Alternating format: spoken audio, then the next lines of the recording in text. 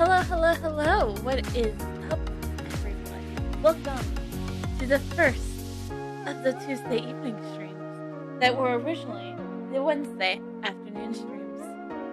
So, I like this time better too, because if I will be doing Art Kingdom, I can start off with either what I'm doing today, which is I'm starting off with Field Quest as my Reaper, so that way I can just jump right into I can jump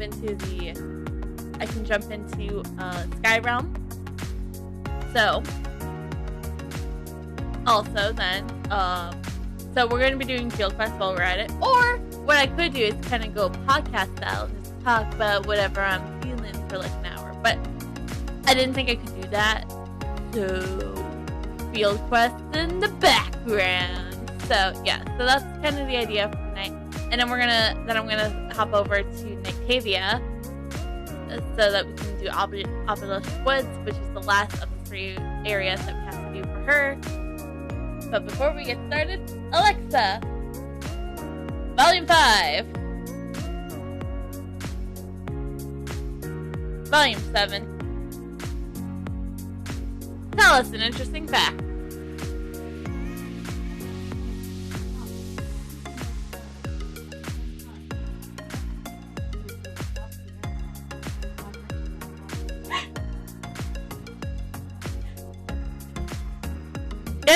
Yes, I did try to do it. Yeah, you can't. It immediately.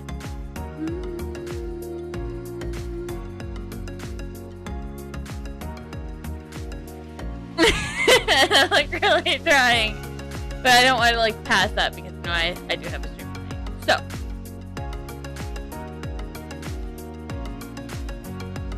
And that is the stuff of. That would probably I wouldn't mind a clip because it's kind of silly. I might actually go back and clip that later. Anyways, so like I said, tonight it's Art Kingdom. Wednesday we're taking off. Wednesday I'm not streaming. Period. Especially with Lent coming up soon, I wanted to make sure my Wednesdays were free, so that way I could use that time, just kind of like how Monday nights are for me, because I don't go to church Sunday mornings. I go to church Monday evenings because I just prefer that, honestly.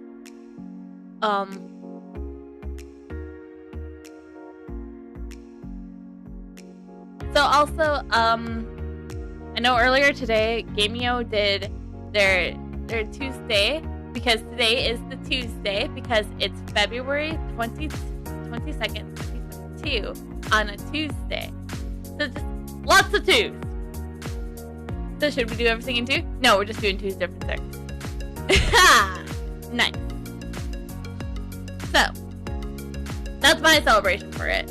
And I want to congratulate everyone who won something. And yeah, I got a code for Trove. That's about it. But I don't stream Trove because, quite frankly, I don't understand Trove.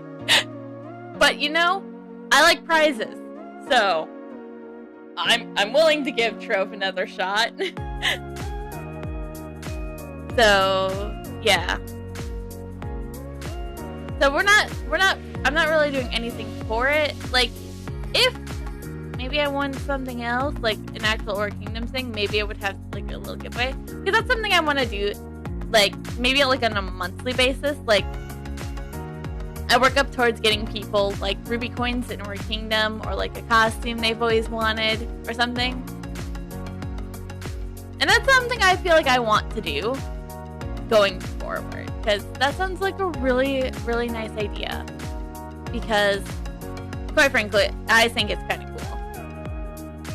And plus, it's not too much for me. It would be trying to winning on the Paragon table, buying it off of the loyalty points, waiting for it to be, just buying it on the auction house.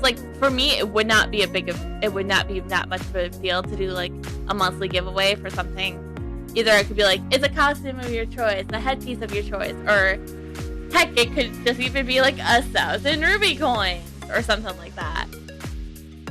But I'll have to think about that stuff later, because I definitely do want to. There's a lot I need to plan for this stream, because I still want the overarching lore with, like, you know, Nitro Kuma, and, you know, I want to, because if you guys don't know, well, I am turning this into a bit of a podcast. I've already been rambling for like 5 minutes. So, because I did create 2 characters for, like, the original storyline of Nitro Kuma, but since that kind of faded out because I don't play vanilla Minecraft right now, just modded. And so also, speaking of Ultimate 6, so I might be doing some, like, bonus streams at times where I'm just, like, sitting there building something, because we have lots of plans, but I'm not gonna go too deep into those because I think I should. Anyways, I kind of want to just, no, we can continue talking while I work on some field quests. So let's just, I totally forgot to do this part, and I'm so sorry. So let's make sure we get our Seaberg radio. There we go. So I was fishing, so let's...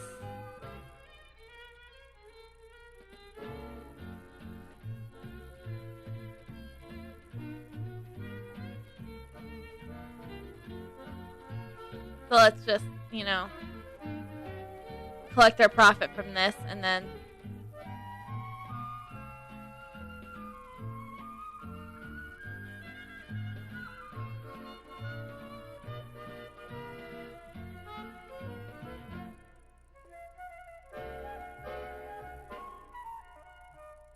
Because here's the thing I'm thinking about was, like,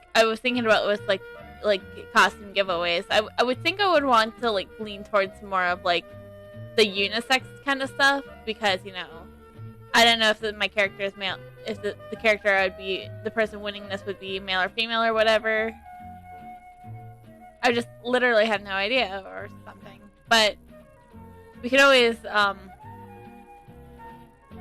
think of, like, kind of stuff later. Anyways, let's get to field quests. It's this set today. So I don't... And before anyone asks, yes, I'm already signed up for the Fluffy Sky Realm raid. Oh, wow.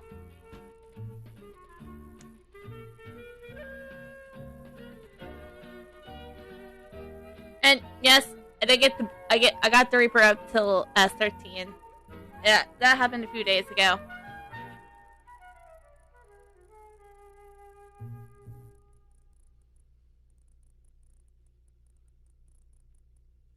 That's fertilizer.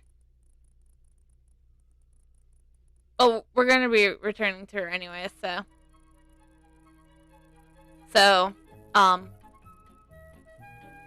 What was it?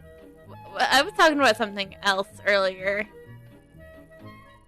Oh, right, I was talking about, like, wanting to, like, you know, completely write the official lore of, like, the channel. So yeah, I want to get the other 2 mysterious characters that I created for the original Witchcraft server series, but you know, I stopped, you know, really caring about, like, wanting to work on that. I got bored of it, quite frankly. Not that I don't mind making YouTube videos, I was just getting burnt out of it after making 5 episodes. I know, I'm great. I'm so great. Anyways,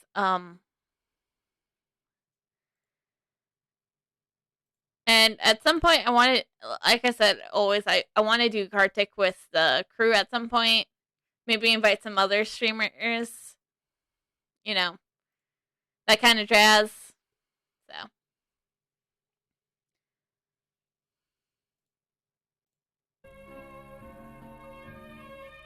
Hold on. There we go.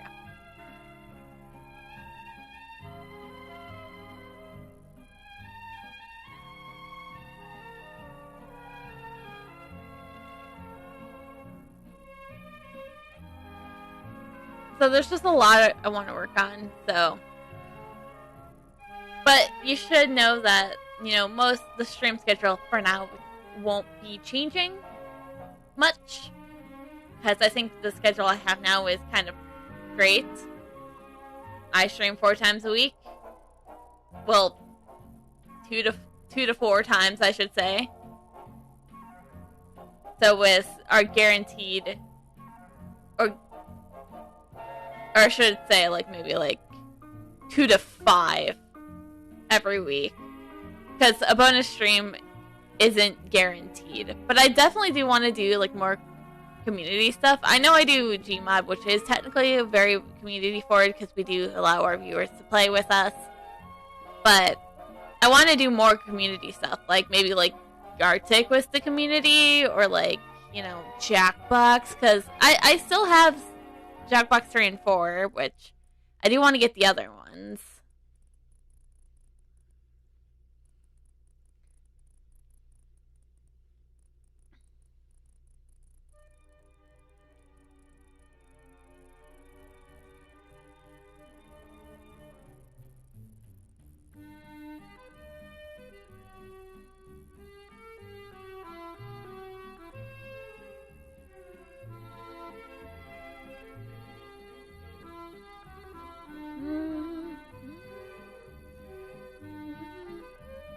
Oh, right, I gotta fix my scythe. Well, since we're here in town.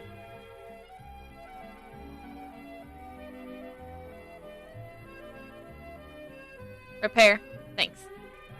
Onwards!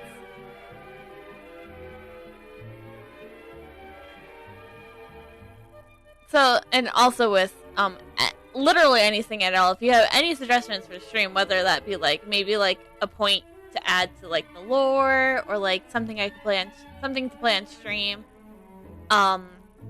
There's always the suggestion box in the Discord. It's right in the rules and info channel. So I don't pin it because the rule and info channel is really not going to be changing much. Even though I do want to change the social media stuff and the Be Out Me stuff. That's kind of the things I need to be fixing, but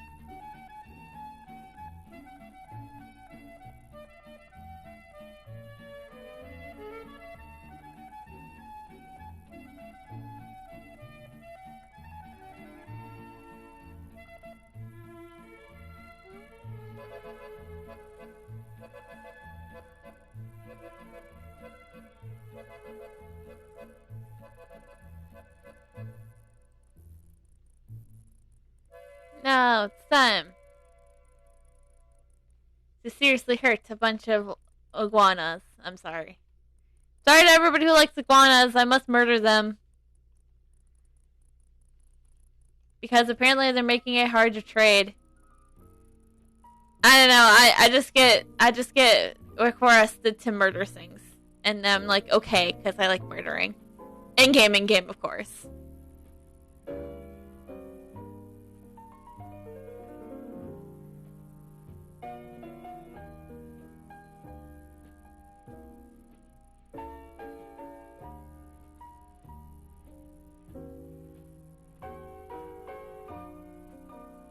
And then this is the 10th of the Lumos.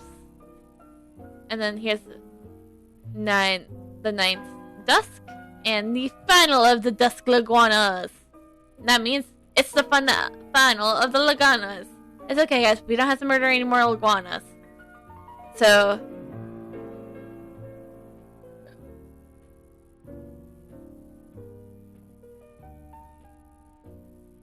alright, my god.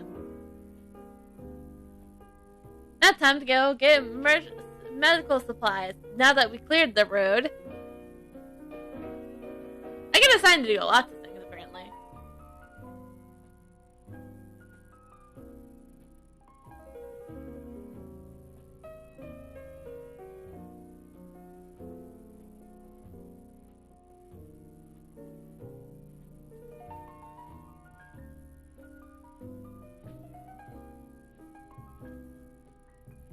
You know, I'm really loving this jazz music, you know? It's so smooth.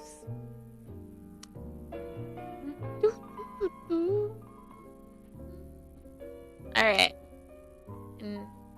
You're welcome for your medical supplies. Now give me my reward. That sounds like so bad when I said it out loud. I'm just like, I'm only doing this for the reward. Come on. But I do it out of love. I do it out of love.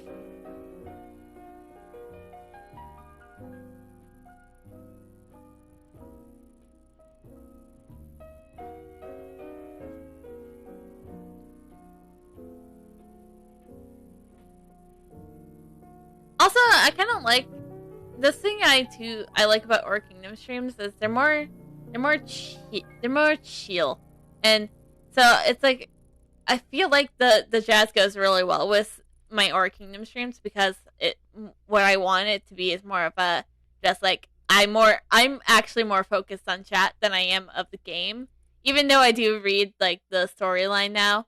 I do tend to feel like I focus more on the game because I am so used to like the storyline because of what every quest because I've done it like 7 times by now. So I feel like I view these more of like just chatting stuff, but like stuff in the background too. So like that's why I kind of like don't like the dungeon running ones because. Well, if I was with a party, I'd feel like I'd be more talking with those guys, and that's kind of like what the weekend streams are for, was talking with like Madcap and Alexa and Random. Oh, and Keto too.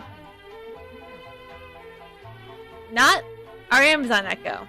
I wish there was a way where I know I could just like change the wake word to like Echo, but that also requires a lot of effort. Plus, sometimes you get funny moments like this if I don't change the wake word.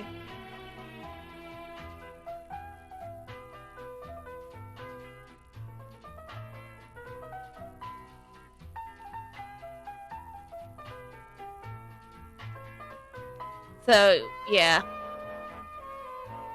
That's just kind of my thoughts with these Or Kingdom streams. These are more the chill streams. And with, like, Phoenix Wright, they are still quite chill, but, like, I'm also trying to, like, focus on the game as well, because I actually do care about the storyline. But with Or Kingdom, it's less so. Even though I am starting to try to pay attention to the storyline, because, like, I played this game for 4 years now, and I still don't. I was like, it's now, like I said, 4 years later, and I'm still trying to. I'm just now trying to be like, yeah, let's learn the. Also, I'm gonna do this from now on with Or Kingdom streams, so just way you don't like really see like. Oh, really? Nah, it's kind of hard because I want to be able to like. I kind of want to be like this, but I don't want my screen to be too big, so that way I can just cover chat, but I kind of also like it just there where you can see my progress, even though it really doesn't matter here. Because it's like, well...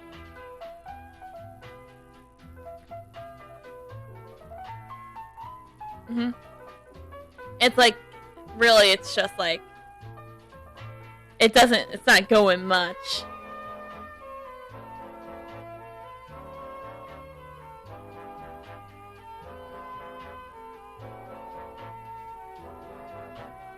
Alright. Here's the stuff. Alright. Thanks for the reward.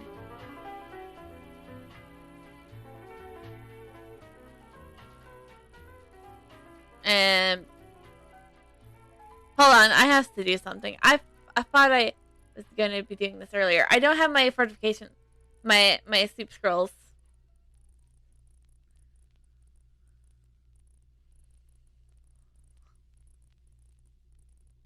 I have plenty of them. Because I do Vault of Eternity like all the damn time. So.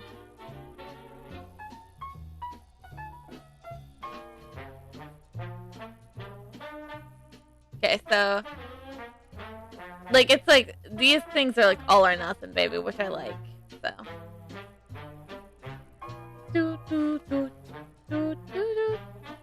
And I want to make sure to do those so that way I can just disassemble them and have to not worry if, like, oh.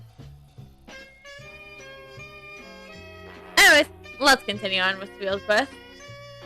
And okay, so I want to talk about something real quick. It's like this confuses me like a bit. Like, it does confuse me. Like, why? Okay, so story-wise, you do White Spirit Hill before Emerald Spring Peak, as you could tell, because Emerald Spring Peak is technically stated as S6, whereas White Spirit Hill is S5. So I don't know why when we get the request, like, this is for like the party dungeon too. This is for doing the party dungeon too. It's like you always see the White Spirit Hill listed first over Emerald Spring Peak.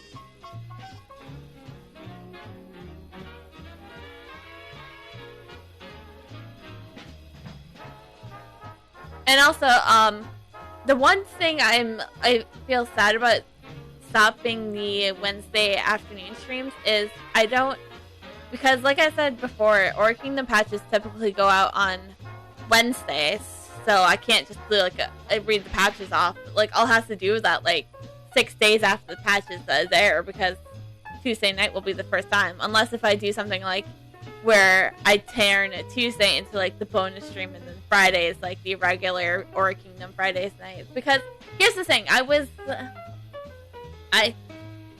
pitched the idea for some Gartic this week, but obviously that's not happening. We might do it on Fridays, but the idea was why for that I would lean more towards Friday is because for doing it on Tuesday so that I could do Elite Sky Tower for you guys on stream, because that's something I want to do, because I want to do Elite and Hero for you guys. And that was how things are with me. I could definitely do like I could do take 2 of Sky Tower a week.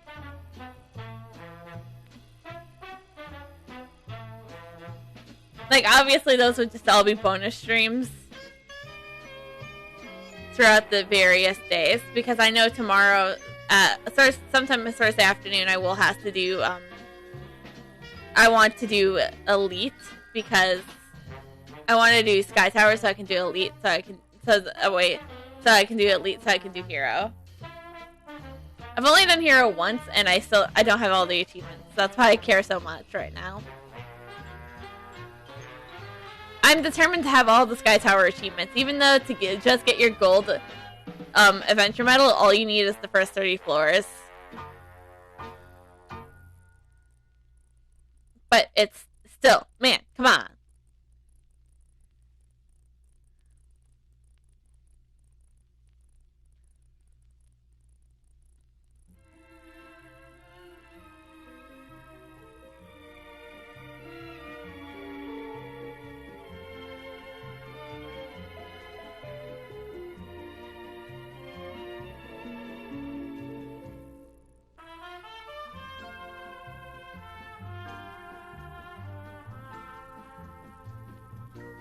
Also, there's some stuff I might be talking with somebody probably the day of it's gonna happen, because I want to surprise him the day of with it. I know it's a short notice, but it's the weekend, so hopefully it's a little better there. And I want to make sure again that I'm getting the right day about doing something totally crazy and stupid.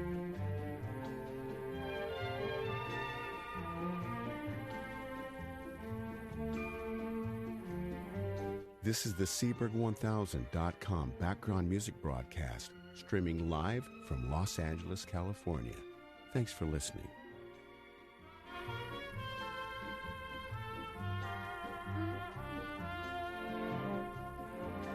So we have half an hour before Sky Realm. So I know with Sky Tower and like Sky Realm, it technically starts at 7, so part of me was thinking of like, oh, maybe I should then just start the streams at I should just then start streams at start the streams, you know, at like 7 p.m. But I was like, no, 6 p.m. is kind of my starting point.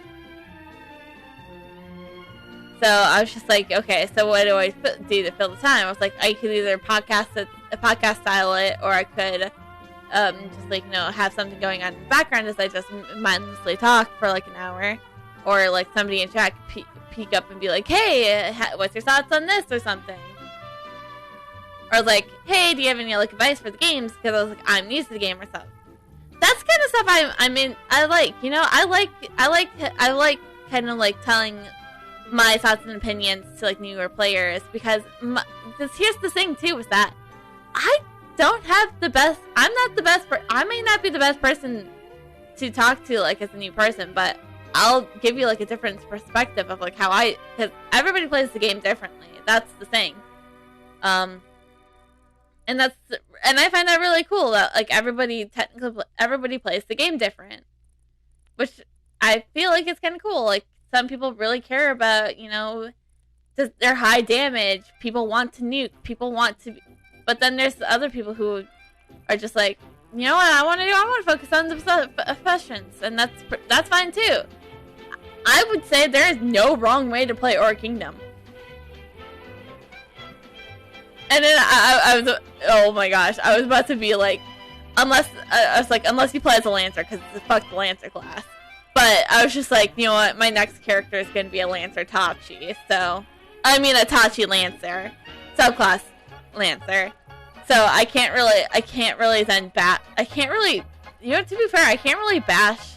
I feel like I can't, once I make that character, I will no longer be able to justify my bashfulness against the Lancer class. Because here's the thing too, I had a bit of vendetta against the Guitar class too when I tried it as the main class, but my point of view for that one is it's just, you have to start at level, with the Guitar, you have to start at level 85. Which I love making a new character from the beginning. And that's kind of why I have 2 character boost cards, and I had them for like maybe a few months now, and I have not touched them once. I would rather just get a character slot and just be like, okay, cool. Like, it'd be nice to have like the level 80 stuff. Like, what I would do is probably use the card, grab the stuff, and then just like delete the character, and then delete the character, and then go back.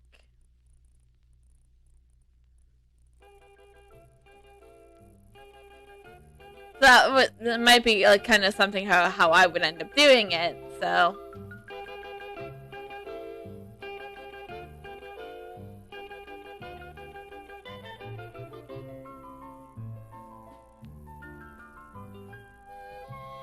Oh. It's not a tradition every time I do it. And we don't really need this, because we get the quest anyway. Rawr, rawr! Alright.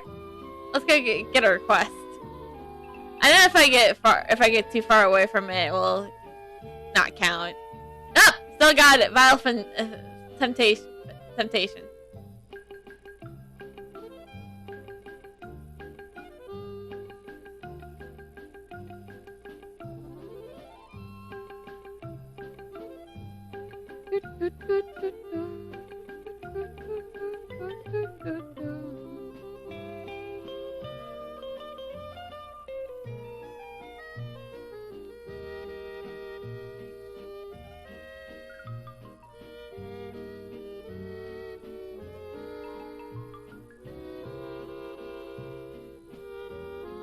Okay, cool. We put your own marks.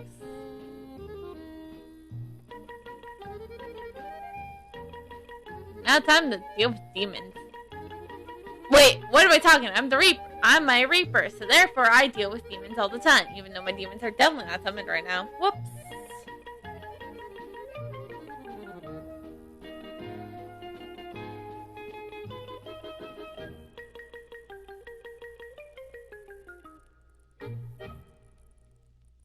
I know what? I don't know. I was talking about there. Haha. Lol. Right. Nightmares and horrors? You got it. Ha yeah!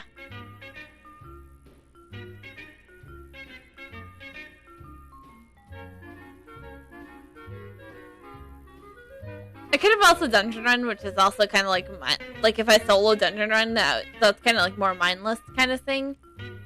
But it's just like, again, it's kind of like, I know it's like, you know, dungeon running is the best source of XP, but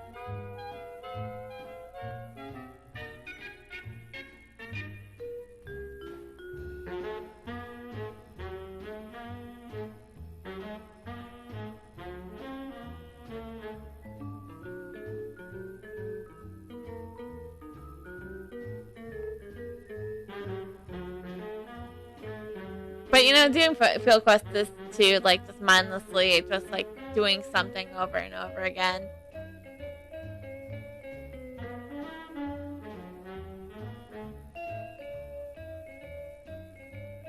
So like I should mention anyone just now tuning into stream. We are just doing field quests, mindlessly doing field quests while I wait for Sky Realms to begin at 7 p.m. Or 8 p.m. I should say game time, but it would be 7 p.m. for myself here in the Central Standard Time Zone, which I live in. So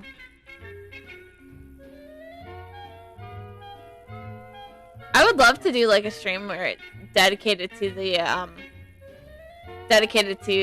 Divine Trial, but that would be like just like a 30-minute stream some like afternoon or something. Where I go ham for like a half an hour or so.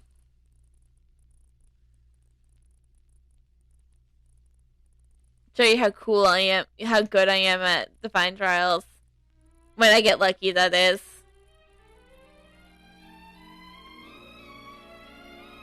Because, you know, not to brag or anything, but I have definitely won a Divine Trial before, so. Not to brag or anything, but. And you can't, like, knock it off as, like, it was a fluke. I got 3 kills, man. But I guess it kind of was a fluke, because I don't know what happened to the last person. Because I was searching for them, like, forever to try to, you know, get to, you know, like, kill them. But then suddenly it's just, like, pops up, you win! And I'm like, oh my gosh! And I was like, hurry up, I gotta get my screenshot. I gotta get the snipping tool out so I can take a screenshot of this, or else I won't have any proof to show anybody. But then I just sent a picture of my mailbox saying, hey, congratulations, you won. And I'm like, cool, that works. Because I didn't get the screenshot in time. And plus I like doing Divine Trials because eventually I can get some Holy Spirit stuff.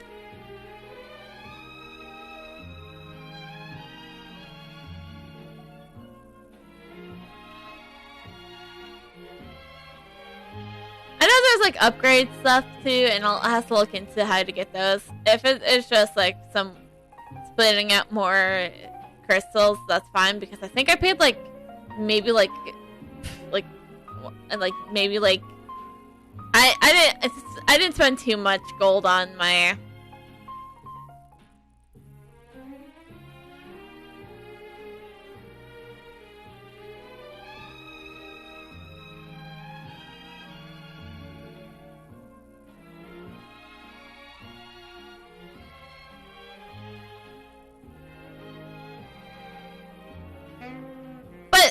okay, so kind of to backtrack on like the whole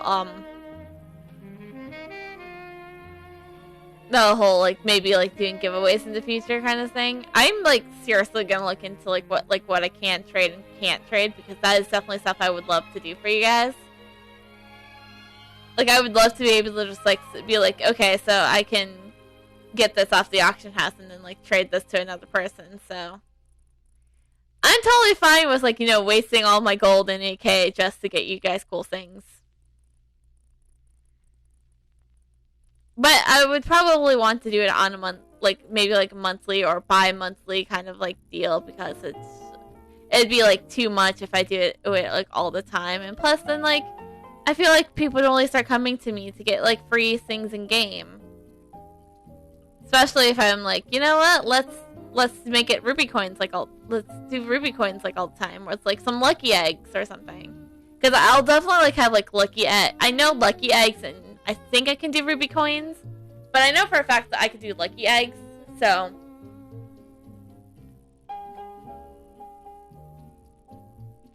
yeah, how you guys get some etalons, you know. I would totally be looking into like lucky eggs, you know, some costumes, like a costume piece, like maybe something like, oh, something I already have. It's like something I already have, so I don't need like a second one of it. So like maybe in like turn it'll be like a whole like Eternita like set, because those are so easy to get in Vault of Eternity. You know what? Actually, no, screw it. When I start doing that, that will be the first one we do. It will be an entire Eternita set. It will be Eternita's hat piece, the clothing, and the mount. Orange tier, of course, because I'm not gonna shell out trying to get some upgrades just for that. Because I'm gonna upgrade my own first, damn it. So that will be kind of like my first like giveaway. It will be like the as I'm gonna call it, the Eternita set. So you can do whatever you want with it if you win it. So I'm not like probably gonna expect like most people to do it.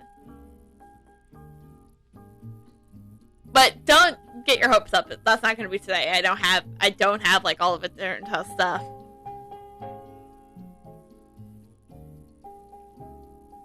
Also, we are about 20 minutes away from Skyrealm. So I'm also pretty much out of things to talk about. And I am totes sorry, everyone.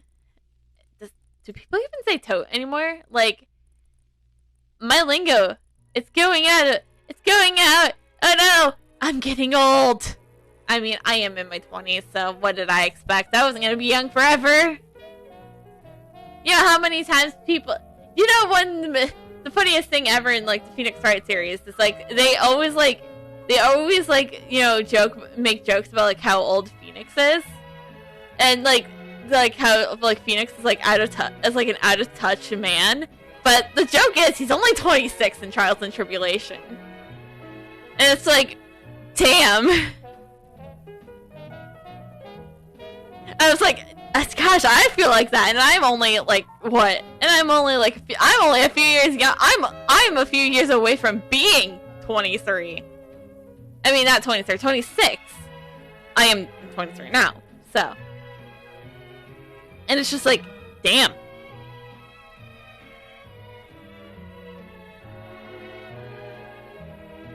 Am I gonna be? I was like, and my first thought was like, am I gonna be like that when I'm? Because I had this first thought in Justice for All, when he's technically 25, and I'm just like, damn, am I gonna have these thoughts in like a couple years?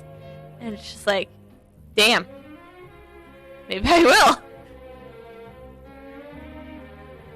Wow, we're getting deep for a Tuesday evening, man.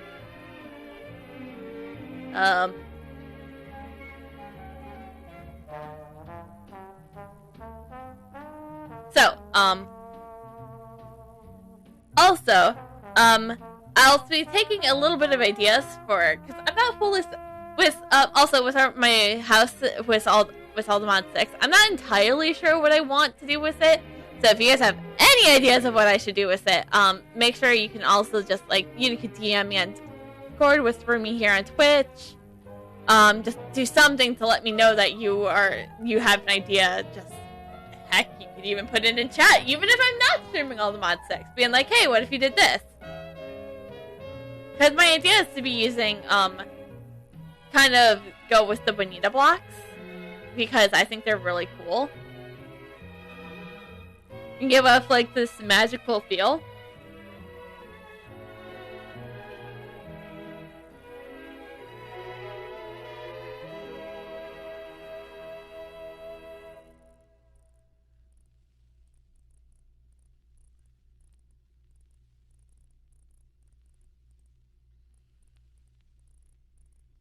Something I've been thinking about for a while now.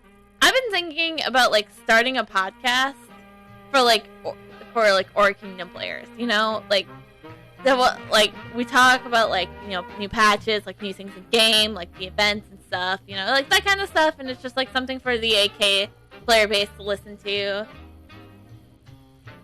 Like we could talk about like, you know, we talk about like the event, like talk about like the winners and the events, and like kind of like be like showcasing like all the cool things, like just be like a podcast for the community by the community kind of thing. So anyways, but like, you know, that's something I might talk to some of the other content creators about, but that's something I'm just like, do I really want to do that? Do I really want to start a podcast? Because my throat's getting like, my throat gets sore really quickly because I'm not, outside of streaming, I don't usually talk a lot like this.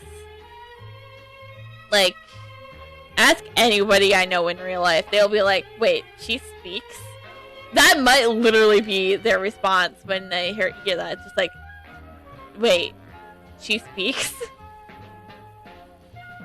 So, yeah. But, you know, also with kind of stuff like this, I was like, I want to be able to make sure, other things I want to make sure I do is I want to be able to, like,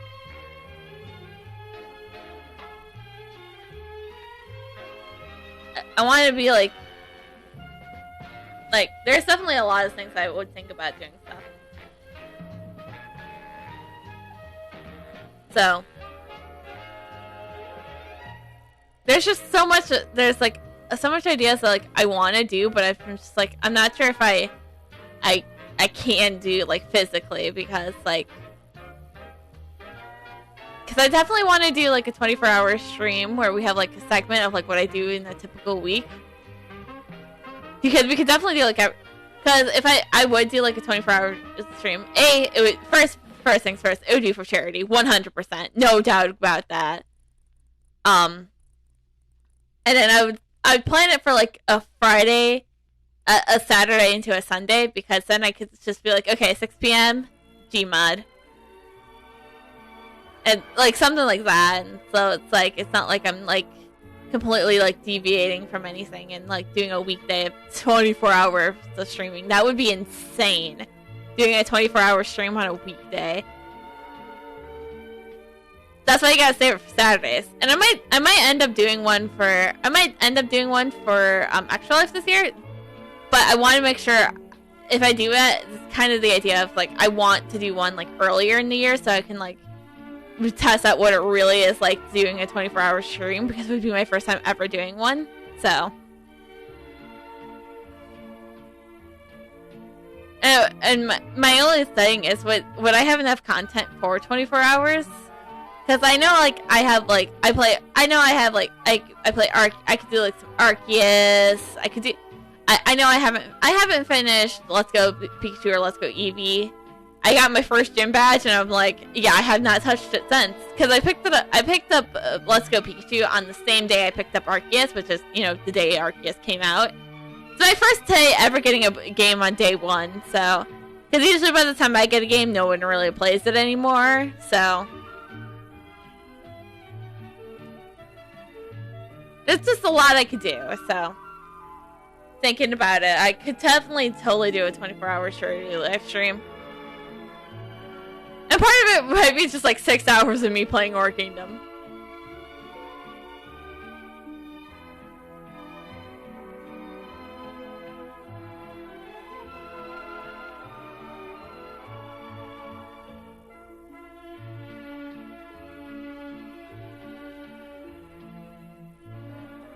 So yeah, there's a lot of things I can think about, and I might use the notebook, our trusty handbook notebook that we use for our Phoenix Write notes.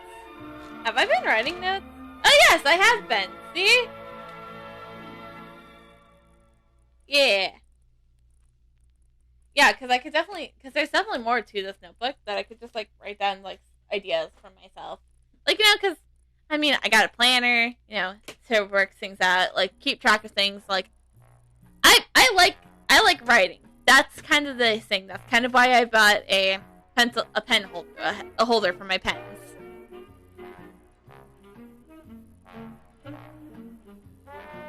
So also we have about 10 minutes to go before Skyrealm, and then we switch over and do Obelisk Woods.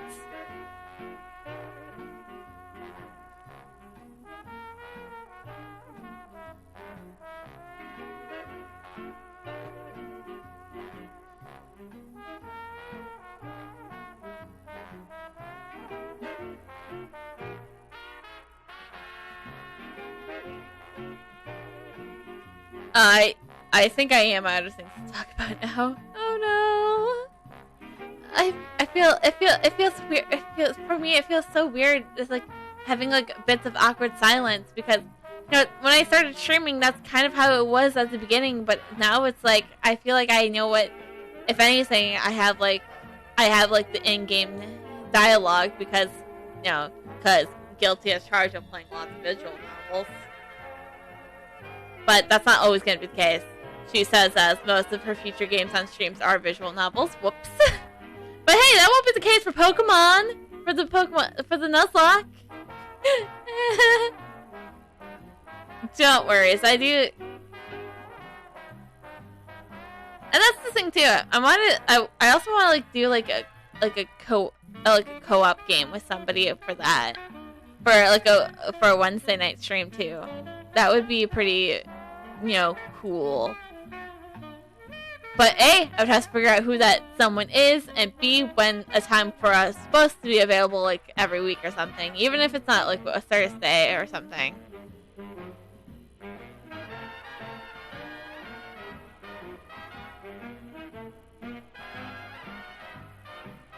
How many people? Oh, we got 18 for the Fluffy raid.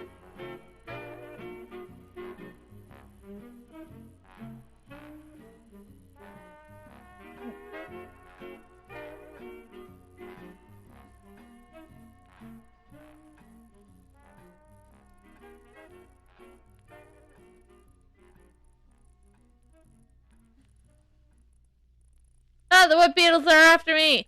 Ah! Alright. Done after me. Onwards!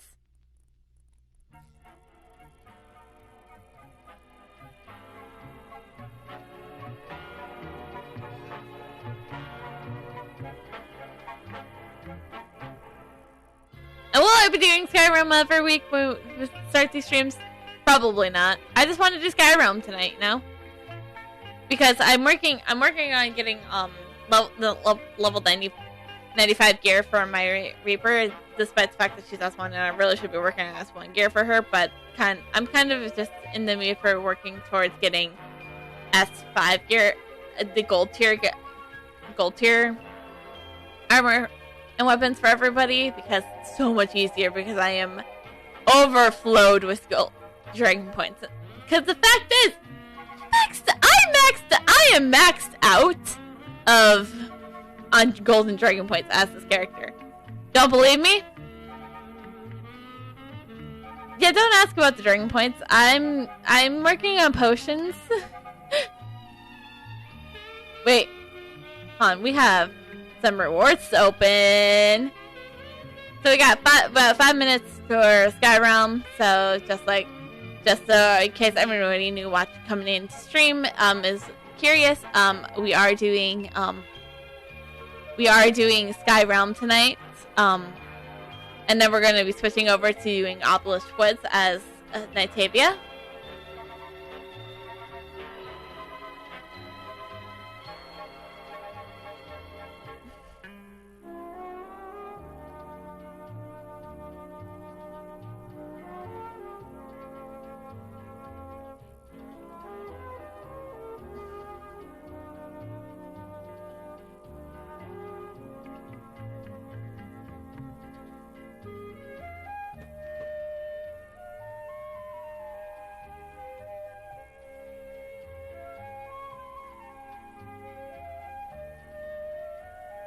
What's up, Carl?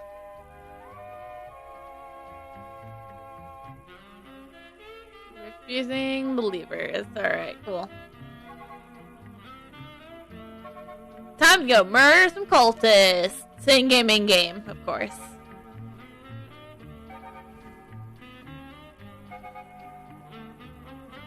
Now, normally what I kind of do with my hour waiting for like Sky Tower or Sky Realm is like I usually just sign up real quick and then I'm like off, like, you know, to, like eat dinner or like do something else.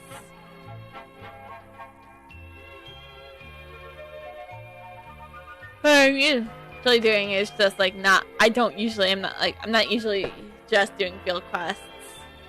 Because usually by then I'm like either done or I'm not giving a crap about them. Thomas is gonna be aggro towards us, so we gotta.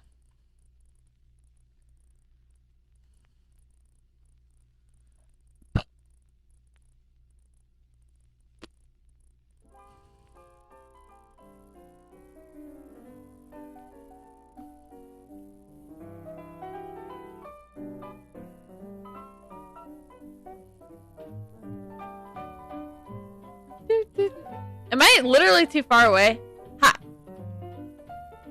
I was not too far away, thank you. I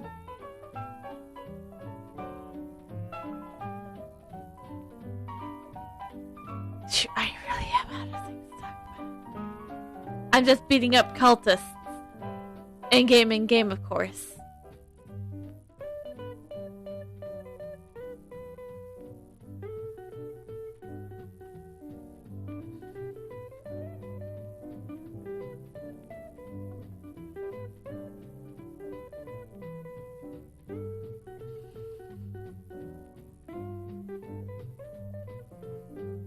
The idea is hopefully we just finish up this quest and then maybe like do the warning from the Magic Division one in Chrono Cavern. Wait, no, next would be Figa Peaks for stuff, but I don't know if we're gonna have time for that, so I'm getting my places mixed up. I'm terribly sorry. Not my fault. Sometimes I forget. Well, I'm in a desert, and you know what's right after in what immediately follows Chrono Cavern? Yeah, Tempest Desert. So I was just getting my deserts mixed up. That's all. Yeah, definitely, totally. Yeah, definitely wasn't. You know, what?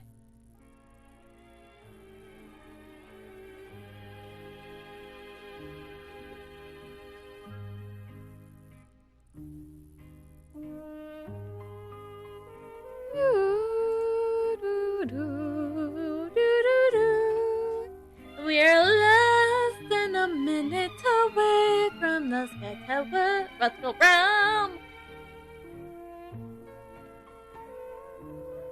That's the situation. Blah blah blah. All right, cool. Open gifts. Actually, with how things are, I'm not gonna continue on. I have a lot of mana stones, so we can work on doing this.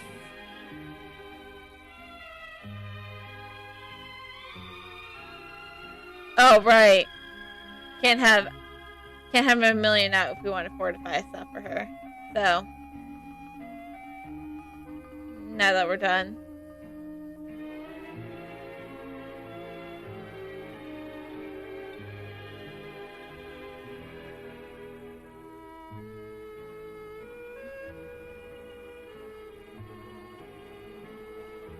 There we go. And we used all 160 of them. Thank you for listening to Seaberg1000.com. So to support our station, now check we can out our do web this. store on the site.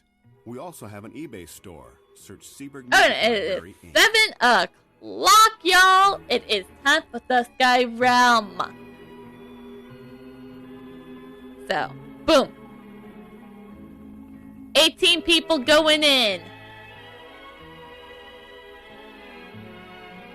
That's less than half max, but totally fine.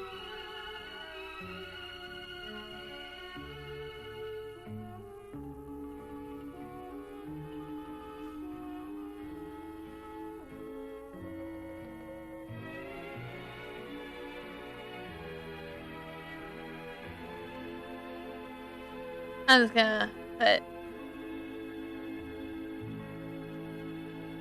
that immediately, so that way I have a party.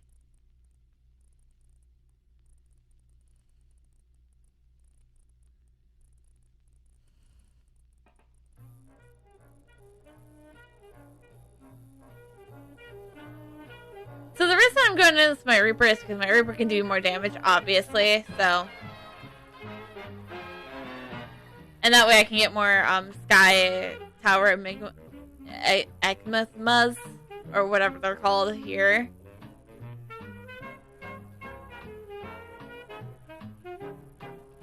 So that way it's nothing personal to my bard. I take her to Sky Tower. So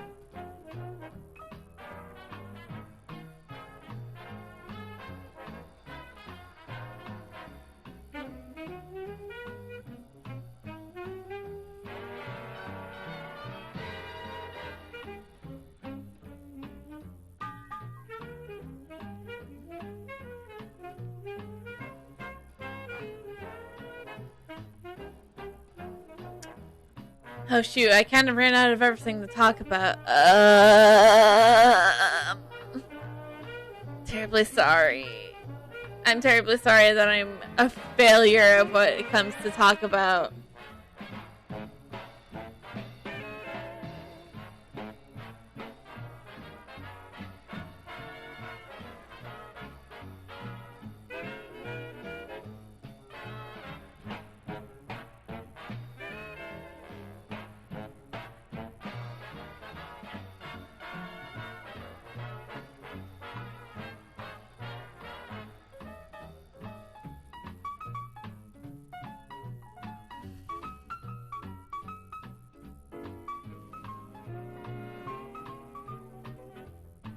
I was like, then I can do this.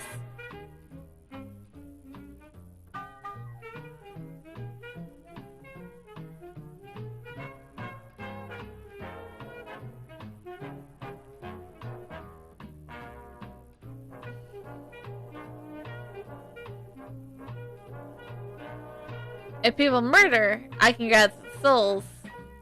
Exactly what we need to do. And this way I can take hits, too.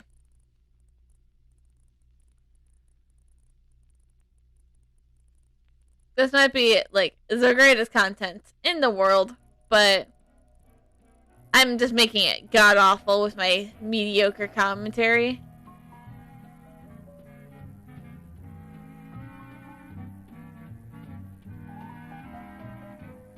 And I do must apologize.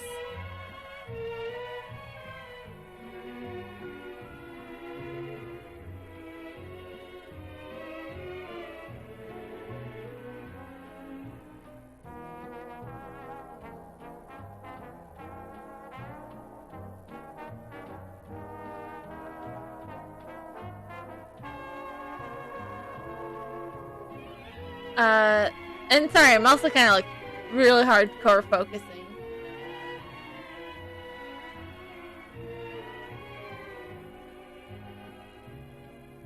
I know it's so much work focusing on collect soul, bring soul to Alvine.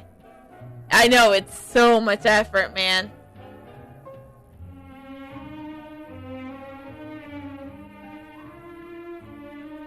You don't understand, man.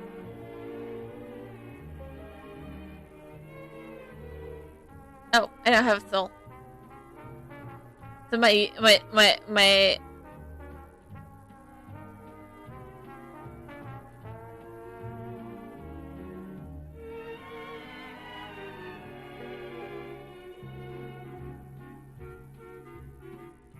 they weren't letting me get the souls, so. Ah!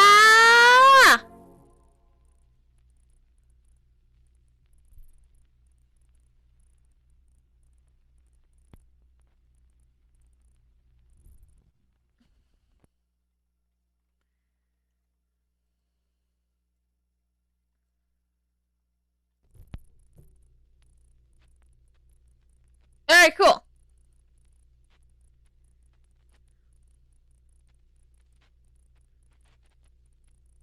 Also, what's going on with Seaberg?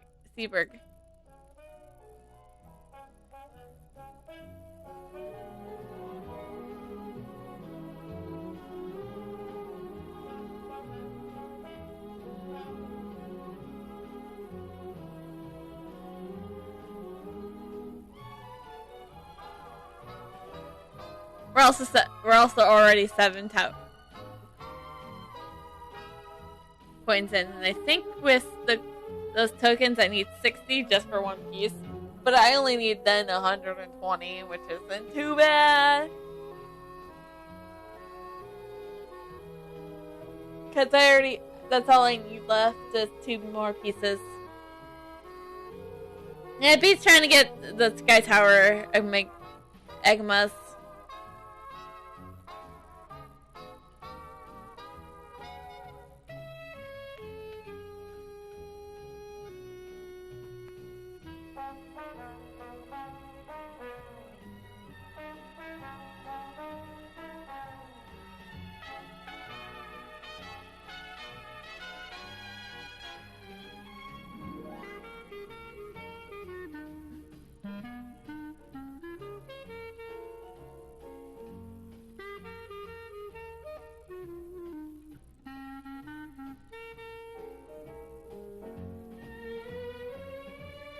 Okay, so I know it.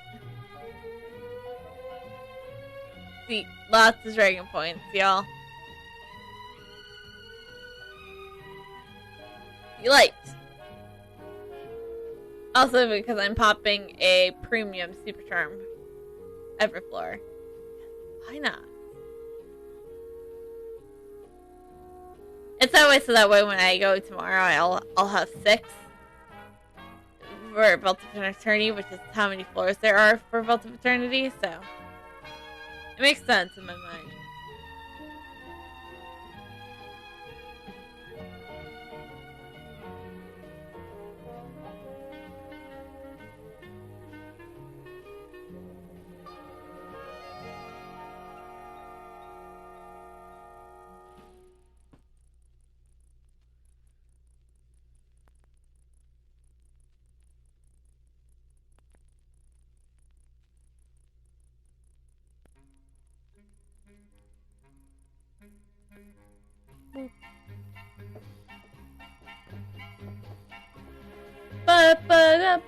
Because most of what we're doing here is literally just we're looking around waiting for cutscenes, so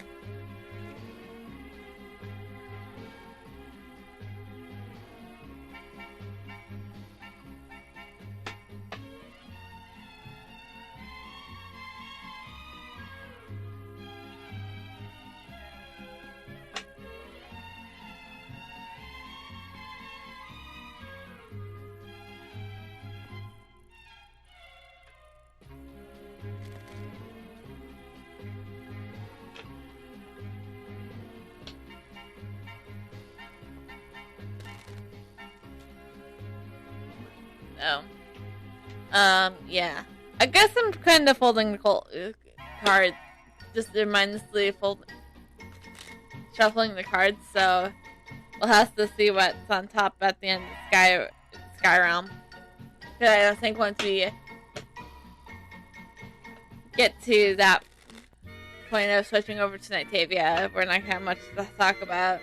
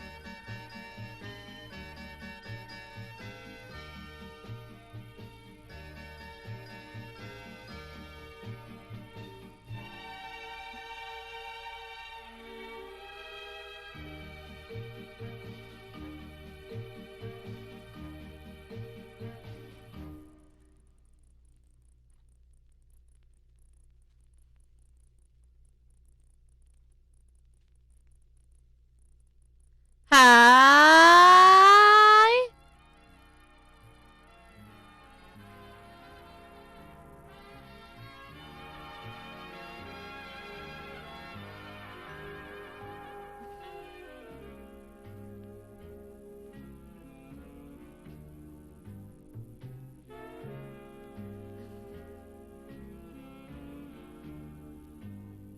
I'm here to collect this guy. Oh, I have a piece of beef.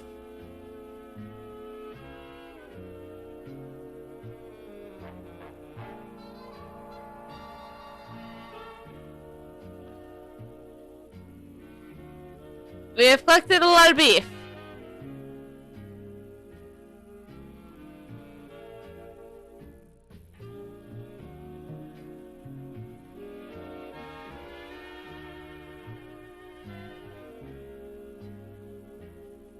Excellent hunting.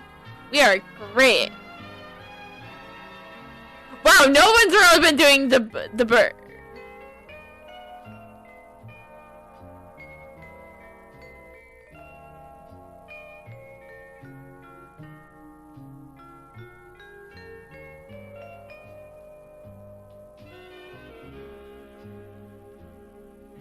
I was thinking we need any more beef. But I keep...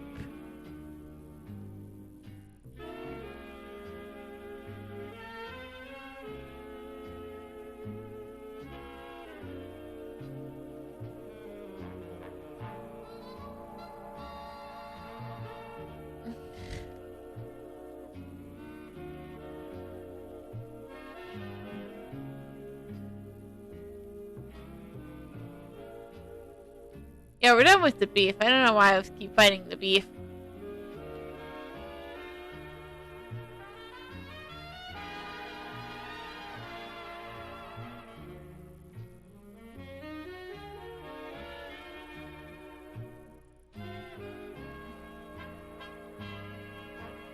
So...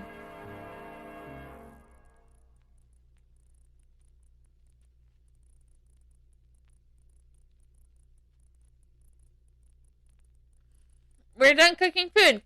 That means sit back and watch cutscenes. I'm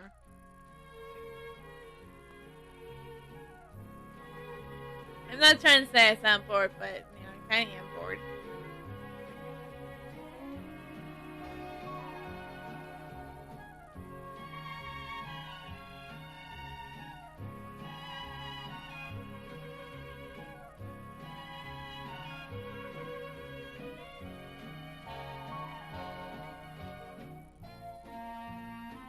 So, I honestly don't know what to talk about.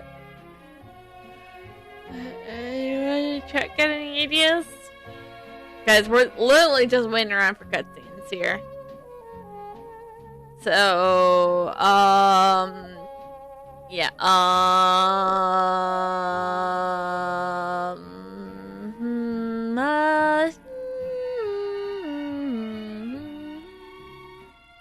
maybe, maybe. I know there's a part 2 for this because it's only 5 floors, but it's always just a beat up boss. Nuke the boss. Usually it's just nuke the boss.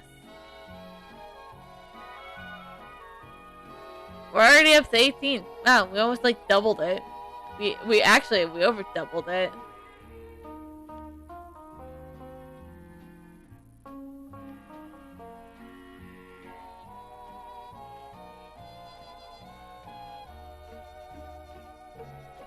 Someone's gotta rope the doggo. Oh, there we go.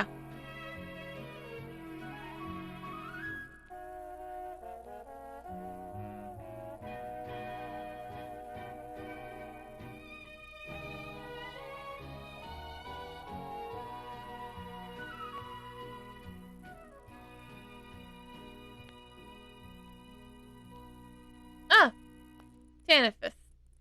I don't know if we have any. We don't have. I know we have her, but we don't. I don't know if I have anything for on her. No, like, catch my drift. Like, we have her token. I don't think I used her for anyone, so I think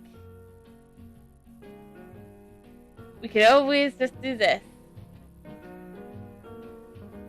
The answer is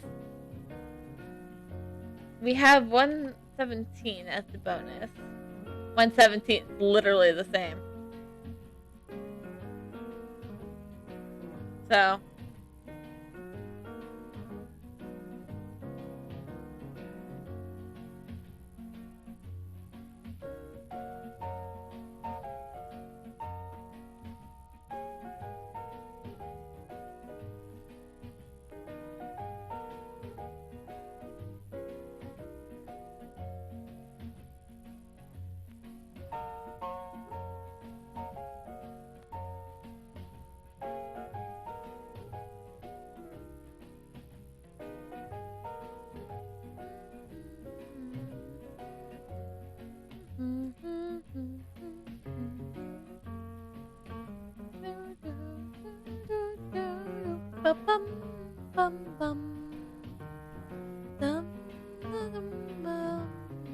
I was so energized before, but now I've run out of things to say.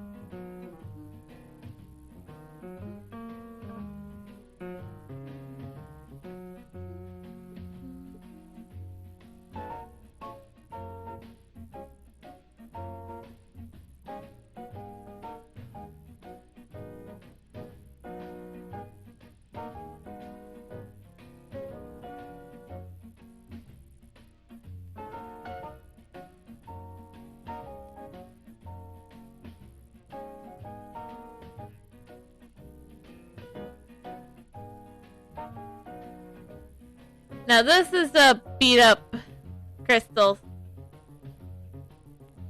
Skit thing takes place. I'm just going around murdering every and everything. In game, of course.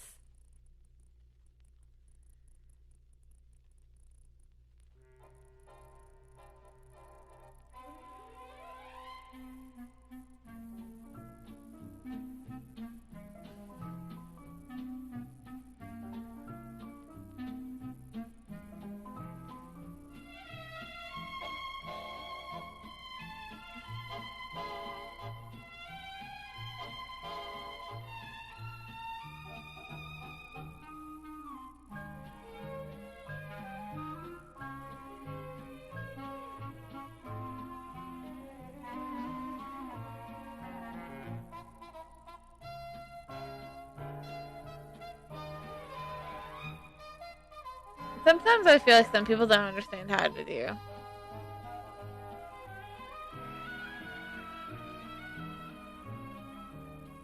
I'm no nuker.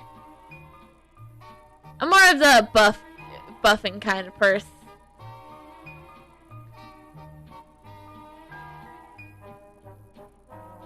I mean, I could do more damage by summoning demons, but it would be way too chaotic. Especially for if somebody in the party, it was like literally at the point where they could not like focus on.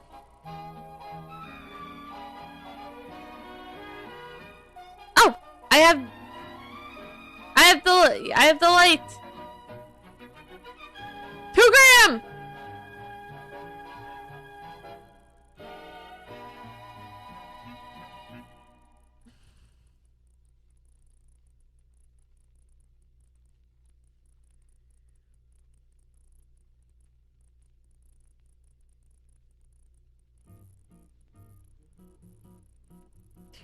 Do, do, do.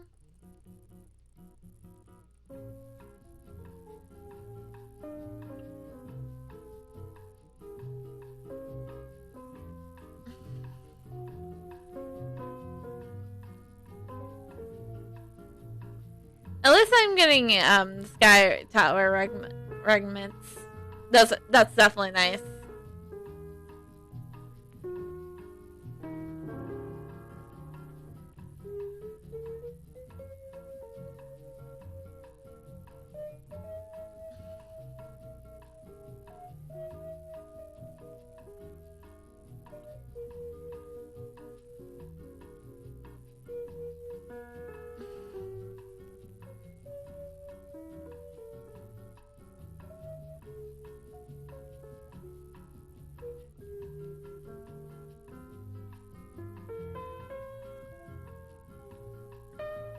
Welcome back to Sit Back and Watch the Cutscene. Because I have no idea. I'm trying to know what to explain. This might be like some continuation story from like Sky Tower, but I don't know. I never pay attention to that stuff. So.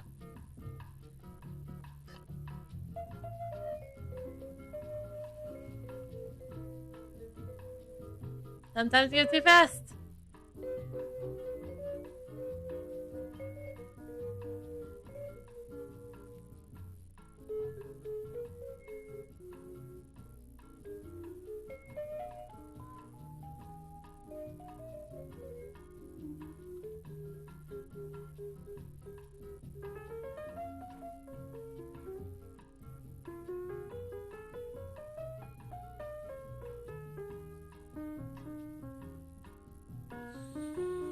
So, I really don't know what I'm really bad when I ran out of topics to talk stuff. It's like every single time.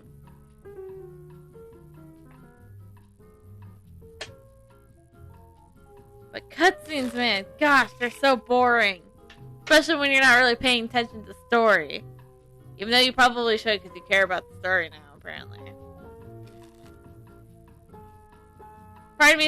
Part of me wants to say maybe I'm doing this so that way. Going slow on the chest so that everyone gets a chance to hit it. Yeah. The beauty of we have 2 hours to do this. 2 hours to do 5 floors, you know? Yeah! Tenebus Keyfrag! I forgot how far I am with her for getting her 2-starred, but I can't really check that because I'd have to check the warehouse.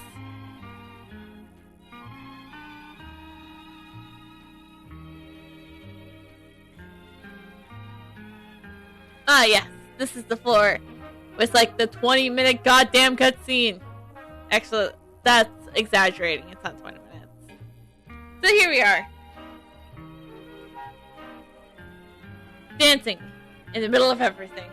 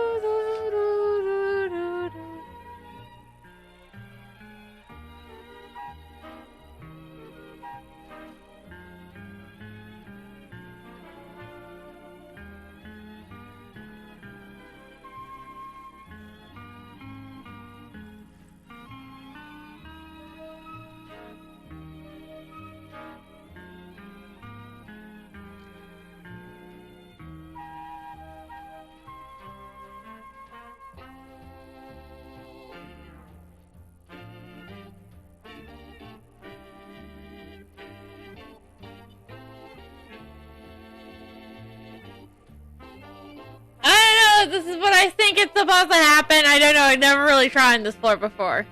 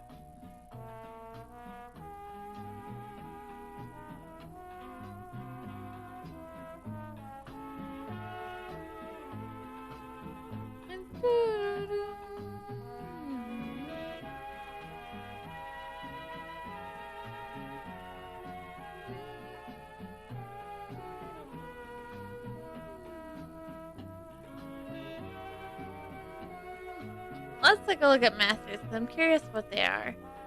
Ah, right.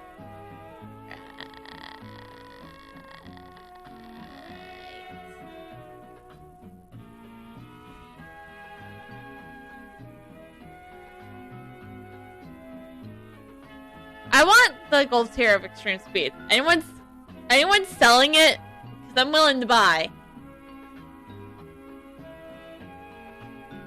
I have 2,000 gold to my name, and that 2,000 is my price. Take it or leave it.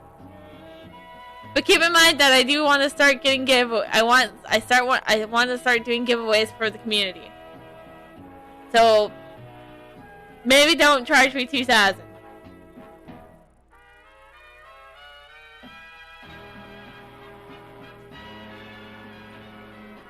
Offer me 2,000.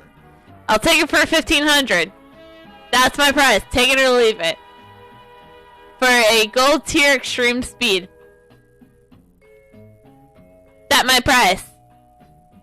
Or I could, just, do what probably most other people do and just do this. Boom. So yeah, lecture. I am looking to buy a lecture on extreme speed. Oh shit! No.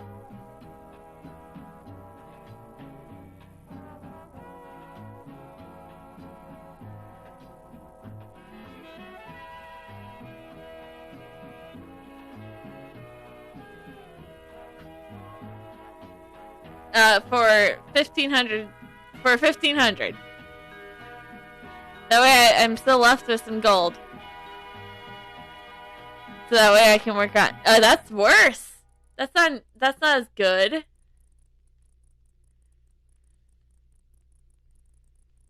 I think we're gonna get about 30. Sky Tower. Sky Realm, Enigma stuff.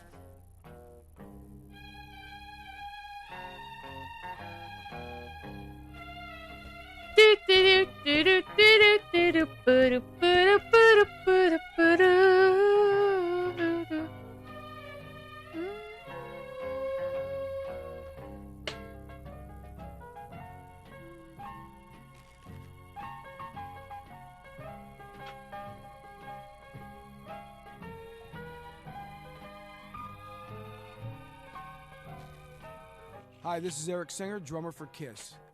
You're listening to Seaberg1000.com.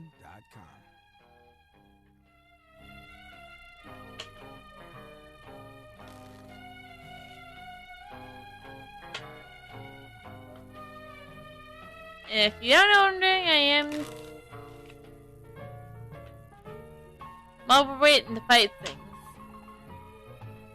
To go on murder rampages again in game. You know.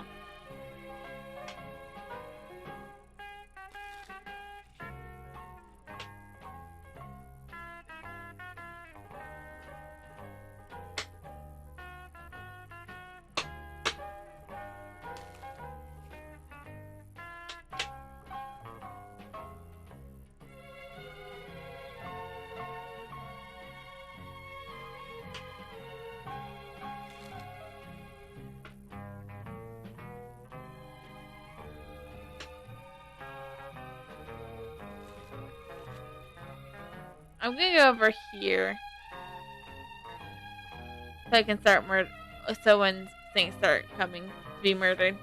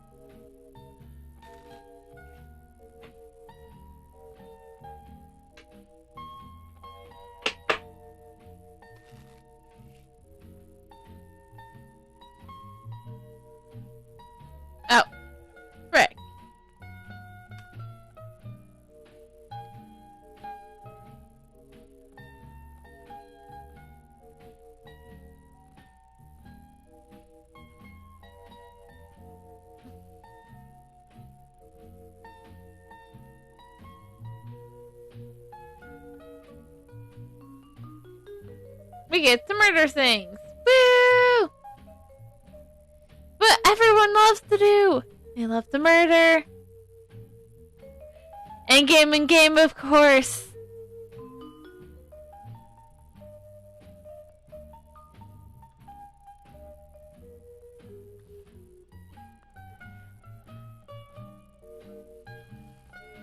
I'm still getting the... Oh, I got the buff.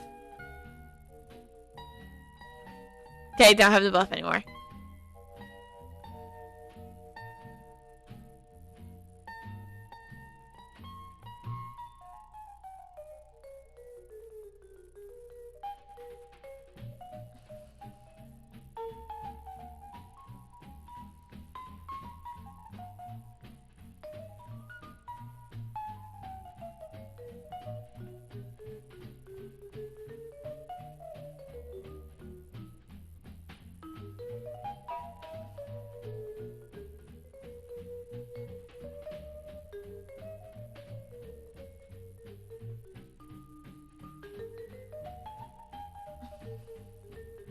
The ice one's only at 50%. Jesus Christ.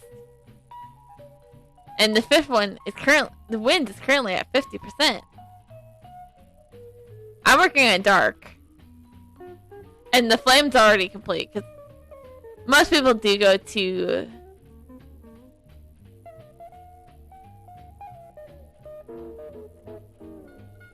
Okay, dark is complete. Okay. Let's start moving on to then the wind.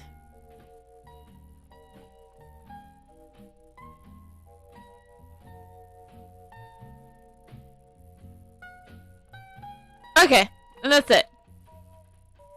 Good job, team. Looks like I'm walking out with 39 Sky Realm of Magmas.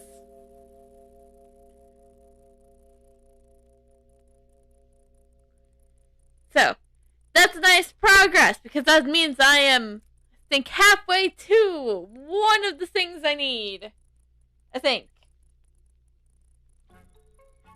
Ah! Things to murder.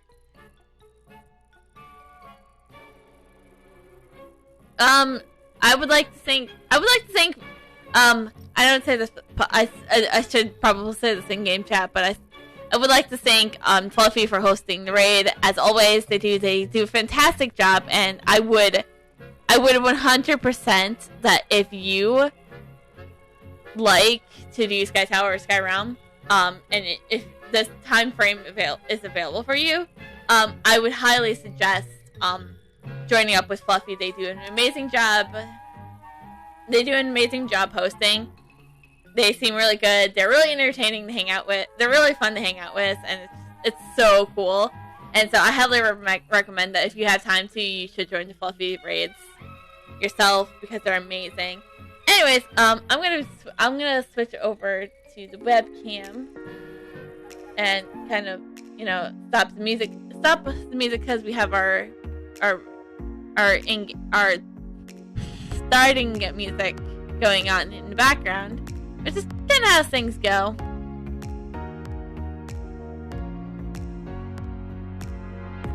Anyways, so I'm gonna be switching over to Nightavia real quick. So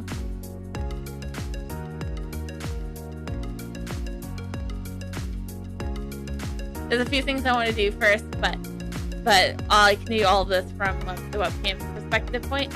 So I'm also going to be taking a break because I need to get out. Afterwards, I will need some water. I do need some water because I drank it all, and we're only an hour and a half in. I need to go to the bathroom to take a general stream break. I think it's a good time to do so because we are switching characters, kind of. Well, we are. I shouldn't say kind of.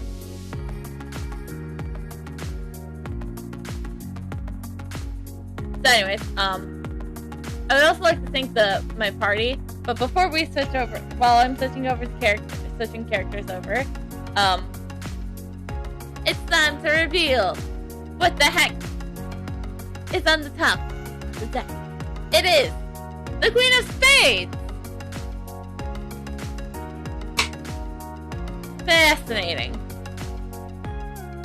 So, anyways, while we are setting up for our switch of characters, I will be taking the break. The BRB screen doesn't have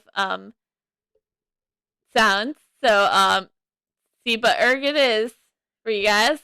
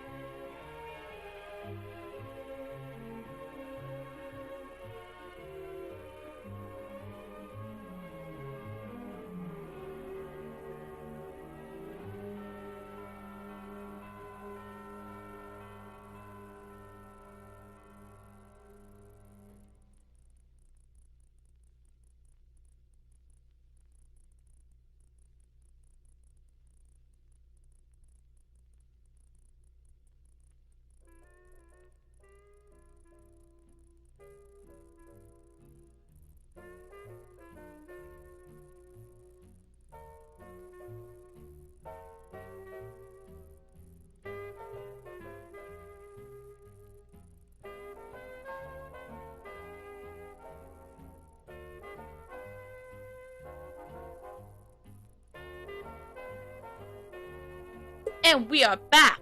We are here in deviantART. There are a few things I want to do before we start, which I probably should have done during break, but I thought it would be better to do on stream. First things first, we got some things to sell, or else we are going to get full backpacks, and we are not going to be able to do much.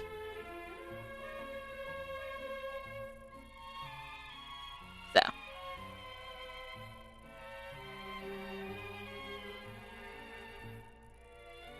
Can't use that. We're going to be using these. These are going to be our level 60. This is our... We still need that, actually, to be fair, So, now that we sold those, onwards to grab our... To go for our final of the quests. We need Obelisk Woods. Before we get to level...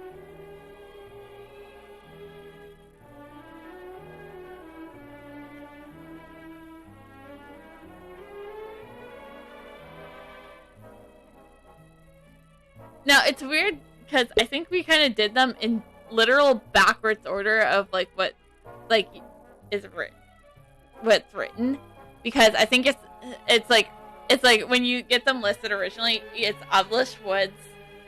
It's Obelisk Woods, deviantART, then Star Sand Desert. But we did Star Sand Desert, deviantART, then now we're doing Obelisk Woods. You ask Glenn what's going on with the Nudak Fortress. Truth be told, there's been a lot of trouble in the Obelisk Woods recently. Not anything with a simple solution. The forest used to be beautiful and green, but in recent years it has seemed almost draining away colors from the environment. Not too long ago, we've heard word that neighboring villages have been occupied. It may not be my place to say, but I think that the soldiers of Nuxa Forest are feeling pretty demoralized right now. You tell Glenn that the fortress is likely to face a big battle against the demon soon, and that depression isn't likely going to help their chances. I know that, but you're one of the churches. You're the one the church has such high regard for. Maybe if you were to visit the Obelisk Woods and encourage the soldiers, you could raise morale. You nod, deciding that it would be worthwhile to visit Obelisk Woods to see what kind of problems Nudak Fortress is facing for yourself. Anesthesia seems to have headed to Obelisk Woods too. When she came through here, she was packing a couple military-grade electromagnetic cannons from the church's armory, so I'm wondering what she has in mind. Well, knowing her, it's probably nothing good.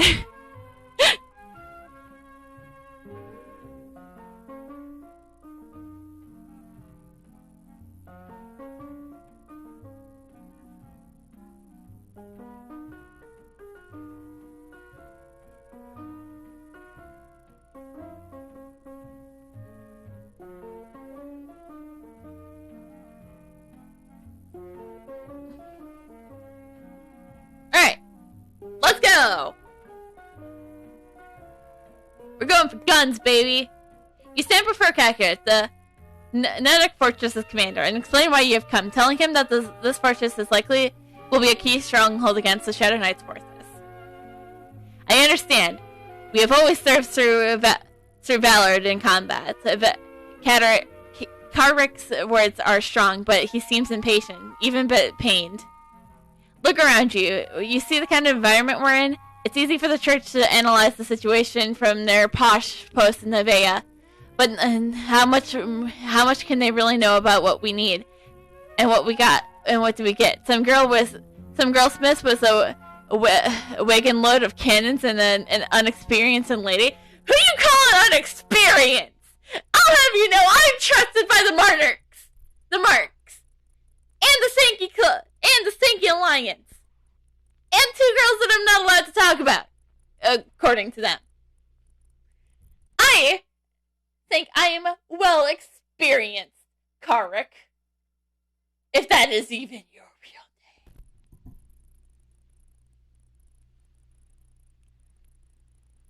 You try to reply, but Karik silences you. How dare you? How dare you? How dare you? Do you even know who I am? I'll fight! Forget it. If you have the energy to keep talking, go see Lawrence. Maybe you can help him inventory supplies. Leave worrying about our upcoming battles to me. Do you even know who you're speaking to? I'm an Naboya of Gaia!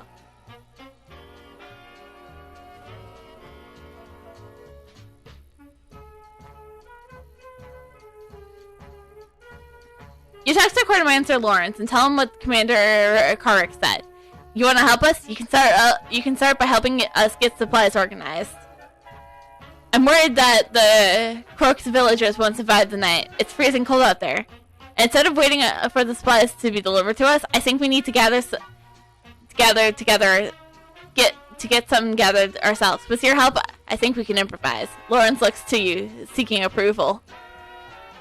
Dude, yo! He's more appreciative of me. Karek! That isn't even your real name. You nod and tell me you'll help.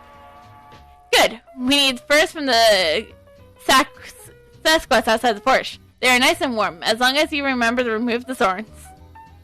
I'm very detailed at removing things, okay? I'm very detailed at the things I do, because I want people to be impressed by my work, because then we get allies.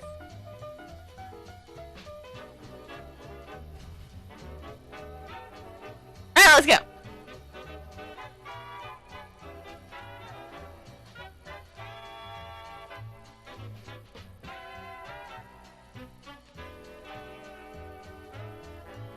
Also, get your butt out of here, Ayako. Ayako, I said get your butt out of here. Ayaya! I forgot I changed her name to Ayaya.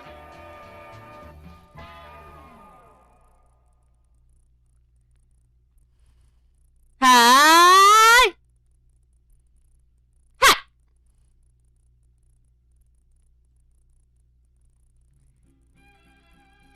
Achoo! We still only have 2 pelts. Okay, now we have 3. So, it's the series. If you talk about it, you'll get one. Oh, we even got, not gonna brag or anything, but we totally got a valuable chest. So, yeah, we just gotta keep talking about the pelts, and then we'll get the pelts. It's science. That's how it works. Right, Ayaya? Okay, sorry, I was talking about you, so I got this experience crystal. So, yeah. Boom! Nailed it! I was thinking about the pelt. Clean pelt. Number 1. Clean pelt number 2. Clean pelt number 3. And boom! Clean pelt number 4. Lawrence! Yep! Ow! I hit my water bottle and it kind of hurt. You passed the first to Lawrence. That was fast. Shame we don't have more people like you around. Well, there's only one in Voya who has not turned to evil. I think. Okay, potentially 3. I did murder one, but hey, she was getting greedy, and she was gonna fall down a dark path, and we couldn't let that happen. So I had to. Lawrence sighs.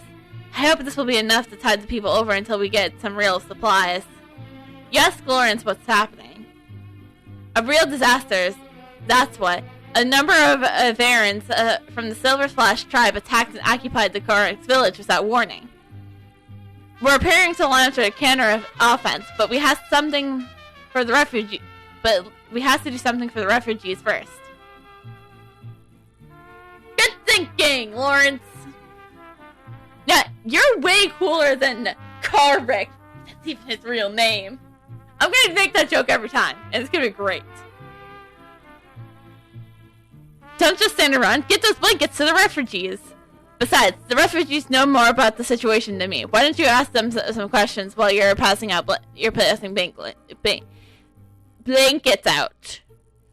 Speaking of blankets, I want to commission a certain animator for some blankies.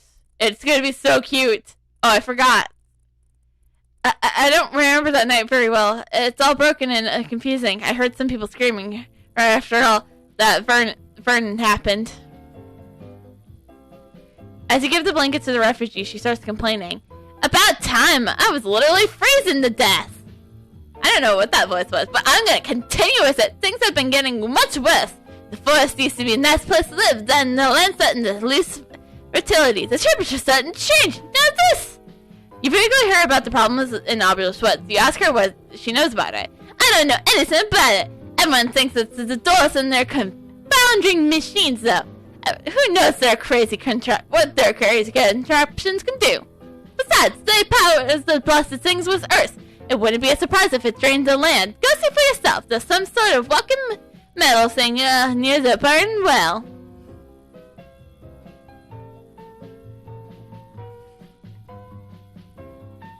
As you pass out the last blanket, you're interrupted by the panic shout of a soldier. Are you the one the church sent? He looks seriously upset. You nod. You introduce yourself to the soldier, and you tell him why you're here. Nitavia? You're the Nitaria? The Nitaria, personally recommended to us by the Grand Bishop? I've heard so much about you.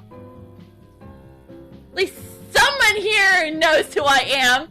Karik, if that is even your real name.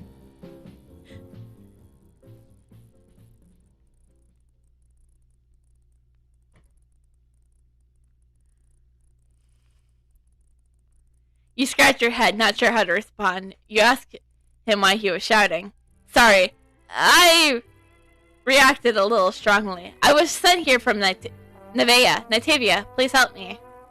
Me and my partner Zachary are in charge of protecting VIPs. We were also asked to protect this location. That's why I came to Nordic Fortress. Unfortunately, the person we were supposed to protect ran off to the village. Normally that wouldn't be a big problem, but... well, you heard what happened. We got a serious problem now. So now I'm on rescue details? Cool! Yay! What everybody wants.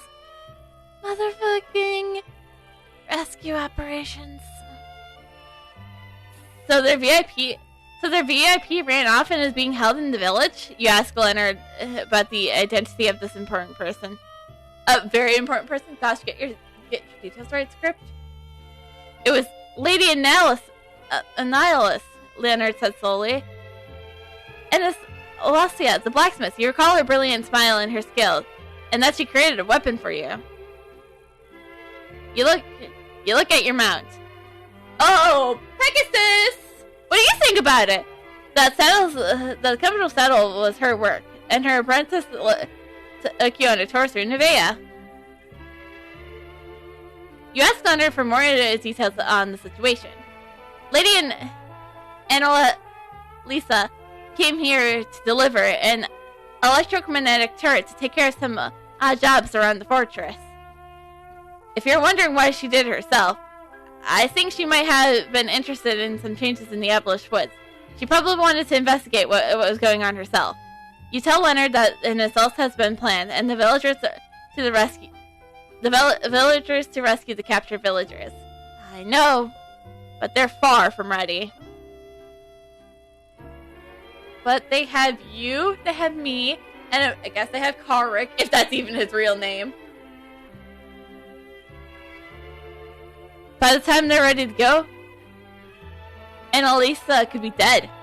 You ask Leonard how you can help. Well, my partner Zachary already left to investigate Croc Village. It's pretty dangerous out there, though. Even if he rescues Lady Annalisa, they could be ambushed by a monster on their way back.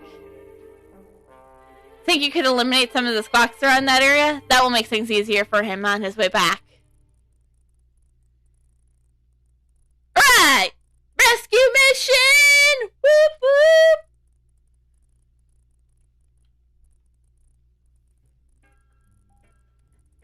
What do you think about the rescue mission, Ayaya?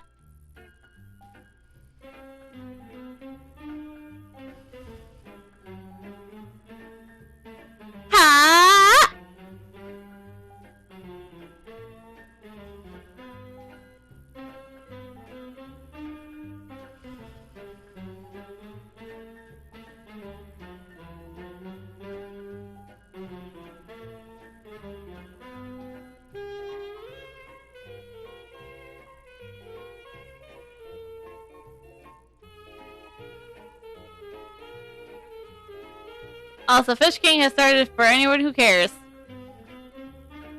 We're too busy fighting, so we can't do it.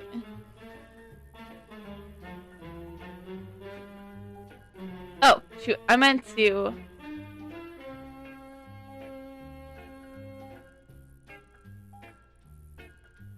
do this. Thank you for listening to Seaberg1000.com. To support our station, check out our web store on the site. We also have an eBay store. Search Seaberg Music Library. Also, I think there's something we need to do. Yeah. I get 3 levels behind where she needs to be. But I don't have the full... Next time we're in town, we'll go do that stuff.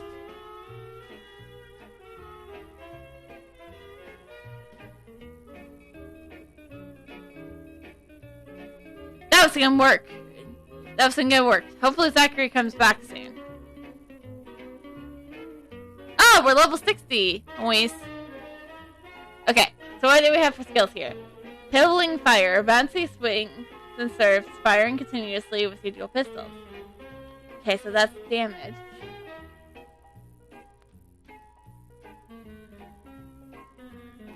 Okay, so what do we have for here? Okay. Starting to trap. So this would be another trap. I think we'll have to keep Maverick going. And I think I'm gonna start with, because move speedment is the most important part for this. My not. So Will of the Gunner. Confirm.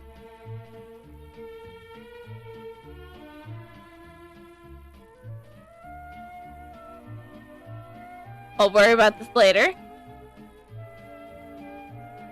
I'll worry about this stuff later.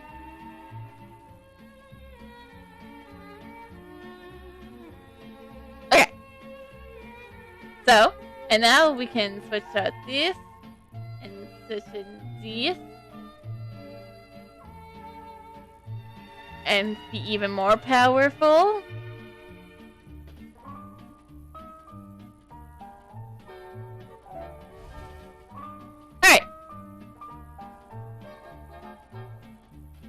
Oh, Lawrence has our next quest.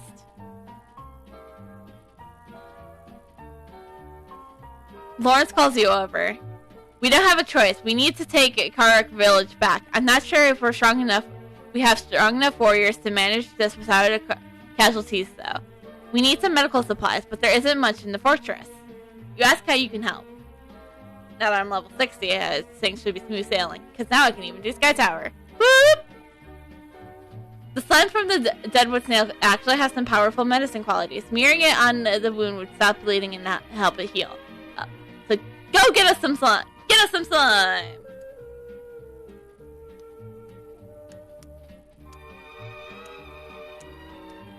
Okay.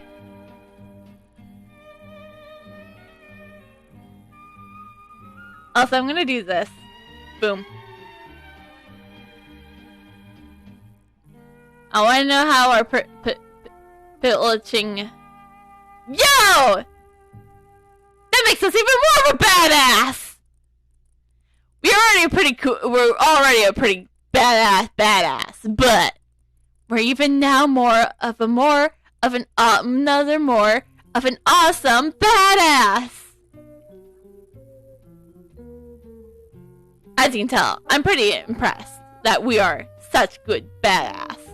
And I'm not even talking about the snail slime, so we're probably not good. That's why we weren't getting any, because I wasn't talking about the snail slime. And see, now that we are, I'm gonna be talking about it. I'm gonna get some. It's gonna be real easy. See? I told you. And look, we've already leveled up once. More moose speedment. I'll take it. What's our moose speedment at? Without our mount on. 126. Nice. And that's only being level 60. You give the slime to Lawrence. Looks like more than enough. At least I hope it will be. According to Lawrence, the Vanlars are fierce fighters. They took Crook Village amazingly quickly. Oddly, it seems like the refugees were mostly injured. You express your concerns to Lawrence. We noticed that too. All the injuries seem to be self-inflicted while escaping or from the monster's attack while making it to the fortress. We don't really know how this Silver Flash tribe. We don't really know what the Silver Flash tribe is up to. Hey, nope. Wait, no, that has to. Yeah, that's Leonard. Carver doesn't want me. He doesn't care about me. And to him, all I am is an unexperienced young lady. But I've got to say here, with Zachary gone, someone has to watch things over here. The problem is I haven't heard from him. What am I supposed to do? I'll need to make sure he's okay. Natavia! You try to calm Leonard down, telling him that you'll check on Zachary yourself. I appreciate the offer, but Zachary's my partner. How could I just abandon him? Leonard seemed hesitant. Let me and Natavia go. We got a job to do here. You're right. It's up to you, Natavia. I hope Zachary hasn't run into trouble. You nod. You decide that you should start searching in the Fluish Forest northwest of the fortress. After you step away from Leonard, you tell Merely your plan. I figured as much. Merely grins. The two of you are already in sync these days.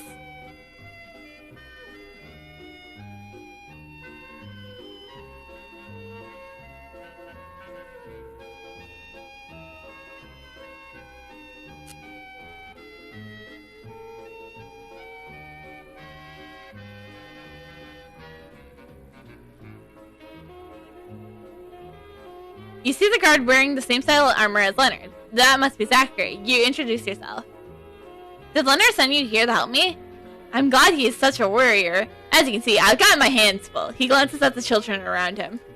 You ask him about what's been happening, as well as the situation with Lady and Alesia. And Annalisa. Better than I expected. Annalisa and several others are hiding near the village, being protected by a marker warrior. Oh! The situation in the village seems to be stable. Here, though, I was asked to get these kids out of here, but the roads are more dangerous than I expected. You sigh, asking why everyone didn't leave together. Anastasia feels that her investigation is progressing. I guess the Verminants aren't being too thorough or violent with this occupation. Let's worry about one thing at a time. I can't get these kids back to the fortress by myself. Great! Now we're babysitters! Hey! Don't catch me running! Don't let me catch you running around here! Zachary's attentions are focused on shouting orders at the nearby children. He's such a babysitter! I don't dare disobey Lady and Anna's request, but even years of combat training have done little to teach me about how to handle kids. Don't worry, you seem to be a natural babysitter. At least it's better off than my plan of leading them with Merely. She would not understand how to talk to kids. Without me around, that is, of course. There's lots of wild lizards around here. I'm afraid that if they get any closer, these brats will get into a panic and start screaming. Aw, he cares about the kids! Well, he called them brats, but still. Don't worry, Coquelli. We won't make a sound, Jill says in an effort to put Kyle's mind at rest. The other children are starting to nod in agreement. No way. It could be dangerous. And what's more, if the lizards begin to stir, we'll be discovered by the enemy. How will I explain that to Natavia, could you help us drive away the lizards? Whatever you do, don't let them get any closer.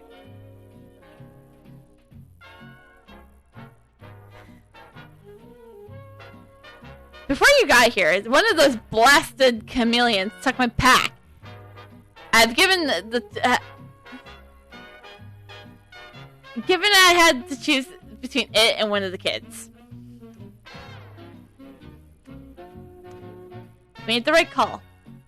I have written some really important things in that pack, but it was some sort of map that and that also says it belongs to the Silver Flash tribe. If I didn't have the opportunity to look it over, thoroughly. Zachary seems quite distressed. Please keep an eye out for it. Finding it could be the difference between life and death. Gosh. Okay, you stay here and babysit the kids. Okay? I'll go fight the things.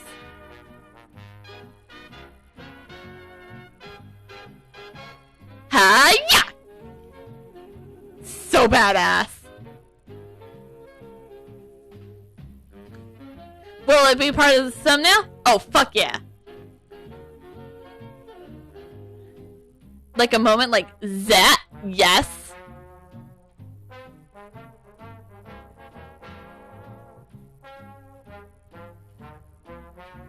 Also, I guess we need to talk about Zachary's backpack to get it, you know? Because we're not leaving until we get it. So we just have to keep talking about it, you know? Like, what's so important that you... I mean, if it was so important, would you really...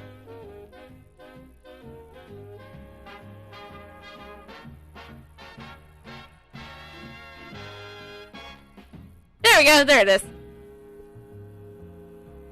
At least he didn't sacrifice one of the children. You tell Zachary that you took care of the chameleons.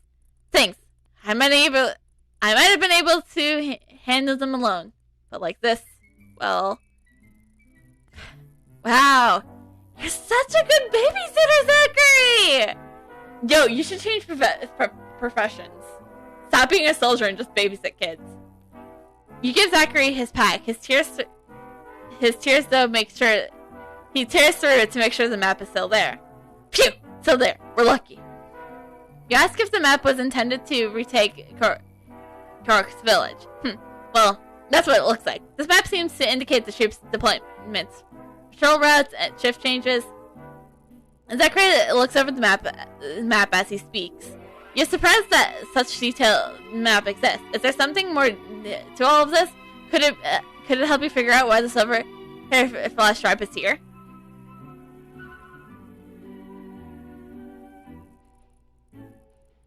Hey! Don't let me catch you running around here. Okay. I've seen the Silverfish tribe moving through the forest. They've been pushing some kind of cart around. Based on this map, it looks like whatever they found they want is deep within the forest. I need to see what they're transporting. Zachary's expression is surprisingly fierce. Nativia, watch the kids.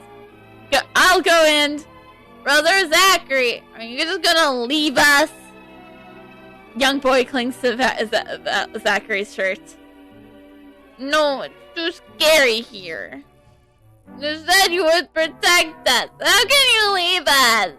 The girl starts crying. I'm not leaving you all alone. Nativia is here. They're Navoya of Gaia. Please don't leave us, Zachary. We need you. Mother of all. I guess I don't have a choice, Nativia. Could you handle the investigation? Oh my gosh, you're like a big brother of them! Oh, it's so cute! Oh, Zachary, you should really consider the career choice change. Like, we need you in the army and all, but just think about it. After this whole war thing is over, and, you know, if you're, you know, somehow still alive, and, you know, think about it, you know, these kids could really use you. You ask him what he suggests. Target the silverfish portraits. If you can disrupt them, maybe we'll be able to get we get them to accidentally spill their secrets. Our big worry is whatever they're transporting.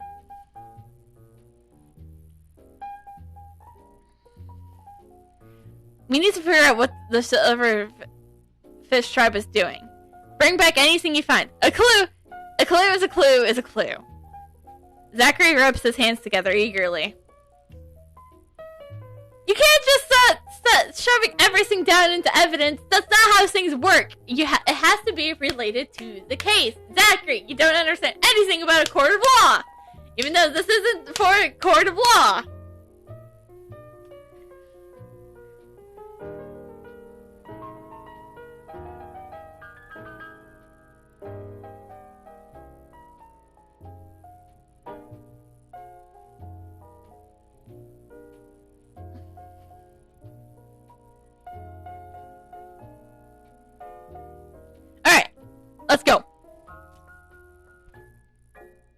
Porter. Number 1.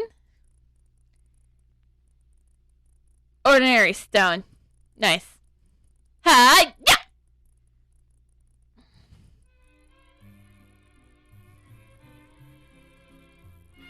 Two ordinary stones. More move speed mint. I'll take. 3 ordinary stones. 4 ordinary stones. That was surprisingly easy.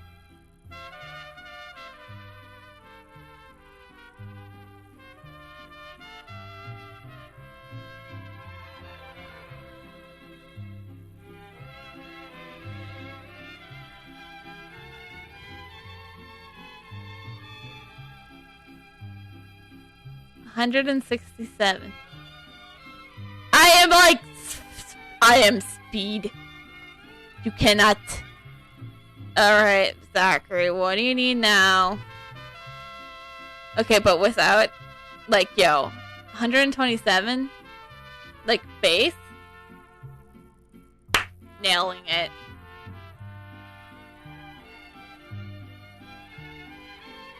And for masters, are we using? Yes, we are using extreme speed. What do we have for dragon points? 415. Hey, don't catch me running. How did it go? I saw a bunch of panicked Varans pass out here. You tell Zachary about your success after you broke into the camp. I was hoping for more information, but busting their supply line is good enough for me. We need to take advantage of this opportunity. You said that these stones were the only things in the carts. Zachary looks doubtful. There must be more to this. Perhaps some secret are hidden within these stones. I think the only thing we can do is... He's interrupted by a horrible roar erupts from the forest. The children look terrified. What's that? Vince asks in a terribling voice. It's like a fairy mountain wolf. They shouldn't be here at this time of year. Oh no, Father says that mountain fairy wolves eat people. Oh, this is awful. This is really bad. I don't want to get eaten. Hey, calm down. Stop being stupid. Brother Zachary. Let's talk about this career choice change of yours, okay? Okay, really. You really should consider it.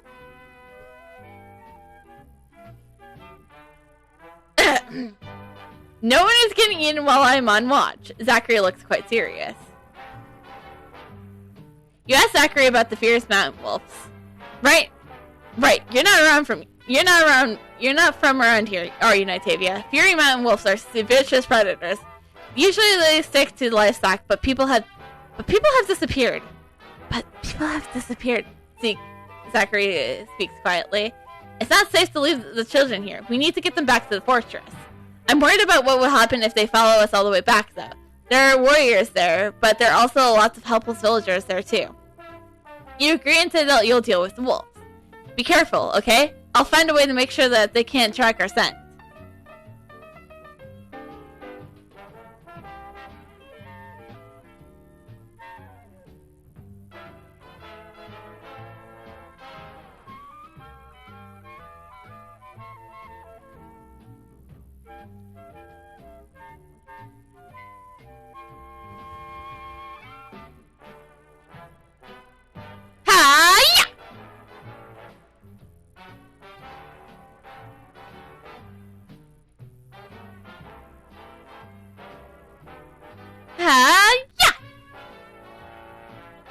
Okay, so they're the Furies. Let's go for the forest ones. Ha!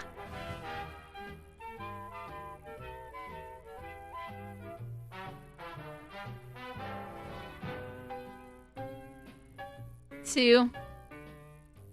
Yeah! My new favorite skill. 10 out of 10. Would recommend. It's called pivoting firing. So if you are a main class grenade gunslinger, highly recommend. 10 out of 10 would do.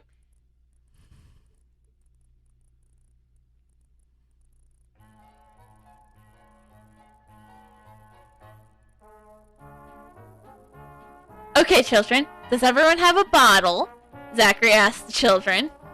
Yes, but it smells really, really bad. Good. Then smear it all over yourself. Ew, do we have to? No complaining. Do you want to lead the wolves to your friends and family? I'll do it for my parents. I'll do it too, then. The children applied the ointment to their bodies, trying not to gag. Natavia, how did it go? You tell Zachary that you drove off the nearby ferry and forest mountain wolves. You are sure they backed off for now. Okay, then. I'll get the kids back to New Dak Fortress. Natavia, are you sure you can handle the rest of this on your own? Zachary looks worried. You're talking to an Avoya of Gaia here, Zachary. You point at Merely and say you're not alone. That's right, Natavia has me. Merely looks at you despite its answering being Zachary. I guess I shouldn't have to worry about the Avoya of Gaia. I'm trusting Annalisa to you. I'll get the children and the stones back to the fortress. Once they're situated, I'll see if the stones can tell us anything. Wait. Wait, Jill's her daughter?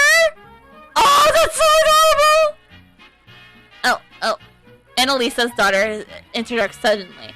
Don't worry, Jill. Your mother will be fine. Natavia will make sure of that. We need to worry about getting you and the rest of the children back to the fortress. I know. I'll go with you. Jill takes one of the stones from Zachary and gives it to you. My mom will know what these stones are for. Try taking one to her. She hands the stone over to you. She's got a point. And Annalisa might be able to figure something out. You make the promise. You promise to take the stone to her. Also, Natavia, be careful. You're talking to a boy of Gaia here. Careful's my middle name. Goes out recklessly, kills something. Carefully.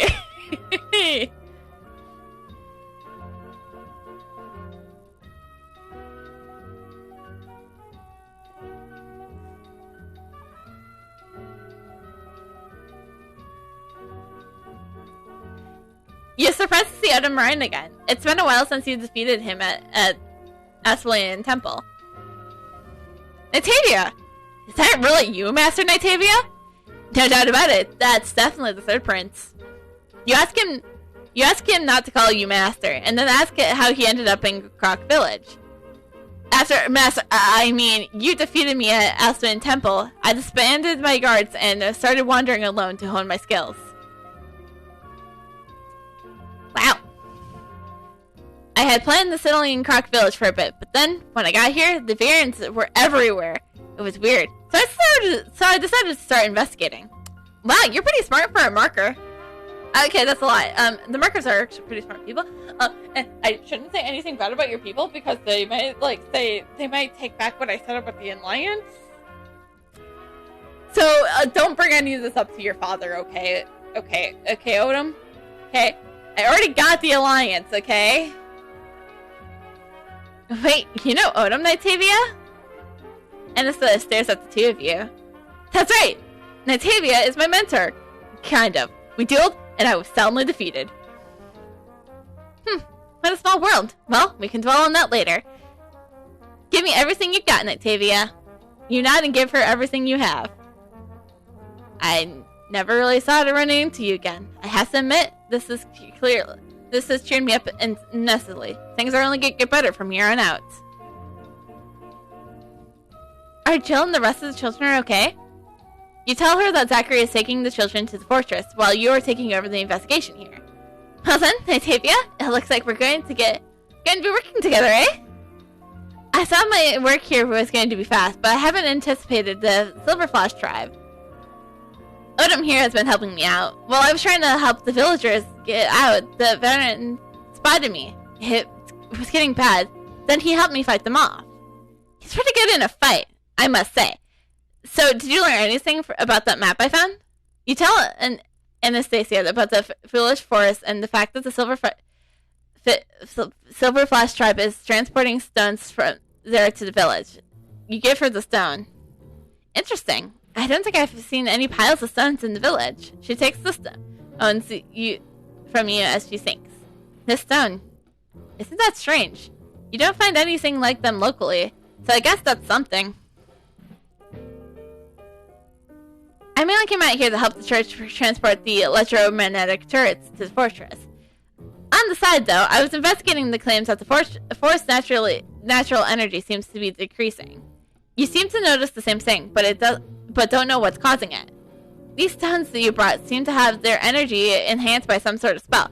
I know I've seen magic like this somewhere before. Natavia, there's a lot of earth near the entrance, right? Can you get me some of those stone pieces from them? I got an idea.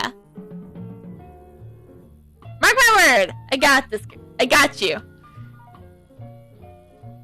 It may not be using the weapon you made me, but it's fine. Well, you're making for me. Well, kind of. You're not making it for me. I don't have it yet, but mark my word, I might use it.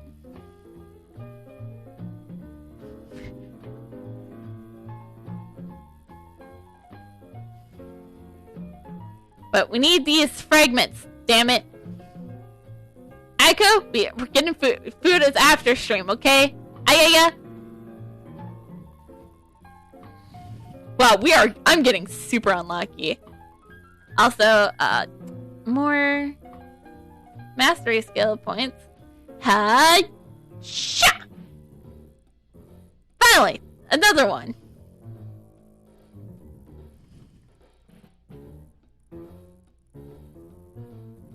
Ha-cha!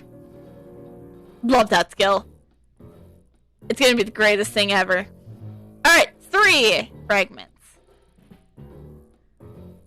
4 fragments. Nice.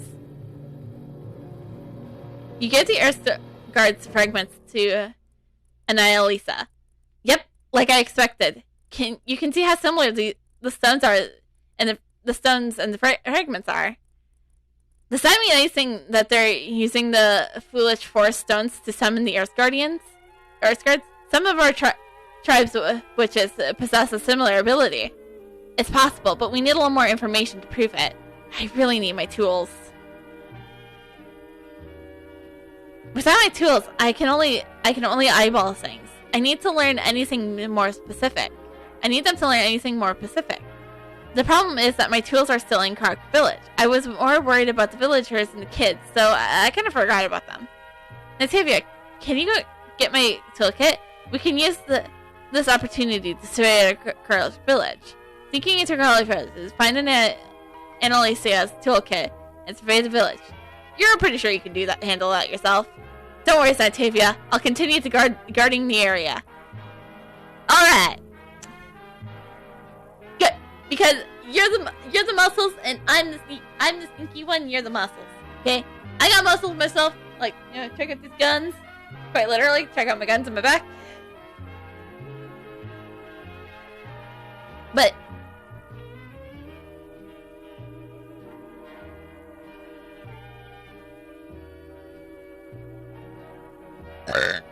wow.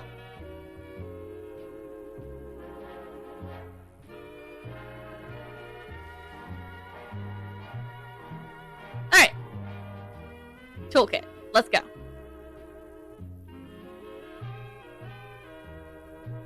Getting out of here. Running. Sinking.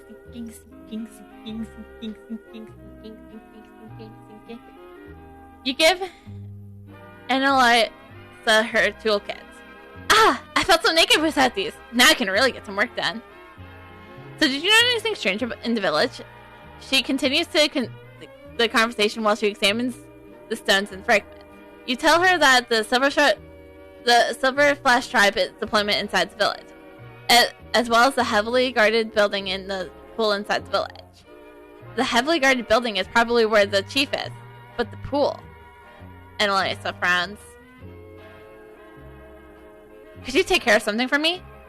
If my guess is right, some of the Valiants should have totems on them. I need to see them. If you find the totems on any of them, just bring them back to me.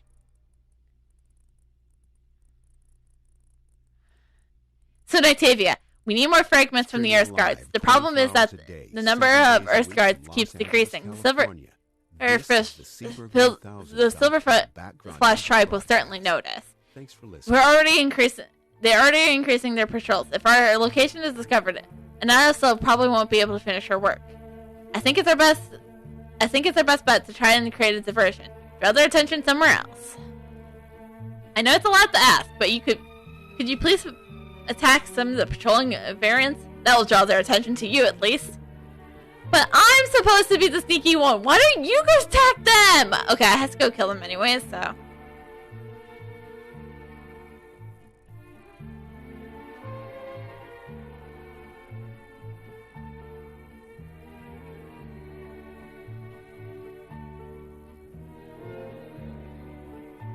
Oh, so we're already at 2 of the totems. We're at 3 of the totems already. We're at 4 of the totems already. Now all we have to do is... What? Sha! Yes, my flashy grenades, my flashy gun network can definitely get their attention off of me. Get their attention off of you guys. You never cease to amaze me, Nightavia. The plan worked perfectly. The Varns have stopped snooping around here. You try to interject, but Owen just keeps talking. I wish I could see the mess you made. You can go inside and look. I made some bloody mess because you basically gave me permission to murder. I love when I get permission to murder. In game, of course. In game, of course.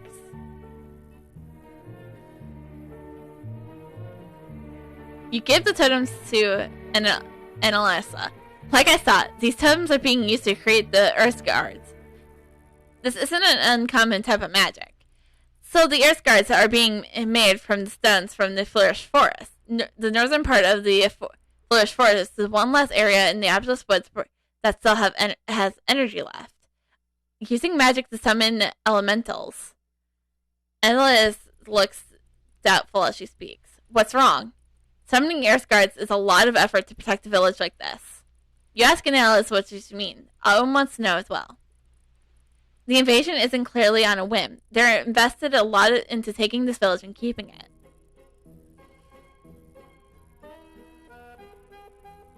I'll take damage. I'll take the heals. I can't just figure out what the variant want. Everything indicates Carrick Village is just an ordinary hunting village. She sighs as she speaks. You suddenly remember the guard's cottage and pool. I bet they're thinking about the cottage and pool, aren't you? Merely's guess is right on. You nod and say it was distant from the rest of the Carrick Village. The Silverfish tribe only has a small patrol throughout the rest of the village. That's a good point. I never thought there was anything special about that pool, but the variants aren't stupid. They wouldn't waste their resources guarding something unimportant. I don't know why this pool is important, but maybe we can try to find out. She passes a glass bottle to you. Just fill this bottle with water from the pool and bring it back to me. If there's something special about that pool, I'll figure it out. Be careful, Nightavia. I know your skills, but the variants aren't easy. You might have trouble fighting them a lot. Odom seems concerned. I'll be fine. I took down both your brothers. Oh, but you don't know about that yet. It's fine.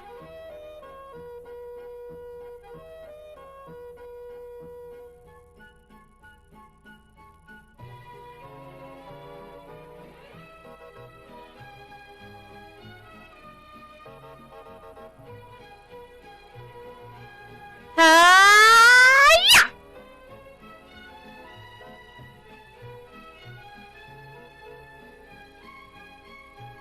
And here we go.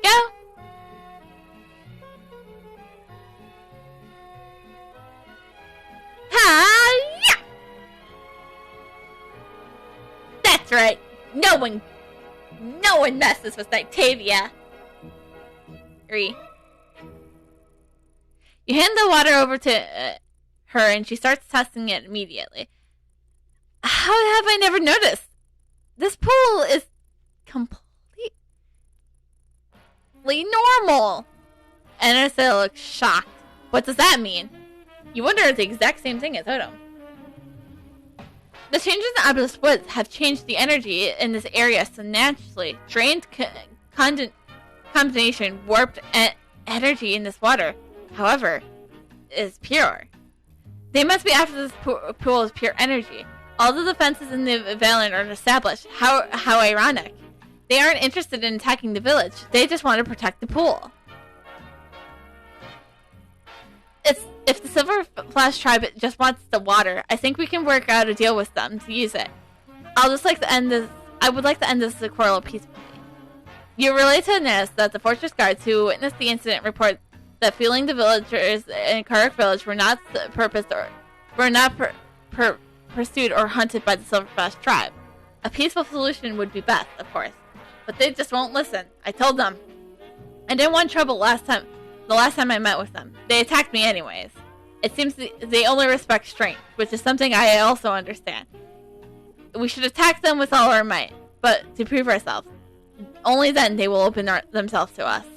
I think Odom has a point here. We will communicate in their language of strength. Alright, here's our battle plan. You go defeat the Silverflash warriors and fighters first.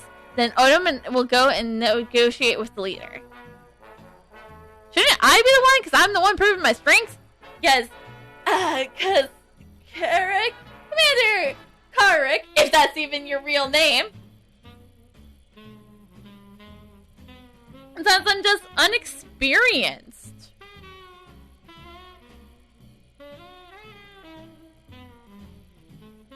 Ha-ya!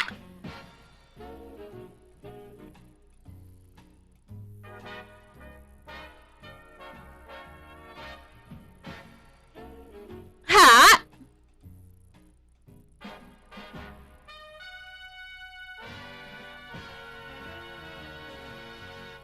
Ha!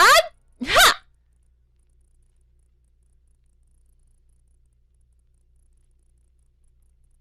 Ha! Ha!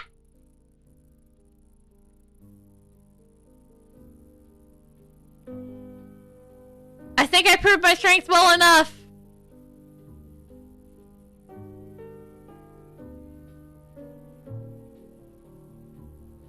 I'm out of here.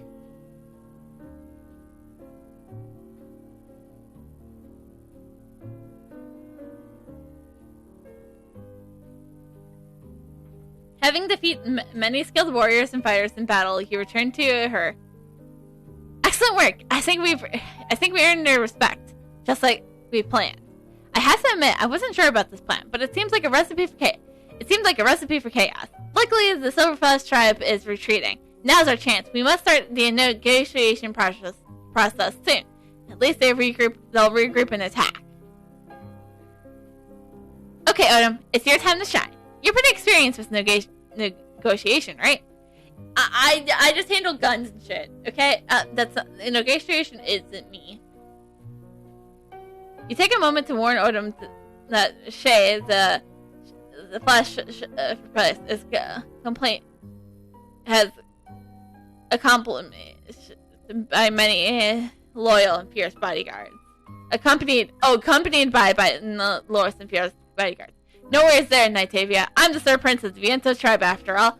I was negotiating since I was still in diapers. Ha! And Elisa, have you finished up the drafts of the peace treaty?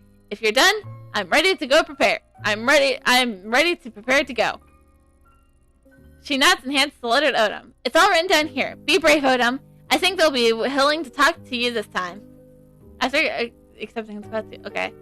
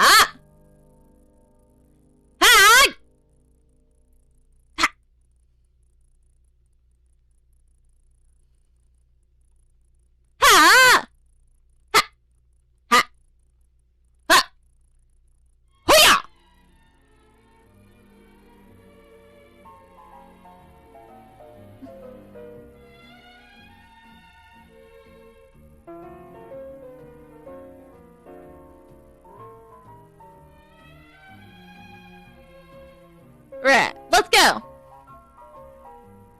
Ah! Ha! Ha!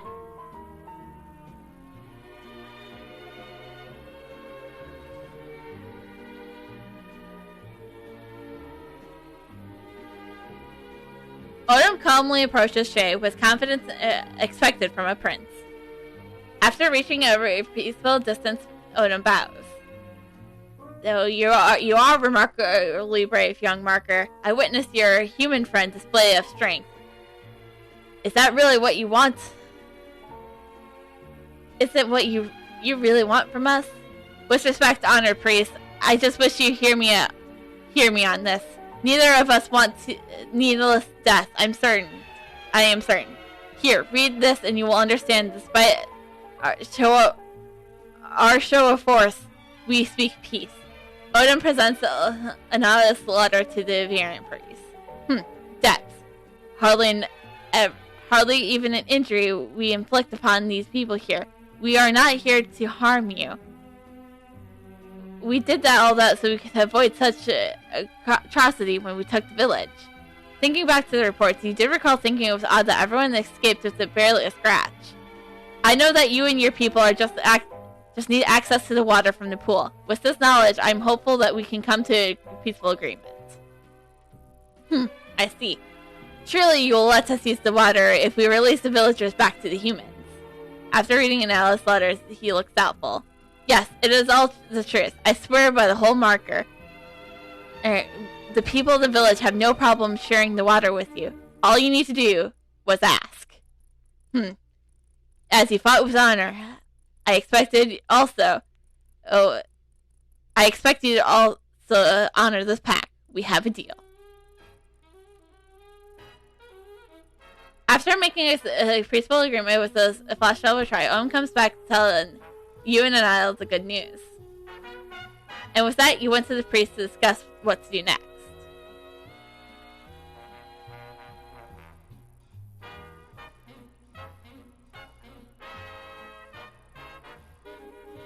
Judging the expression on Shay's face, it seems that he has expected you for quite a while. You bow with respect to the Averian priest. Shay, as they prepare the Silverfish ambassador to return with you to the fortress with your negotiation for peace. As you took a bit longer to expect as you get here, you only introduce yourself briefly to the impatient-looking priest. So you're the one who defeated the very best fighters of my tribe. Very impressive, envoy of Gaia. I saw it all around. I saw it all from the safer grounds. Shay bowed slightly and briefly looks at Merely. With a flash of amazement flickers in his eyes. On behalf of the Silverfish tribe, I apologize for the unneeded terror we have caused. This water supply is crucial to the survival of our tribal leader, and we are desperate. We're desperate. Surprised by this news of the tribal leader, you ask Shay to explain, concerned about what has happened. He's a powerful spell weaver, but his last spell backfired and critically injured him. The only pure energy of this pool seems to be helping his condition. Obulus Woods used to be a place full of life energy he needs, but that's changing. This was our only hope. In recent years, Obulus Woods had been losing its diversity. It began in the northeast and has continued to spread like a plague. Now only contained with water source is in this lake in the southeast. This is why we sought it out.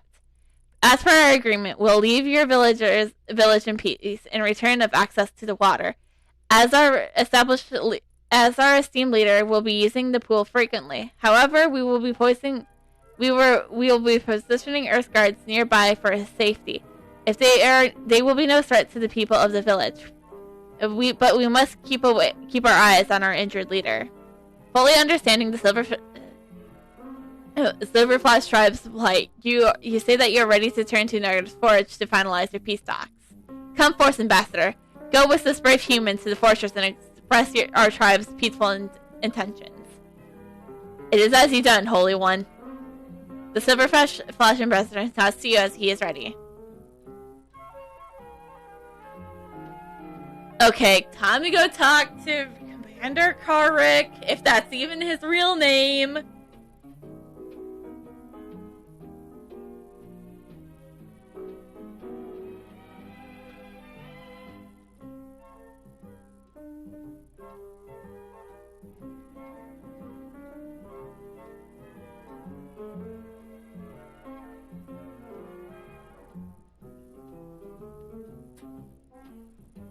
Arriving with the Silverflash ambassador, you see a very impatient Karrick kid tapping his foot. There you are! The church guard recently saw you enter Karrick village alone, and then all reports ceased. What's been going on out there? Face to face with the fierce commander, you hastily explain what transpired in the village, emphasizing that everyone is safe and unharmed. The two races have reached a peaceful conclusion. Karrick frows his brows now and then, lost in thought as he takes in the details of the event. He looks back and forth between you and the Silverflash ambassador, remaining silent until your explanation is done. I see. I will trust in Anaya's judgment, as we do not have time for unneeded conflict. We will honor our agreement and allow the Silverflash tribe to use the water. We forgive what you have done, as no one was hurt. Let us have peace. Commander, in truth, you have made a wise decision to stay. The Silverflash tribe will retract all warriors and make an offering of apology to the people. We never intended to harm upon you, yet our previous actions were shameful. We are truly sorry for invading Karrick village. Until our leader recovers from his wounds, we will only use your water source. Our people will leave Karrick village in peace. The Silverflash ambassador and the other soldiers depart, leaving you alone with Karrick, if that's even his real name. He watches them go, and then shifts his gaze to you. I'm impressed by the peaceful resolution you have brought from this crisis. I see why the church believes in you. With the tension over, Karrick scruffs attitudes to Sprice. Is he finally gonna, be cool to us? I still doubt that Karrick is even his real name. Revealed by Karrick's comrade assertion, you don't forget to mention that it wouldn't have been possible without Anissa and Odom. An honest one, aren't you? A rare find indeed. If you're willing to go the extra mile for Naga Fortress, we have another issue that could use your expertise. Oh, so now you're saying I'm an expert, huh? Huh? Who's the unexperienced one now?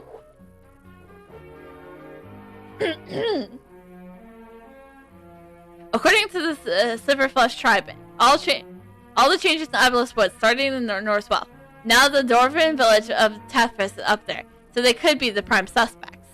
Soon we'll send out scouts to the north to see if they can assess the situation. We would like you on the case, however. There is more pressing problems that need to be dealt with first.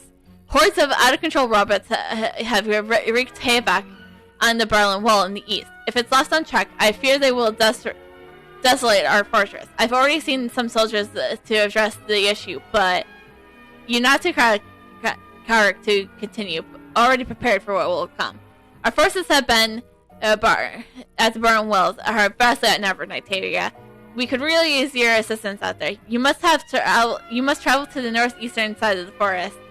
There you may destroy as many robots as you can, leveling the playing fields for my soldiers. So destroying robots. Mission accomplished. On it. Oh, I don't know why I'm respecting you, Karrick, if that's even your real name.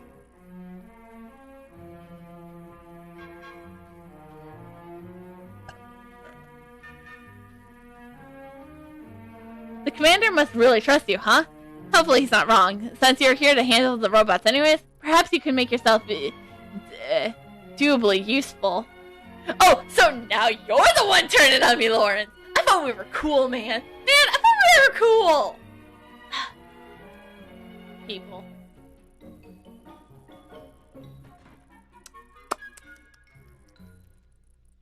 While you're out there clashing with our enemy, could you also do me a favor? Our metal supplies are low, and I could really use some of those robot scraps for the forge. With those scraps, I'll be turning out new weapons and armors left and right. I need to get started with their preparation now, in case of a war against the Shadow Knight does indeed begin.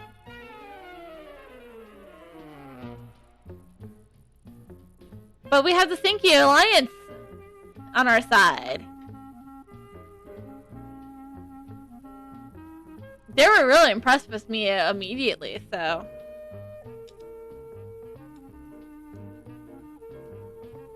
Aya!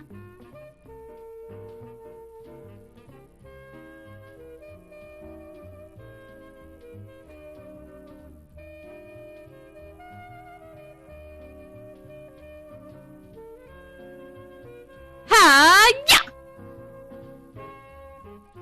And hi! Nailed it.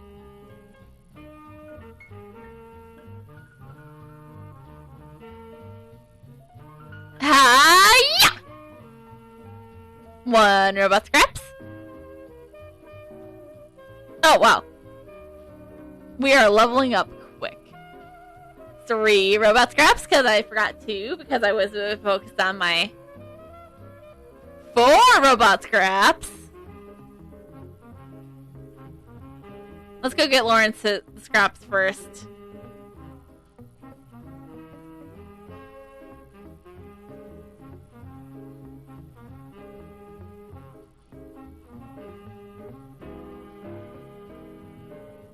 Alright. You hand the robot scraps you have collected over to Lawrence. Wow, quite the haul you got there, and high quality to boot. These materials are slightly impure, but once treated properly, they'll make the finest equipment around. While you were gone, it seems the commander has been recalling all active duty soldiers, except for the ones at the Berlin Wall, of course. Obviously, something is afoot. You ask Lawrence if he has any information. There's yet to be a direct order, but everyone knows that we're going to start drilling for the battle against the Shadow Knight's demon army.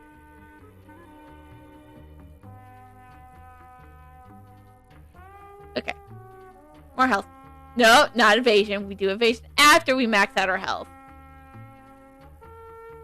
Anyways, you return to Karvik after eliminating the robots that were gathering around the northeast side of the fortress and give him a rough estimate of the number of robots he saw. That many? So it is true. My soldiers have been have a rough time out there with the robots are having a rough time out there if the robots manage to break through the defenses.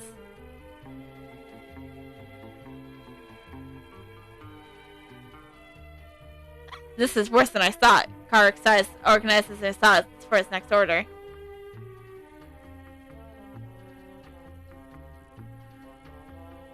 These robots were all made by the dwarfs in the north. The dwarfs must be recklessly draining the land and to make those darn things. As a result, the plates of life energy in Obelisk Woods, they must be stopped. I sent word to Nevaeh's army to aid in eliminating these robots. But instead, only Anaya and Lisa arrived. She brought with her a strange device and claims that it can destroy robots en masse. With the addition of the powerful weapon, you ask Karvik if there's any new plans. As you can see, teams of robots have managed to break the defenses of the Barren Wall, indicating that the squad out there is wildly outnumbered. Karvik says, "You know, Noctavia, when I heard you were coming to the fortress, I thought, what can an unexperienced young..." Wow! Did you not hear my tales beforehand, Karvik?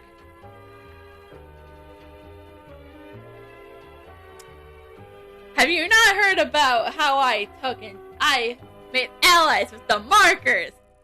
I have made allies with the Stanky Alliance. Okay, the markers were definitely way more convincing. I had to fight at war with them. What an unexperienced young lady can do at the front lines. Now that I see I was foolish to doubt you, you are prepared and our most valuable ally, and I would like to ask you for your assistance yet again. Anything ready for anything, you let Carrick know that you're willing to fight for a side for a Narc fortress. Because we need your alliance. Nope. I'm still not letting go of him calling me unexperienced. Glad to hear it, Nightavia. Here's the first step to helping out the soldiers at the Berlin Wall. There are still some supplies in the fortress storage room.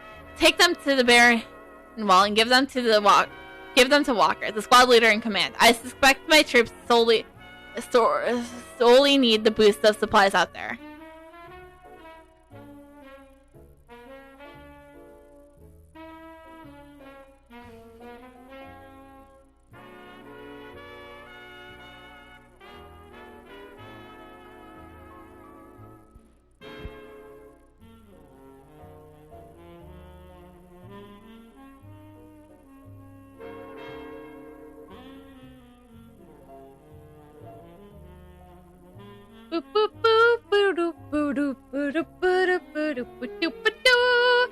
Now we're on another rescue mission. Finally reaching the camp, you hand over as much needed supplies to Walker and tell him that you are here to offer your aid in battle. Finally, supplies from the fortress. You're just one person, but we need all the help we can get against these blasted robots. And it seems like a never-ending onslaught. Scooping at the area, you see powerful electromagnetic turrets brought by Annalisa and ask why it has not been used yet. Oh, so you're familiar with our supposed trump card. This baby can fire powerful electromagnetic pulses that paralyze the robot's course. The problem is... Walker whacks the machine. It's broken. It needs quite a long time to recharge, and it can't be interrupted once the process has begun. Even though the robots encroach closer and closer, the Dart thing is always recharging. We still haven't been able to fire it once. With the yet inevitable magnetic turret and the innumerable hordes of robots, it's no wonder why the soldiers have been here so long. The longer it takes, the worse it gets for the soldiers. I really don't know if we can withstand the never-ending waves of robots while this thing charges. If these mindless robots alone cause us so much trouble, what will happen if we face the Shadow Knight's army? Right now, it feels impossible. You place your hands on the Walker's shoulders to comfort him. You know you must restore the soldiers' morale soon, or they might simply give up. Dash it all! We need this machine to work now. It's almost an ocean of metal out here. A large group has already escaped the Berlin Wall past our defense. Having taken care of the robots already, you tell Walker in hopes that they're to put him at ease. Really? At least there's some good news to be had. As we simply don't have enough soldiers out here. We've been doing our best to keep them contained in one area. When those robots broke through our defense line, we still had to focus on maintaining our position and could not pursue them. We just don't have the resources out here. These robots appeared at the same time the obelisk began to wither. If we can start sending their numbers, they might not be able to wait until this thing is finished recharging. Understanding that the defense of the electromagnetic turret is the #1 priority, you offer to assist the soldiers by destroying as many robots as you can. Thanks for the success, Nightavia. While we're on guard, do what you can to send the bouncer robot numbers. Wow, I am doing great.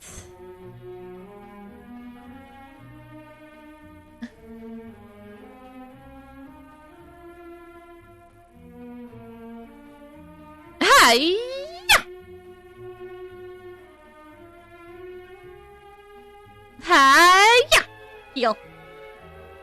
Because I need to heal. Because that's how things are sometimes. Thank you for listening to Seaberg1000.com.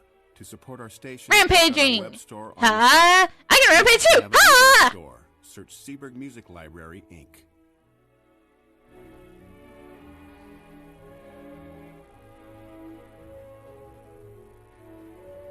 And Quattro!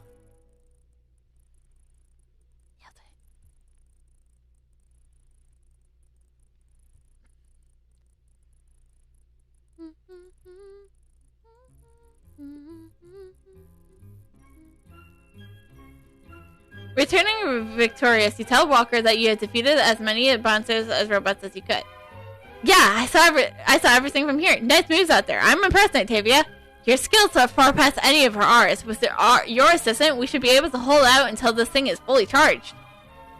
No time for celebration, Merely exclaimed suddenly, looking towards the mound of robots you have just defeated.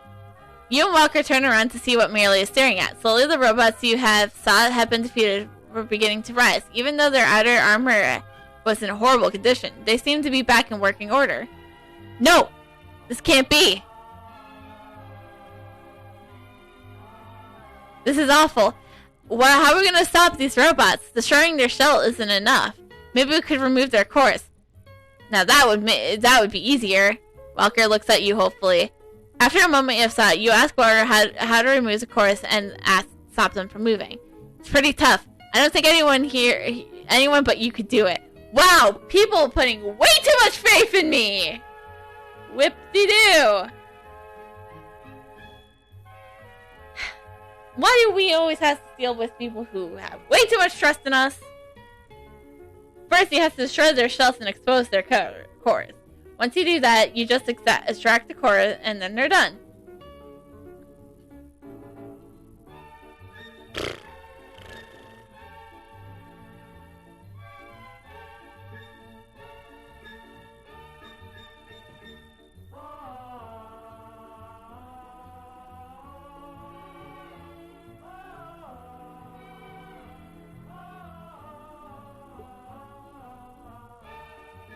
Dos and tres. Le tres.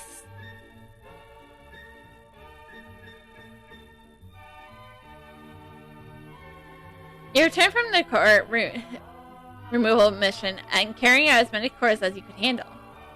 Nice work. These robots are finally a safe pile of scrap of metal. Now we can just have to wait for this device to fully charge. Then we can destroy them all. Despite your effort, Walker still looks very stressed. Concerned, you kindly ask him what the matter is.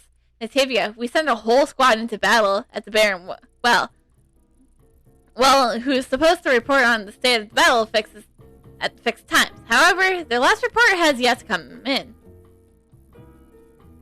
Trying to keep Walker focused, you ask about the status of the electromagnetic turret and for any previous reports from the missing squad. The device. Let's see. Thanks to you, the recharging process is more quickly than hoped. I believe it'll be ready shortly. You're not indicating that he should continue speaking.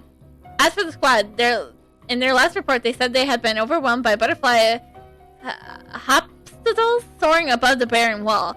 Being ambushed like that from above, no wonder why they haven't had a chance to report yet. They must be overrun. Butterfly hoplites are extremely fast. There's no way a soldier would be able to retreat from the onslaught. Merely looks at you expectantly. Who knows how long reinforcements would take to arrive? What do you suggest, Octavia? You believe that it's unlikely reinforcements will arrive in a reasonable time. The only solution is to see for yourself. Is for you to go alone to Barren Well and assess the situation. The Walker and the others should continue to guard the electromagnetic turrets until it's fully recharged. We'll be eternally grateful, Octavia. Be careful out there. Walker salutes you with respect. Oh my gosh, my throat is going.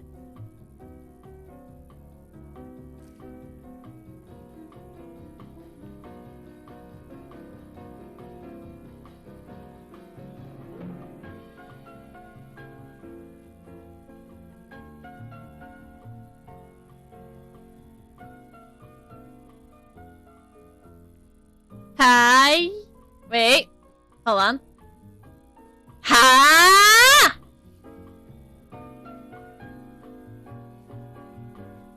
Alright. Okay. Yes. And then Ocho.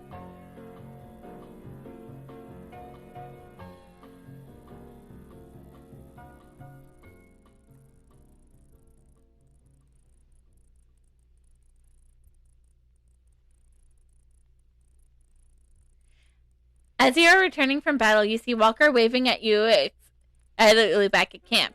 You are amazing, Octavia! You did it! You saved them all! As soon as the first of the soldiers returned, they told me all what you've done. out there. Walker looks extremely grateful. What more? You went gently rescuing our soldiers. The turret has finally reached full charge. It's ready to fire when we're ready. Once our technician confirms that all systems are go, we'll end this once and for all. Let's take down these robots. Technician, what is the status of the turret? 1 second, Walker.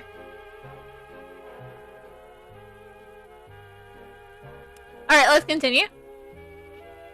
Reporting for duty, squad leader. The electromagnetic turret is near prime for action. However, out with it, soldier. I'm still trying to squeeze every last ounce of power into the machine. The turret's last charging carriage still isn't being modified for max power. We're giving it all she's got, Captain.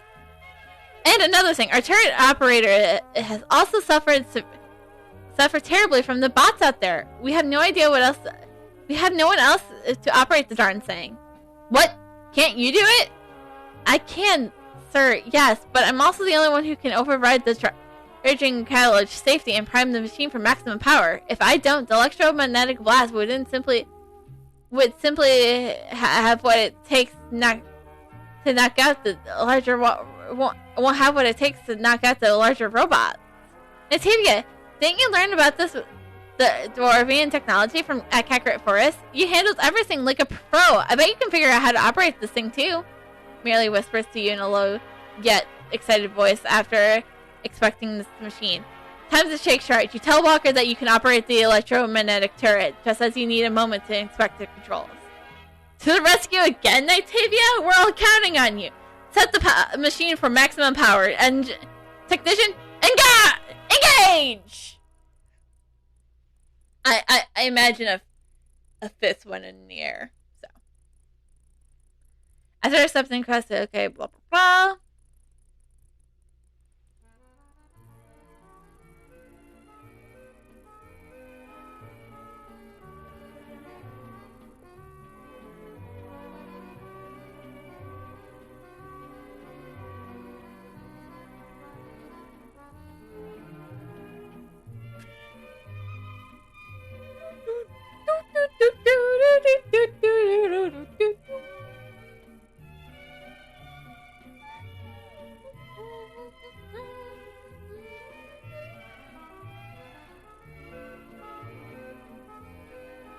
The enemy robot has surrounded this place. The battle is inversion on breaking point. Testing. This is Stephanie here. Can you hear me? It indicates that the audio message is very clear. Great.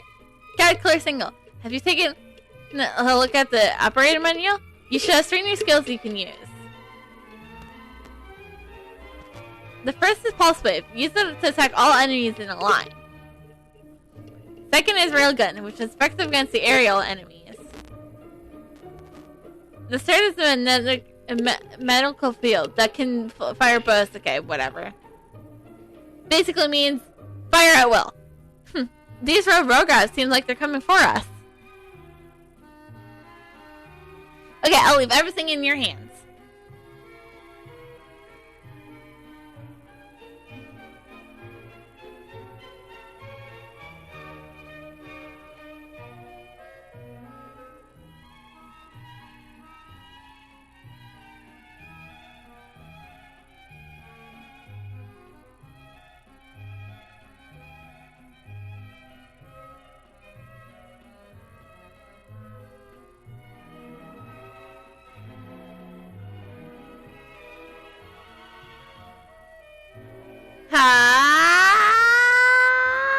Boom!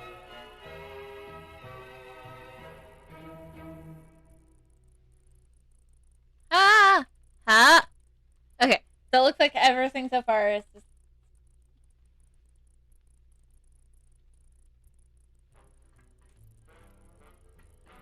Ha-cha!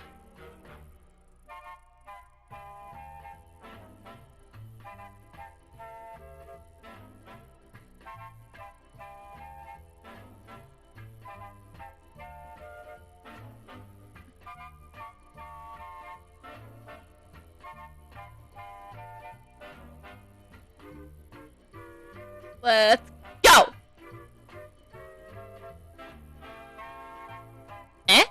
The attack stopped? Something's wrong. I got a strange read on my detector. I didn't know if any better. I'd say that's a big robot. Yes!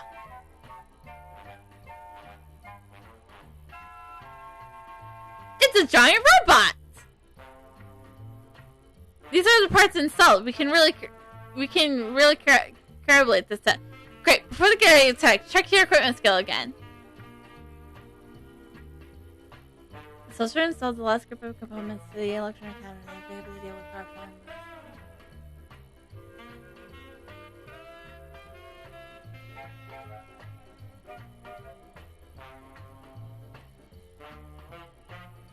I completely...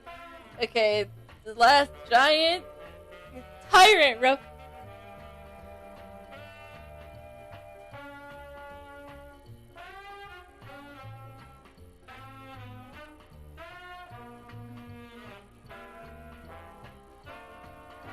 IMCB. Boom.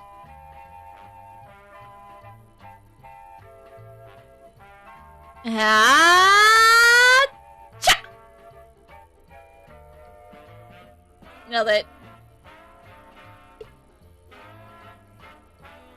System fail. Execute. Self-destruct the initiation.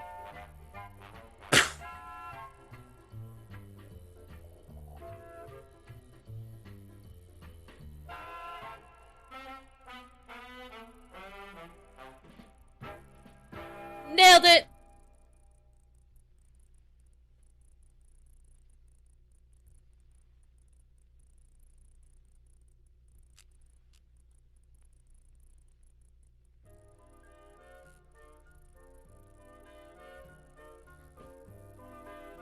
You successfully helped the soldiers at the very well defeat the ballistic war robots. In the meantime, your group should go back to the temporary stronghold of the Barren Wall for a while.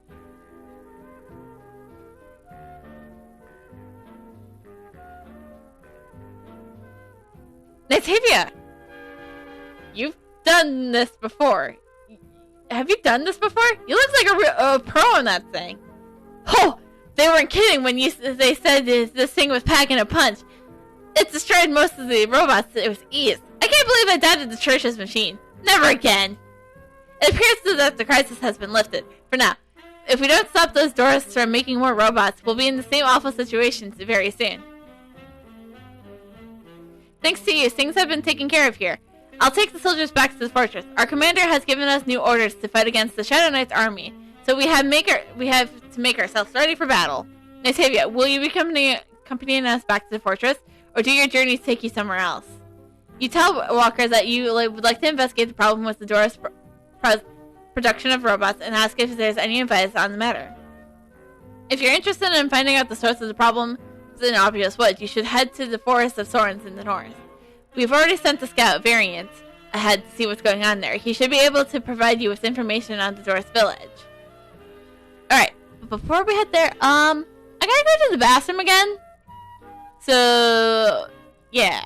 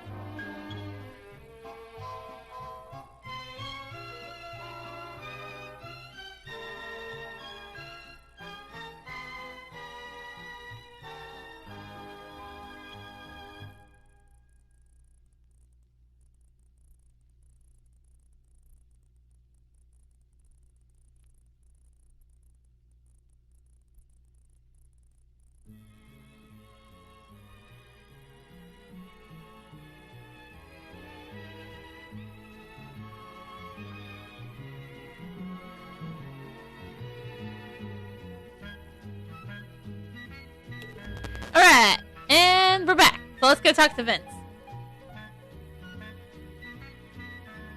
Oh, right. Change back from the be right back screen. That's important.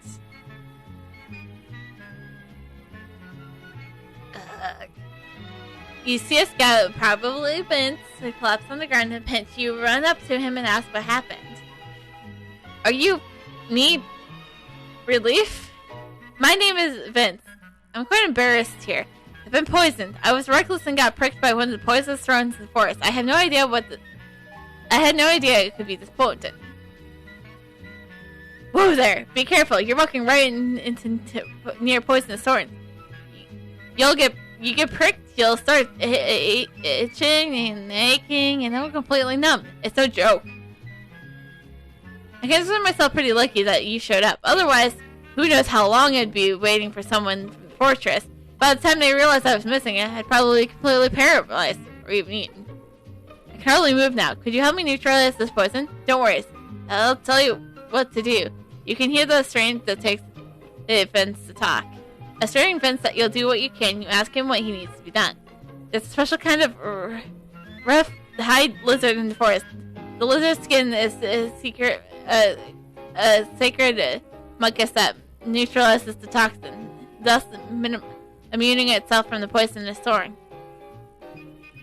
You get some rough lizard skins that could use the mucus from the to neutralize the toxin.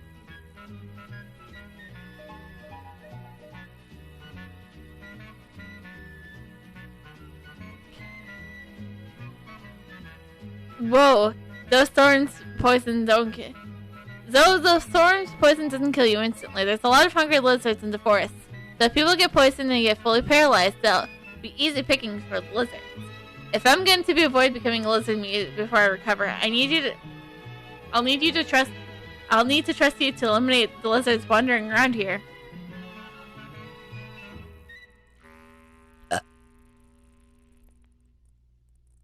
Murder spree! Woo! In-game.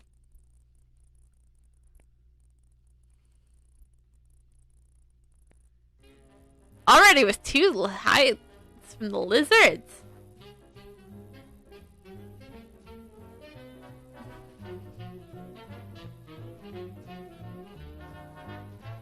Already 3 from them. Hell yeah. 4. Noise. It's okay, I got this. Thorn lizards. Ha-ya!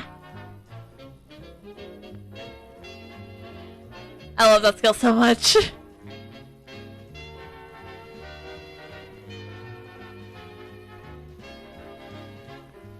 Hi! Sha! Alright.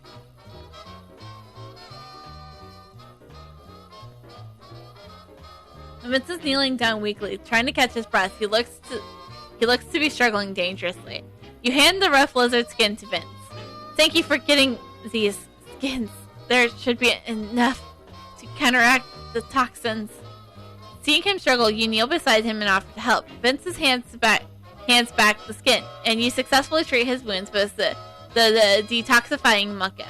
After a while, the expression of pain on his face ceases. I'm already beginning to feel the effect. It's still going to take some time for me to fully be detoxified, though.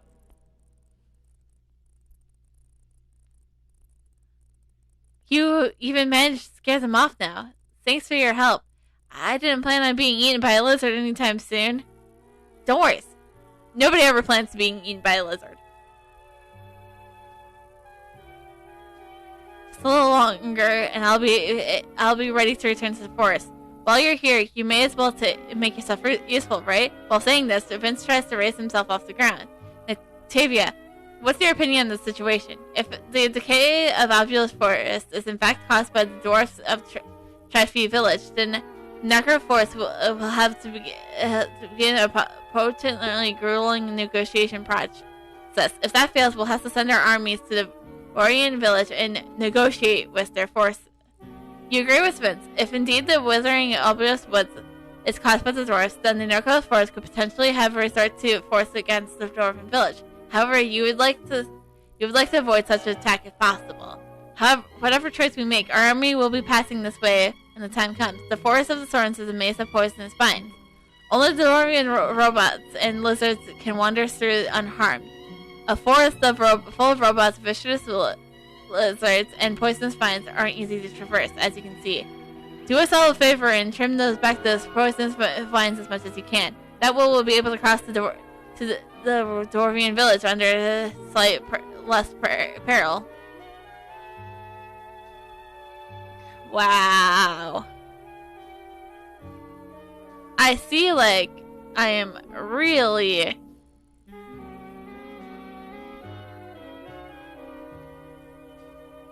I'm really supposed to be great aides in battle. Oh, I'm defeating them. Hey, yeah! I thought I was, collecting them. Ha-ya! Nailed it. You told Vince that you destroyed as many poisonous vines from the area. It looks like you cleared out a pure bunch of the poisonous vines. Now this forest won't be quite such an obstacle. By now, Vince's clearly looks very much improved. He's a bit wobbly, but he can stand and take a few steps. I'm recovered enough to handle myself out here. I'm going to report back to the fortress. You should carry on to the Dwarvian village, Tafia. You nod and ask Vince if he has discovered any intel on the divorce before he became poisoned. There's something. While I was scouting out Taft village, I heard a lot of arguing within the walls. I tried to get a better look inside, but I was attacked by the tray of bouncers. So I was so focused on my escape, I was careless about the Sorens, and I ended up in this predicament. You should find out what's the commotion in Taft village. The outskirts of the village are guarded by the Taffy balance, so you have to fight faster than them to get through. Now we're having to deal with other problems. Great!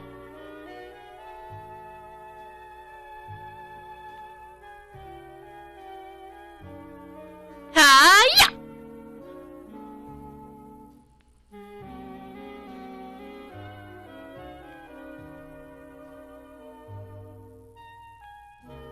Ha-ya! Nailed it. 7 already in our move speedment. Nice. What's our move speedment at? 130! Let's go!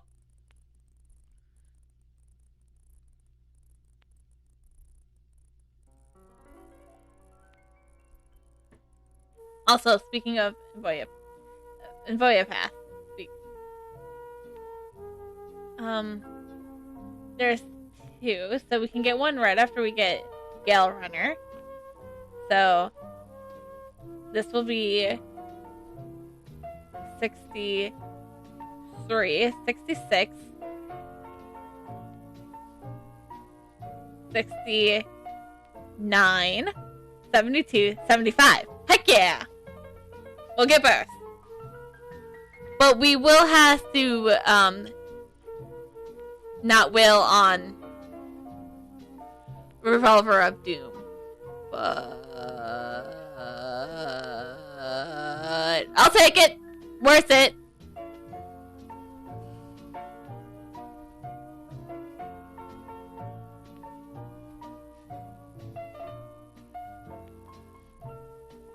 Move speedment, always good.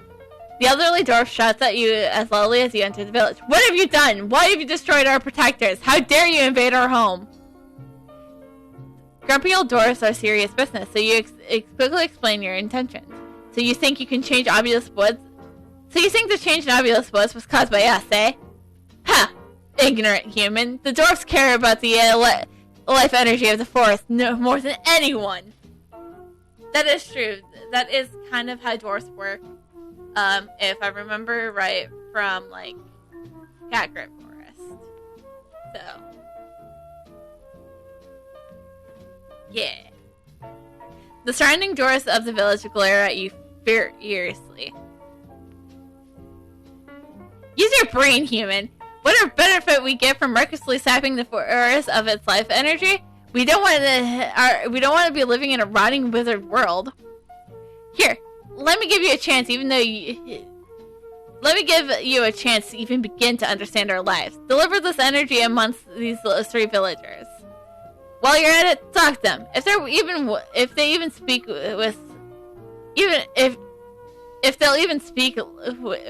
with the likes of you, maybe, just maybe, you can understand us. Dolan thrust into your hands a few things that look like energy cartilages. Great. Back to errands. Fun.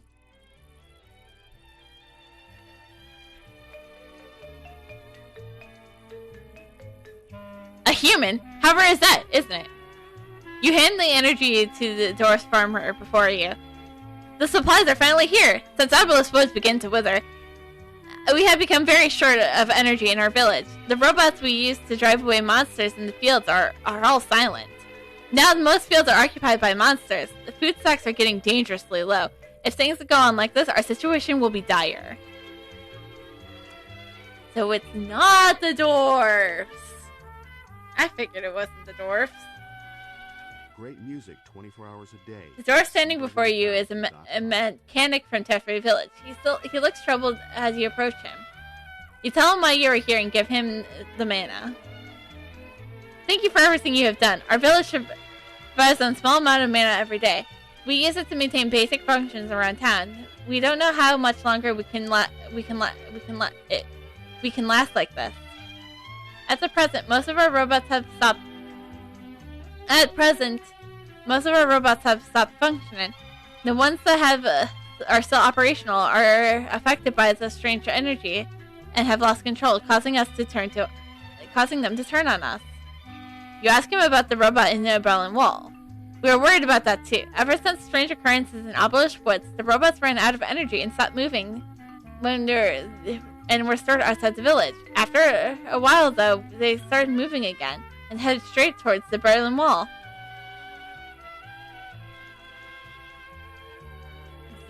I think this is deeper. Oh, the worried tail-fed military man goes in pain. You hand the energy to an injured military man. Thank you. I know the energy supplies is getting tight. I don't think the Elder would let me activate the healing machines. Elder Dolan was right. That place is really horrifying. Remembering that Vincent mentioned arguing while he was scouting, you asked the military man how he came to be injured. First, let me introduce myself. My name is Gerald. Our new village chief, Tobin, has gathered the villagers and ventured into the east in search of these energy sources, despite our elders' plea not to leave the village. There are 2 voices in the Power Village, the Elder and the Chief. Elder Dolan thinks that it's too dangerous for a fellow chief to follow the chief outside the village, and has been advising us against it from the beginning. I should have listened to Elder Dolan's advice. Something strange is going on there, so I left. I was ambushed by the beast, and on the way back, it was lucky to escape with my life. That expression of concern on your face. So, you did listen to my people. Then you must understand how much we rely on the life energy of the forest. The health of the forest is critical to our lives. You scratch your head awkwardly while apologizing to Dolan for falsely accusing Talfley Village. With Obelisk Woods withering away, we can hardly power our machines. Right now, we only have enough energy to cover the bare minimum. We are with you on discovering what's separating life energy from the forest, but as you can see, we are hardly getting by as is. We don't have enough energy to spare on investigations. Thanks to you destroying our robots, the Sasquatch are quickly advancing closer and closer to our village. We don't have the energy to power more robots. We are physically sitting ducks. You say to the Elder that you will defeat the invading monsters in hoping to atone for your mistakes. Don't take this lightly. These Skakkars are fierce and brutal, which is why we are not dealing with them ourselves. If you think you're a good enough fighter to take them on, give it a shot. Just don't come crying to me when you get beaten.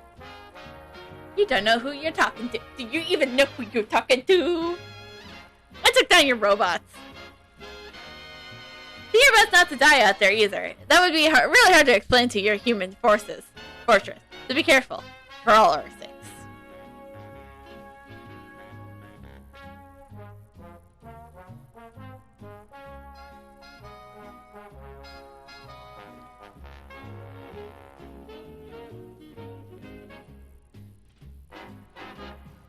Best move in the game! Woo!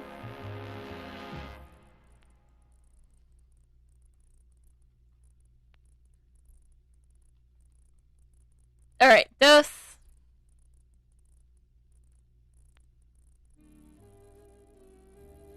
And the cuatro. Oh, cooldown sign. Petrifying fire! Be so cool if I was like, you know. And, you know, siete. I forgot cinco, because it was cinco at some point. Ocho!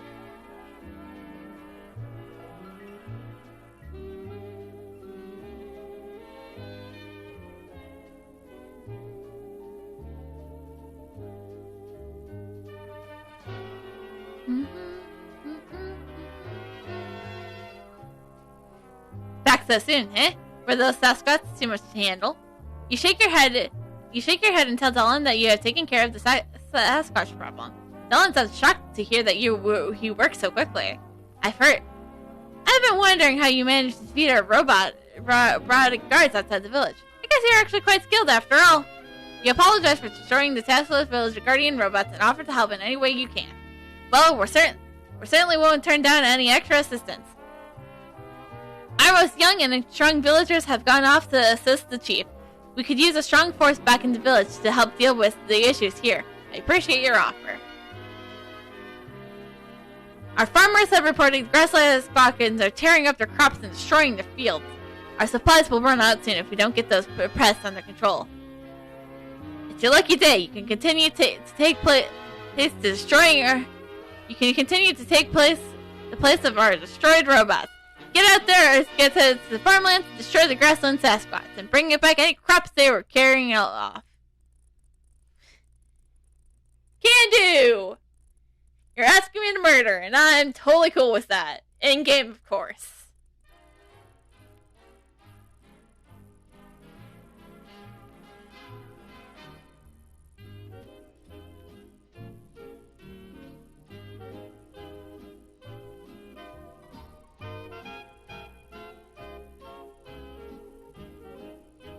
Move! Hiya! One stolen food. Still one stolen food. Still one stolen food. Two stolen foods. Three stolen foods. Still three stolen food.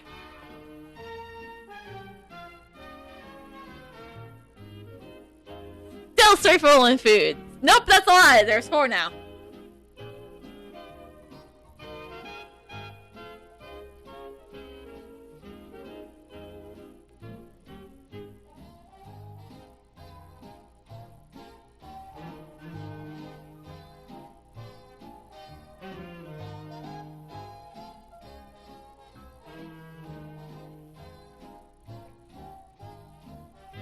And Nolan smiles as you approach. Just as you're about to hand the crops over, you recover for the village elders. Greedy little Bria snatches up a bunch and runs off towards Dolan, and it starts eating heartily. You and Merely both rush to Beers to try to stop it. Just let it eat. This little fellow looks like it's hungry too. Anyways, you brought back enough crops for us to last us quite a long time. Dylan lets a laugh at the ostrich antics, then looks away, sighing. I just hope that we can reflect our robot problem in our family before we can finish off this food. Our fields have been occupied by out-of-control robots for quite a while. Actually, we sent people to the countryside too to retrieve the berserk bouncers, but they were attacked by the ballistic bouncers en route. Everyone fled, leaving everyone behind. Even the tools were calling the robots were shut in retreat. words. I'm really good at speaking words. You know, as one is. You know. How things go sometimes. I don't know what I just did there. We must reclaim the lost tools before we can deal with the robots in the countryside. We need to be wary. As dangerous they are, they pose as great as ever. You offer to help to find the tools to deal with the bouncers. For all our sakes, I hope you succeed.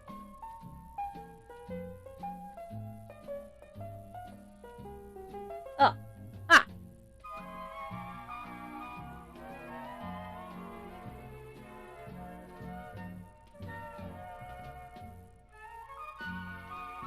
Ah. Hey, stop murdering me! I'll come back to murder you later. And game.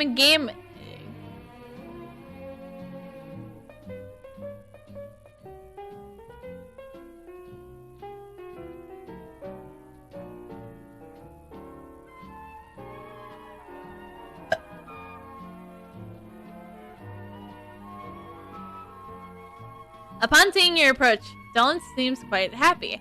You return to Tefe village with the lost tools and hand them to the Elder Dolan. Thank you for recovering our precious tools. Once our toughest military men return to the village, we can get to work on wrangling those robots. Why aren't you out there already? Shouldn't you be out there getting rid of the robots? Merely asked Analdo curiously. You remember when you were disturbing energy in Tefe village, and a military named Jill Ha said that the chief was leading an effort against finding a new energy source. Our brightest and strongest are all gone, with our chief looking for new sources of energy. It's a dangerous enterprise, but I'm sure they'll manage.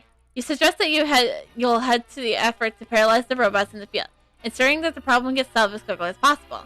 That would be for the best. Use the tools you recovered to paralyze the robots. Then get the tools back to while they are paralyzed. It should completely disable them. After you paralyze the robots, help me take their energy. Our village is running low. It is running low, so we can't waste a single drop of energy. Alright, easy enough.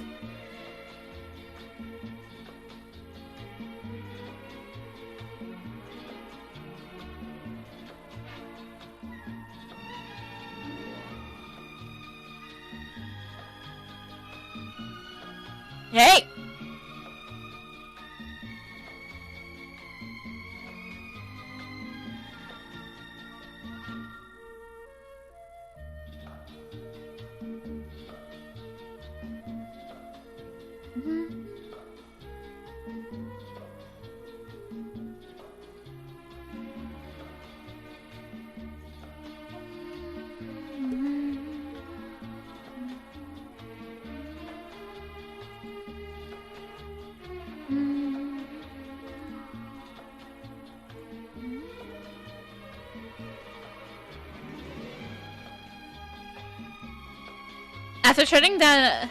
After shutting down many of robots, you return to the village and hand Dolan the power sources that you have collected.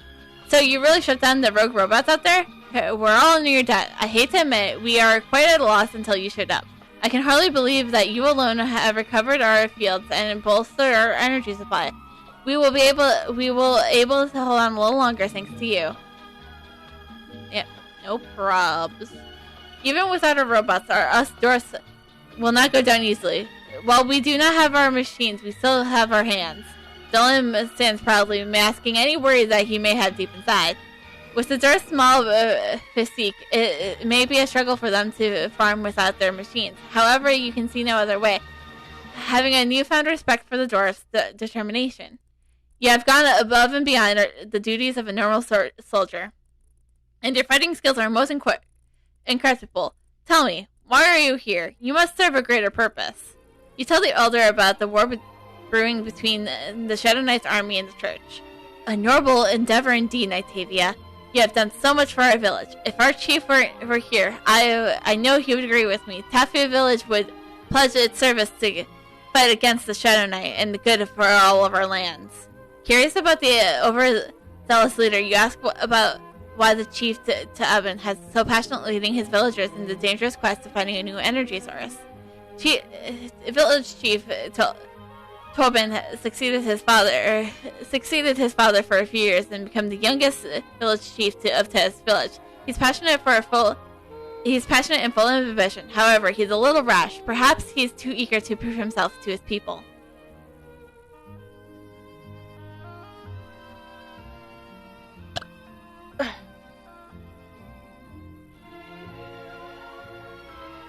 When Abdus started to wither, one of our instruments detected a new energy signal in the east towards the ghost-swept ruins. Despite my pleas for him calling off the expedition, the stress of our energy crisis took a hold of him, and he led the youth into the village to mine this new energy. If new energy really exists, this is not a good thing. As you ponders this, you ask Dolan to explain his reasoning for opposing the operation. It's true we have detected some energy signals from the ghost-swept ruins in the east, but our readings suggest that it's quite unstable, and it's hard to say at the moment if it's even dangerous, as it usually takes years of research and experience before we decide to mine a new source. But Chief Tolan is acting out of desperation. Without any new energy, Aldous Woods and the Taylor Village cannot survive very long. I appreciate what he wants to save our kind, but I'm still against his decision. Always comparing himself to his father, he is blinded with the need to prove his worth as a new leader. Maybe it's just maybe if an outsider weighs in on the danger, he'll open his eyes. Seeing how hopeful Dolan is as he looks to you, you're compelled to ask him what you should do to help. The village itself is safe for now. It's our villagers who need saving at the moment. Please stop the village chief's operation at Ghostweek Ruins. Tell him to return before we feel the effects of our corrupting energy source. One of the military men have already returned to Gropes from Ghostwept Ruins. Question him and find out the truth of what's going on out there. It will all be helpful for all of us.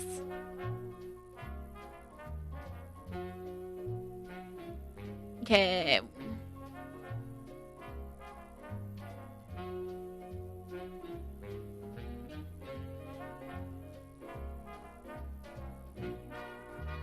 What do you want to know? You approach Jorhala.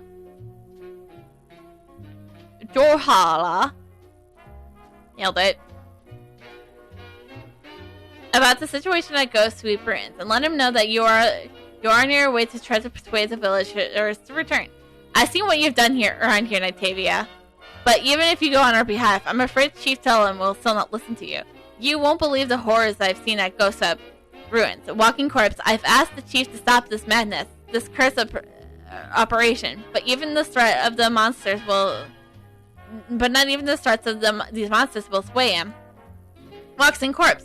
This description reminds you of zombies. You find yourself thinking about Brian from Port Scandia and the ancient zombies of Aspen Temple. You glance over at Mealy, hoping for an idea. Mealy only shrugs. For the moment, your Eidolon has no idea what to think. I saw those horrible monsters with my own eyes. They even attacked me. I tried to warn the chief, but he would not listen. He's not listening to reason. As a result of doubting him, I was driven from the camp, so I returned to the village to treat my wounds. Joel grabs your arms desperately as you prepare to leave for the ruins. Wait! There's more dangers on the route to the Ghost of Ruins. The pass is being patrolled by wolves now. The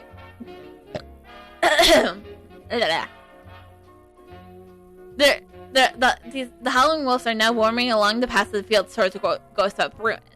On my way back from the ruins, they began to howl to each other and rush after me. I powered through my painful injury and ran as fast as I could before to get back here alive. You think Adrilla for the animation, determined to save the villagers of Taylor. Your problem is Jola to handle the dangerous beasts patrolling the path so that the returning villagers will not be attacked on their way home. After reaching Ghost of Ruins, I suggest you find Energy Inspector Allen first. He will be your voice of reasoning there, so should be willing to help you.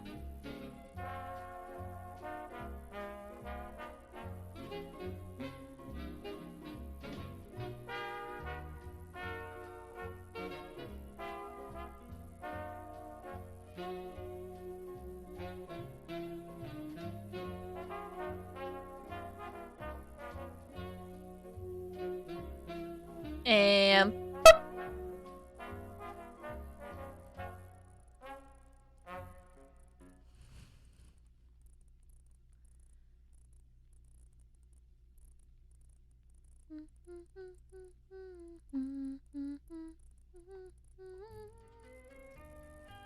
and I can even move while I'm in. Nice.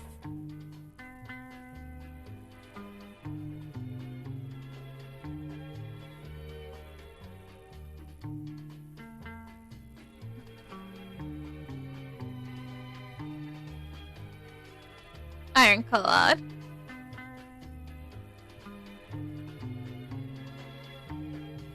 Hi.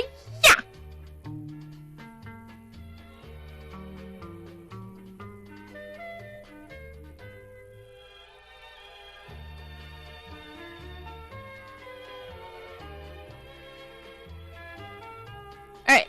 Alvin!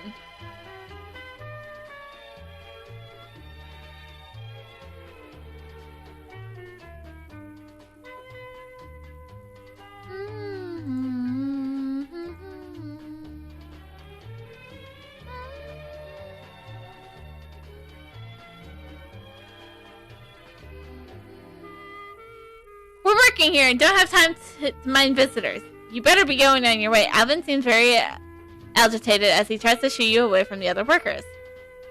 You calmly explain to Alvin that the elder has sent you by to try to shut down the chief's operation. You also let him know why the village is now safe. Even the howling wolves endangering travelers on the path home have been dealt with.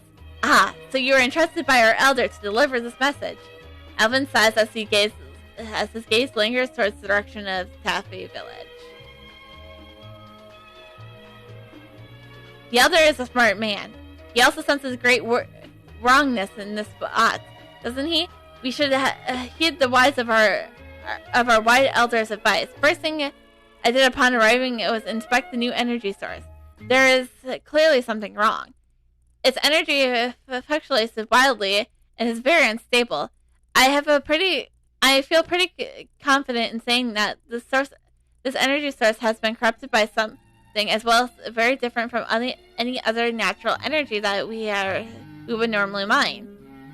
We should heed the what? Oh, wait, did I read that part already? The villagers really regret coming out here, but the chief village will not sway from his course no matter how much we try.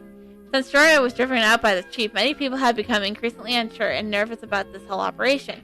These people are in prison so that others don't get any similar ideas of escape. Our village chief is no villain. Our village chief is no villain. He is, however, becoming quite desperate in this worsening energy crisis. He's acting quite unlike himself under all the stress. You offer your assistance to free the villagers and give them a safe retreat, and hope that Alan would be able to convince the others to go. We need the support of all the people if we are to put a stop to his plan. Our first step must be to release these innocent prisoners. The military men are on guard duty will not simply let their charges go. We have to take out the chief's guards before we take any action. I'm sorry, but I'm murdering your people. In game, of course.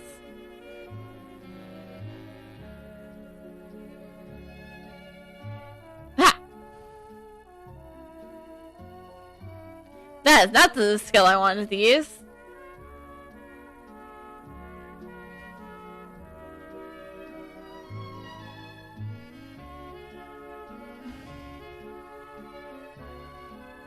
Yo, 145. I think we're at like 130 base. So using like a vigorous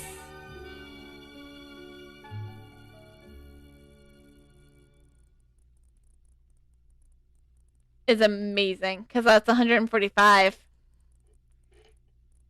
Like, yo, you don't understand how cool movement speed is. And I know for a fact I can get it really. I think I know how I can get it to at least 100. Seeing you approach, Alvin indicates his head towards you in approval. You return to Alvin after you've defeated the military men who are guarding the imprisoned villagers. Any remaining military you saw in action made a hasty retreat. That looks easier than I thought it would imagine. Quite the fighter, aren't you? Thanks to you, my people are free to do as they wish. Good going, Natavia. You really have them on the run. Did you happen to find any keys on the ones you defeated? We'll need them if we're going to release the villagers. Take any keys you find and get started releasing the villagers. They don't deserve such treatment. You look through your bag for the keys you have found on the villagers' prison keys. You seem to have a few keys collected, but aren't sure there's enough for each cage. These keys are pretty fragile, so you might have to use one for each cage. If you don't have enough, well, I hate to hurt our own people, but you just have to defeat more of the guards and take their keys as well. Oh, I have enough keys.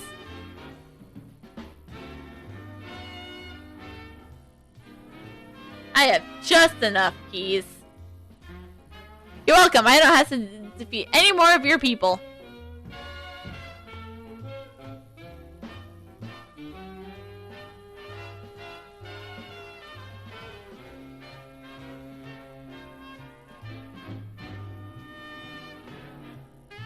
Just let me heal the people. Let me free the people. Free the people! They're not my people, but they're people. Dwarfs are people too.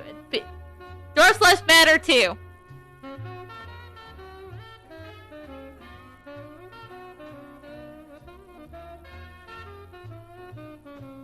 Is the deed done?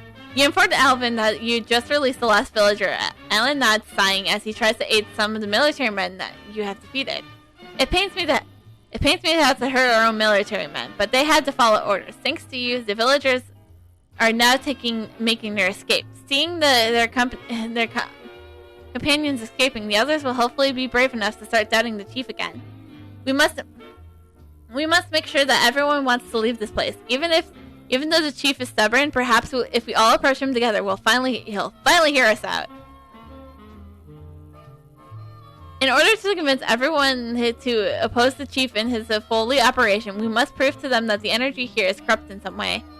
So far as the energy collected by the villagers is kept by the energy engineers. If we can find the energy they have collected, I should be able to study it and find exactly what the problem is. Once everyone knows about the corruption, we'll stop this operation. Curious about what he will prove his theory, you ask Alvin what his plan is. Alvin looks at you merely. You two have seen what's going on at Berlin Wall, right? We sure did. Nightavia was awesome, busting up all those robots. Smiling at Amira's reaction, you tell Alvin about the hordes of robots threatening the people of Cadar Fortress and how you fought to destroy the uncomfortable things. That's just kind of the information I needed. Clearly, those robots were being powered by the same tainted energy that has been plaguing our village as well. It takes too long for me to explain in detail, so let's get to the chase. If you need to snatch some samples from the energy engineers, I'll be able to provide a handy demonstration right here. Wow, my voice is really hurting.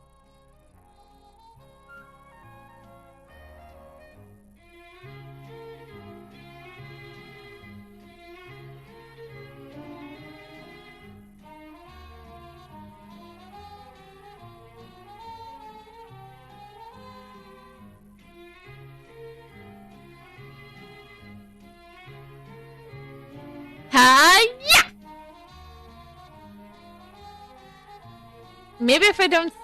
We're still at 1 energy. Unstable energy. Still at 1. Still at 1. Still at 1. Quick, start talking about them. Unstable energy. Like, that's what we're going for. That's totally what we're going for. Didn't work. Fuck. Shit. Give me your energy, damn it!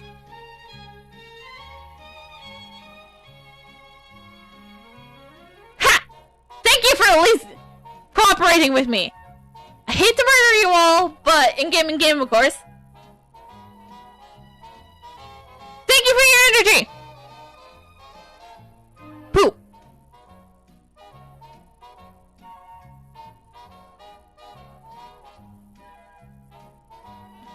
Ugh. Ugh. Stop bitching like this. Give me your energy! Give me the energy! We're still only at 3! Give me! Give me the energy!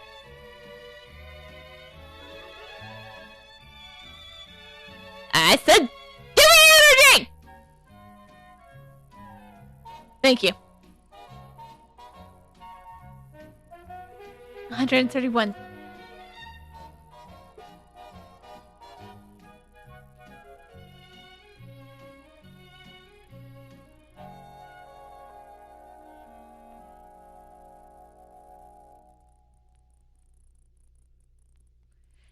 Alan looking hard at the working with a strange device that you have never seen before. It took a bit of an effort to find, but you managed to collect the samples and hand it over to Alvin. Thank you for listening. Is that one of the energy samples? Here, let me study it. Actually, it's 4. Alan quickly and skillfully uses a complicated-looking device to analyze the energy sample. As he watched Alan work through the data, the machine spits out a sheet of paper, displaying what it looks like a very wobbly graph. Just as I thought. The energy here is dangerously unstable. It's quite similar to the energy signals I recorded when I expected the robots gathering at the Berlin Wall. There must be some kind of a connection, perhaps underground, between the ghost Brune and the well. According to my analysis, the source of energy is in fact usually found underground. However, I still have no idea how this type of unstable energy is produced.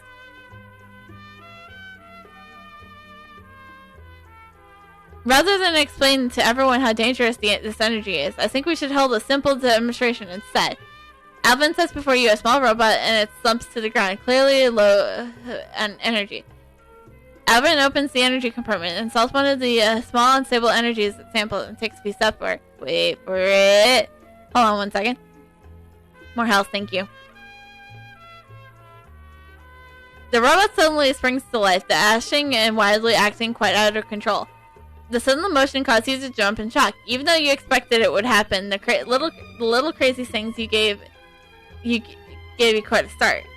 Don't worry, this little guy looks wild enough, but he has no offensive capability. He's basically just a child's toy. Alvin catches the small robot and powers it down. I powered the small robot with the unstable energy sample. Bring this to the center of camp and activate it so that all may see. It'll be quite a show. The robot will start going out of control and shortly after activation, as I just demonstrated. Just use this recessor to make it stop once everyone is thoroughly convinced.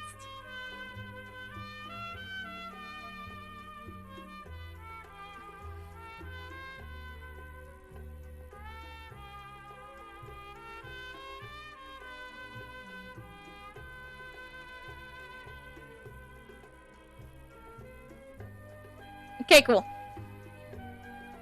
What just happened? Where did that horrible little robot go? The military man sounds quite frightened, but the small rampaging robot. You tell Shane that Alvin has been researching the new energy supply and discovered that this is how the energy they've been gathering reacts when used with their robots. Wow, it's really bad, as the villagers have been saying. Now that we have all seen with our own eyes, there's no way we can deny that.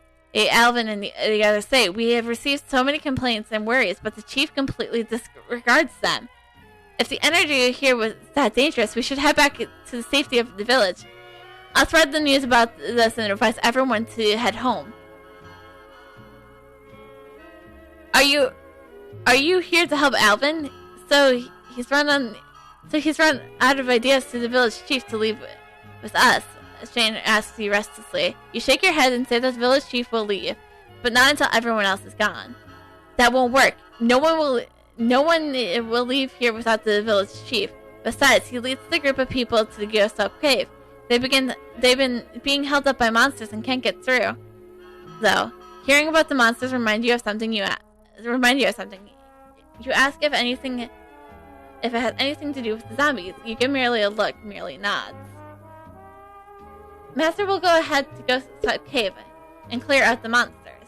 Really? You would do that for me? Only one... Can one human really do that? Shane asked incredulously. I'll be with the master too. While we do that, you need to spread the word about the retreating. That's easy. Please make sure you get all the monsters. Once the village chief is out of trouble, we can return to our village.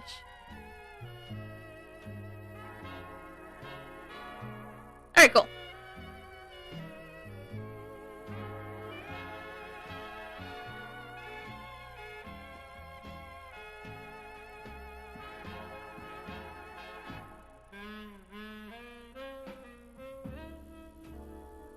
Gotta deal with zombies. You know, as one does.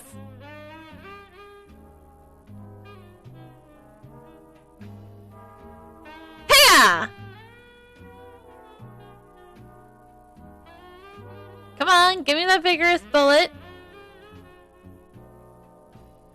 Thank you.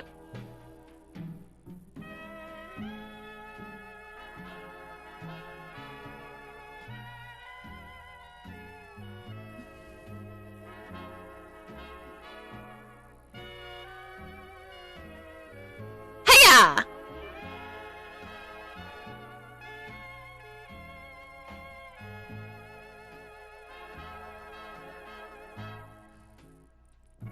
Hiya! Nailed it.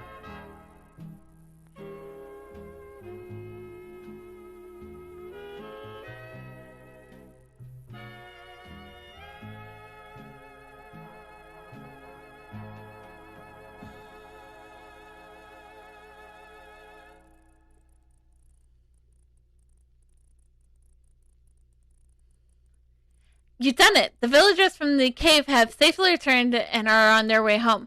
I can hardly believe that they made it out of this creepy place. You have our sincerest thanks.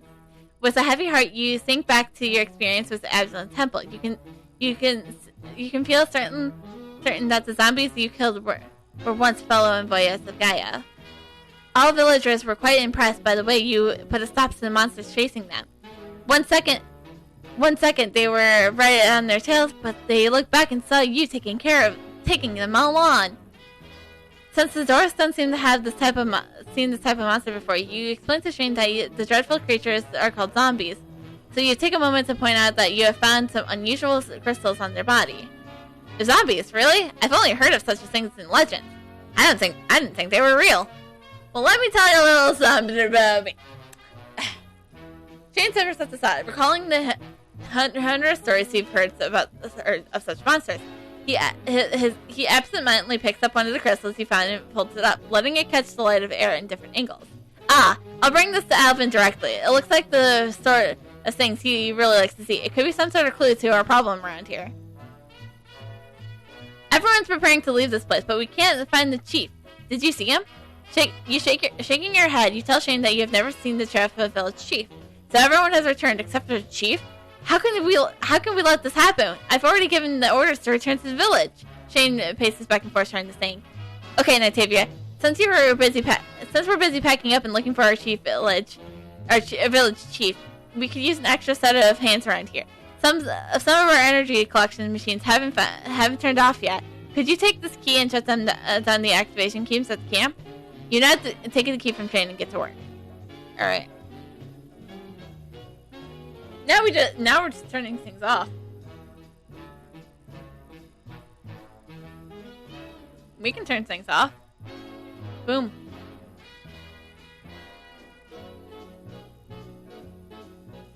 Oh, that was the central one. Okay, I guess we'll head to the north one next.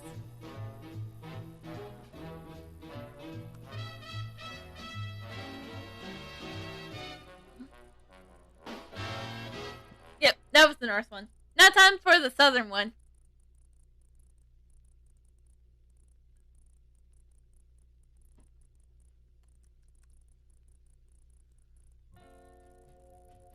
The only one we have left.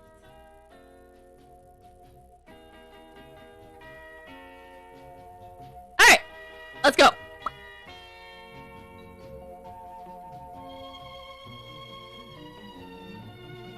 Natavia! I know where the chief is! You look up from your task and see the Shane was sprinting as fast as he can in your direction. He is completely soaked in sweat when he revives and starts talking Entirely too fast. Placing your hand on his shoulder, you tell Shane to calm down. You can't understand a word he is saying. Sergeant! Shane wobbles a bit and looks like he might pass out. Okay, let me rest a bit, then I'll tell you. I heard someone saw the village chief inside the ghostly cave.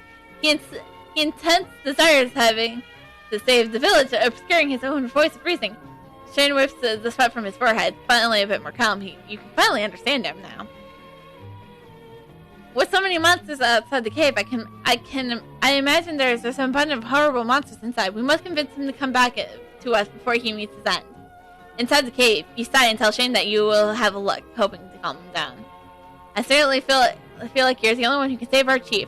It's quite dark inside the cave, so take this bright light. Maybe you're lucky and he'll come to you, see if this light shining. Shane hands you a bright light. Alright, cool.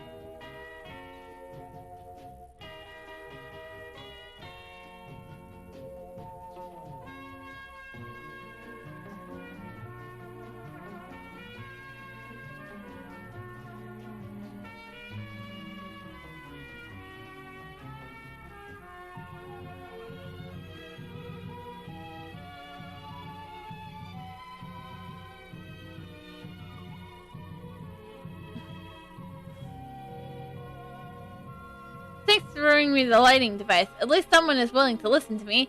Come on, let's go inside the Skyset Cave and find that energy source. You told the chief villains that you were here to try to persuade him to come back with you. What? How could you side with those cowards? Ha! You're no match for me, I'm a Navoya! Alright, fine, I'll give up. I'll follow you back.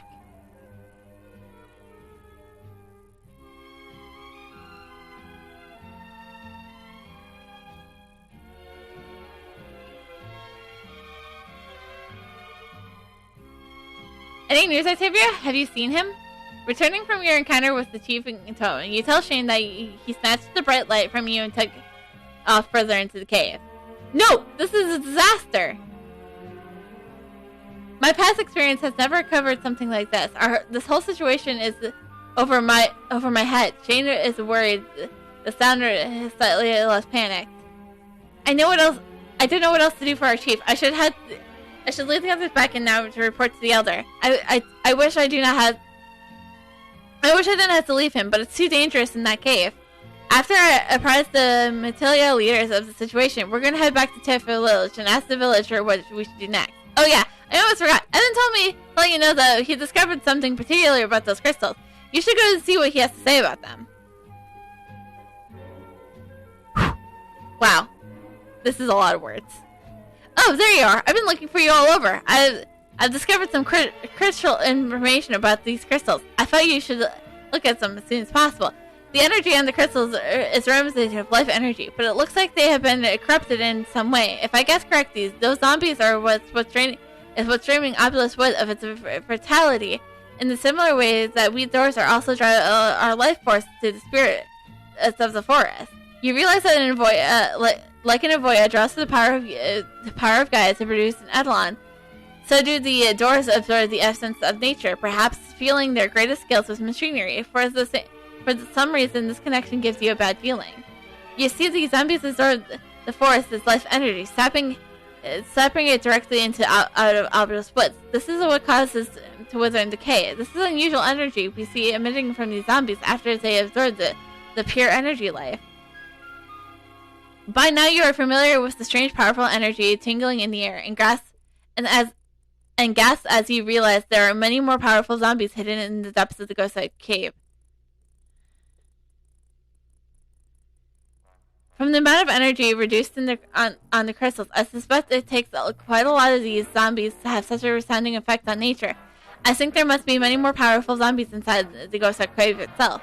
You tell Evan that the Chief Token recently stole your bright light and ran into the Ghostside Cave alone. If this is true, the Chief Village is in extreme danger right now. There's no way he's strong enough to deal with the plethora of powerful monsters inside his own. As you already promised, you tell Evan that Not only are you here to investigate the cause of the corruption, you also believe that you're the only one who can rescue the chief from the ghost out pit. You ask Alan to report to Nedka on the true reason of Obulus Wood's decay. I'll go back to Natural Forest, but Nitavia, do you really intend to go in there alone? Alvin looks at you nervously. You explain to Alvin that your mission to discover what's going on within Obulus Woods. Now the chief is Selwyn is also in danger. You don't have time to wait for reinforcements and must ask immediately. But you look sternly but kindly at Alvin and tell him that it would be best if he were to go quickly to the fortress and to report to either Commander Carrick or Blacksmith and Eliza. They will know what to do and who to send for backup. You're a brave soul, Nitavia. You are truly our only hope at bringing our chief back alive. I will travel to the fortress and deliver this information. You, be careful, my friend.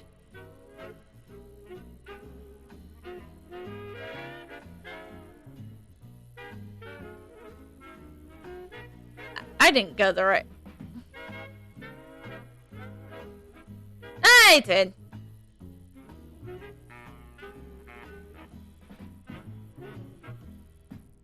Let's go! It's dungeon fighting time. Dungeon fighting time. Ba-da-ba-ba-da-ba.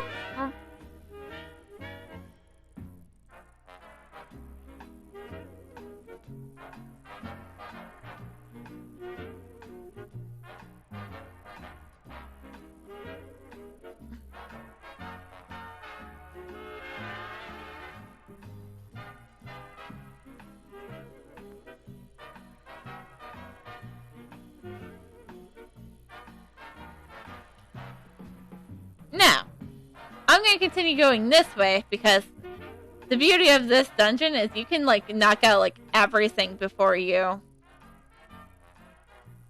You can knock out, like, everything before you can even get to, like, the first two bosses, so... And I plan on doing so.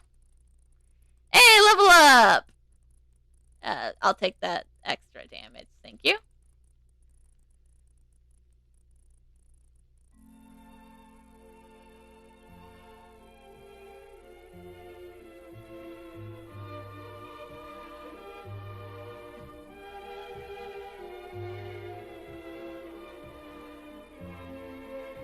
I remember my first time going through this dungeon, I was really confused of what to do because I got to this point and was just like... Also, I didn't see a giant lizard like that, so...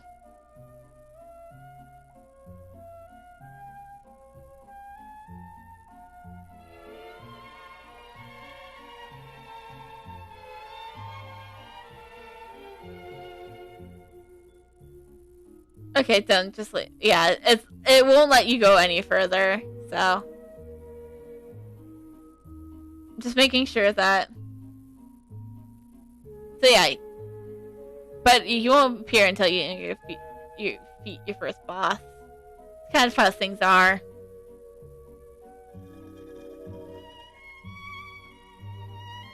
Yeah, dungeons work actually.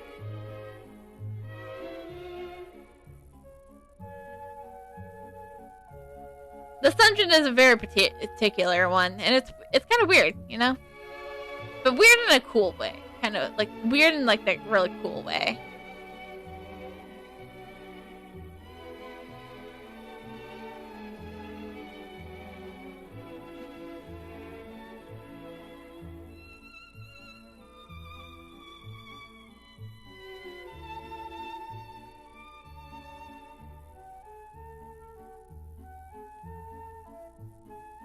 Oh no, he's gonna eat me! I am not gonna be chameleon food today.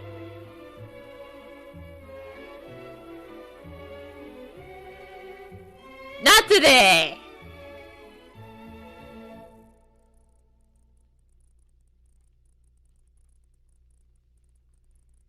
I refuse to be chameleon food today! Damn it, it was an axe.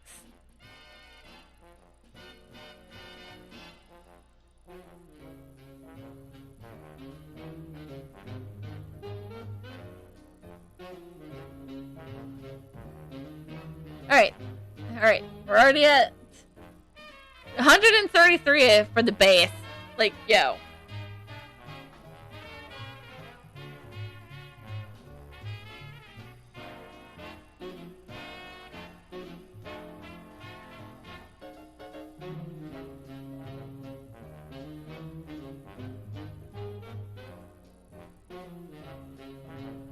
Let's go. I'll fight. I'll take you. I can take you. Ha.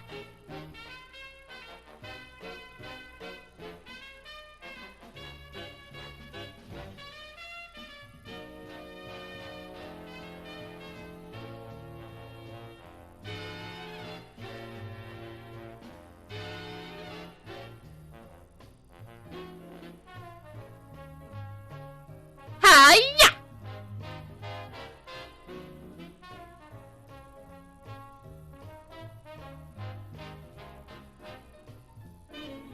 Okay, spice in a hat. No. Wait. No.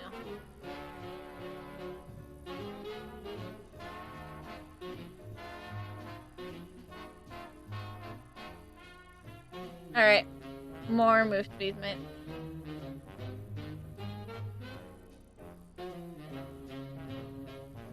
Oh, but this will give us even more move speed mints. Alright. Alright. You were sent to rescue me? I can't go yet. Can't you see? These monsters cannot stop me from saving my village. Nothing can stop me from saving my village. I must find energy. I must save Obulus Woods. Tamara's voice is shaking with fear, yet he seems determined to find a new source of energy. Concerned about Torben's delicious manner and ranting about energy, you can still feel the need to tell him that these zombies have been the cause for the withering of the forest. So dark in here. Dark! So many monsters! I almost gave up. Can you believe it? But you just confronted it. I knew there were these things that ruining my home. You think I'll just leave? I must preserve. For the good of my people, for my village. For my village, my land. Driven by the brink of madness, by the love of his people, you can tell that Tubman would sacrifice his life for them.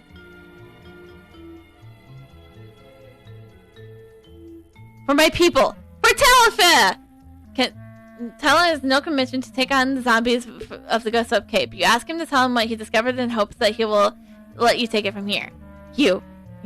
Toan says. You're right. I can't do this thing. I will accept your help for the sake of the Tefe village. My apologies for how I treated you when we first met. I was out of my mind.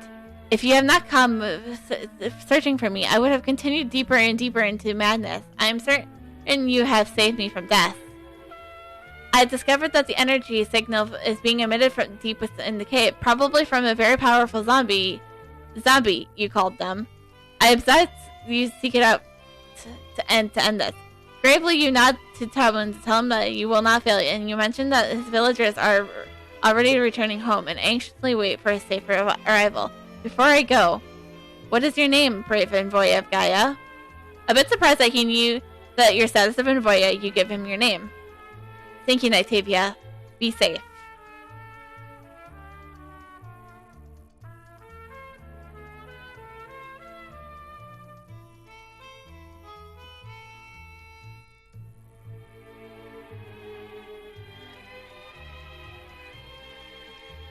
Not right now when we're trying to watch what's happening. Alright.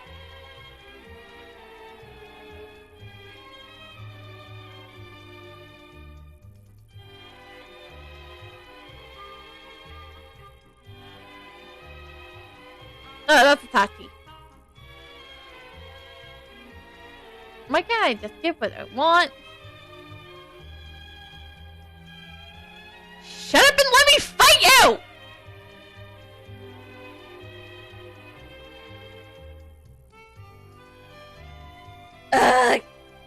Seriously, shut up and let me fight you.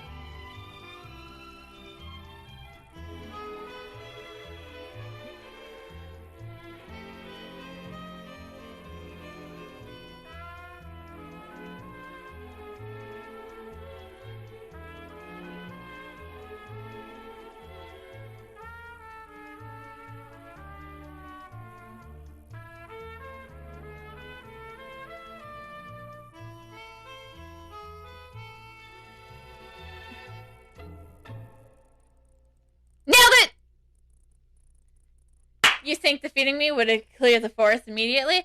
Hear me, these mutants aren't my creation. I was waiting for the zombie army when they appeared. The mutants were born of a limitless greed. If it weren't for you mining and greed, the zombie army would have, like, whatever. You have defeated me today, but one day your greed will be your downfall. You too shall become a member of my zombie army. Ha ha ha ha ha! Oh, I would like to think that twice. As the Duke of... Phew! Have we won? Yeah. I got more moose speed, man.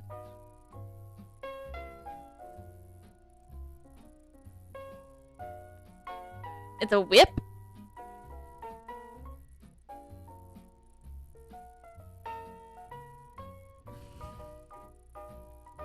Yeah, I'll take the lightning. It may seem dangerous, but what is all more reason to fight? It may seem dangerous, but that is all the more reason to fight with you. When the monsters absorb the energy life of the forest are defeated, the land will begin to recover. After a while, the balance will be renewed as before. Of this, I am certain. Not expecting a company, you wave to Odin and ask what the situation is. Is there some emergency, perhaps? Annalisa and I were walking back to the fortress when the speedy dwarf came charging past us. We decided that it was rather suspicious, so we stopped him and asked what was going on. He told us that a brave human was going into the ghost cave alone. My friend, I knew it would be you I'd find. When I got to the fortress, I grabbed anyone available who could help us rush back out here. You can't do everything on your own, Itavia. Leave some for the rest of us. A twinkle in her eye, Anasa beams at Odin's show of loyalty. Odin, you're always so thoughtful of others. I can see you care deeply for our lands. Tell me, would you consider joining the church? A talent like yours would be crucial to have success in our upcoming battles. Wouldn't you agree, Nitavia?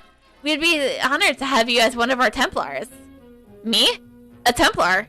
I never saw it, but I'm not sure I'm ready to join just yet. I feel I am not finished honing up my skills as a warrior. When I'm ready, I will forever be at your side.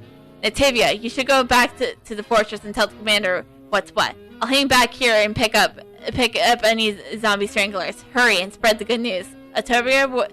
Obvious Woods is saved. Alright! Time to go back to Karrick, if that is even his real name.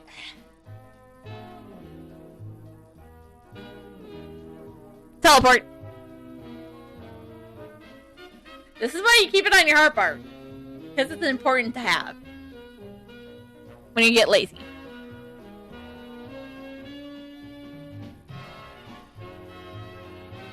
You're finally back. I've heard you deceived into Ghostly Cave on your own. That was just a brave move. I was quite concerned, Nitavia. You tell the commander about the pillage of the earth in the north, and how you managed to solve the zombie problem in the cave. I can hardly believe it. Zombies. Without you, who knows what would happen to our home. You're a true hero. On behalf of all residents of Overless Wood, we heartily thank you.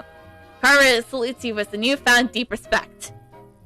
That's what you get for calling me an unexperienced young lady! I saved your people! It was for the benefit of the church. It was for the benefit of the church. Even though Obulus Wood still needs time to recover, at least we have a new hope now. I look forward to the day which Obulus Wood will be restored to its former glory. You have been such an aid in recovery of Obulus Wood. We will do our best to help you in your endeavors. With this problem solved, you have lifted everyone's spirits. They are all preparing for the coming war. That is, this whole situation was resolved by a single person is a truly inspiring feat.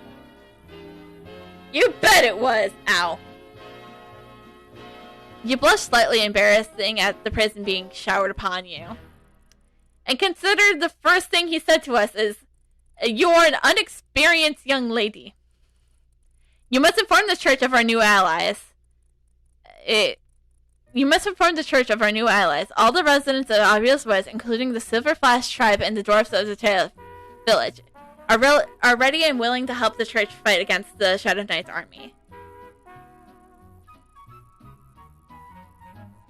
Alright, let's go!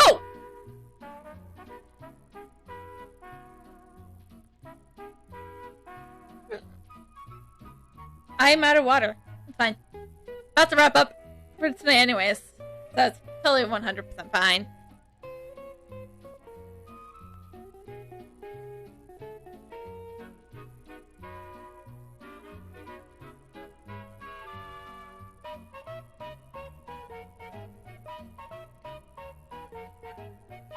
Oh shoot.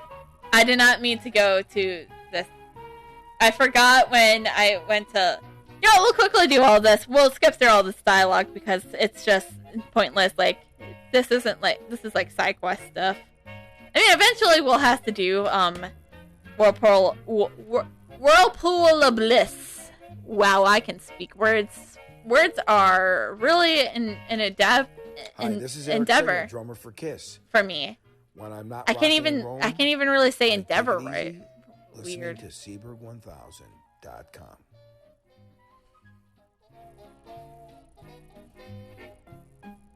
Finally showed up. Alright, whatever. Yep, I showed up. You're welcome, bitch. Only saved an entire village. Or, like, 3.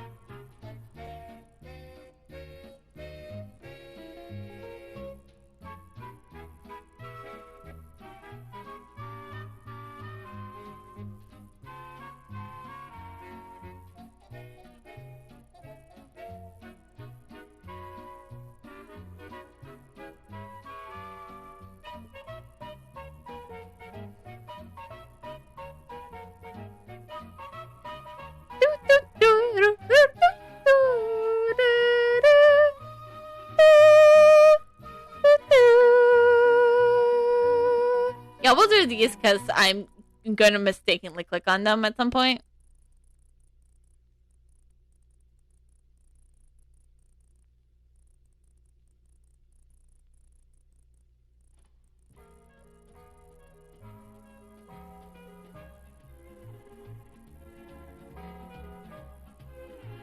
Yeah, platform. Okay. Thank you. Alright, anyways, let's go talk to the Grand Bishop now.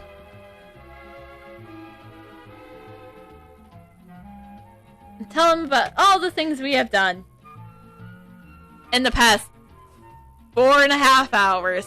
Okay, let's not mention the Sky Realm thing.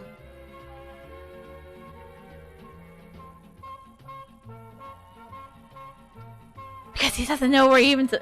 Because technically, Nightavia is not allowed to the Sky Realm yet, because he has to be level 70, and she's only level 62. But she could do Sky Tower, which is Thursdays and Sundays.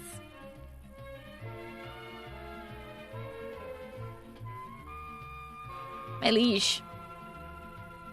You explained to the Grand Bishop how you rallied the inhabitants of Opulous Woods. They are united against the Shadow Knight. You also described the dire situation from the zombies formed in Ghost Oak Cave. You have done good work, Nightavia, and I am glad. We could not have known about the zombies were the cause of the energy corruption of the forest.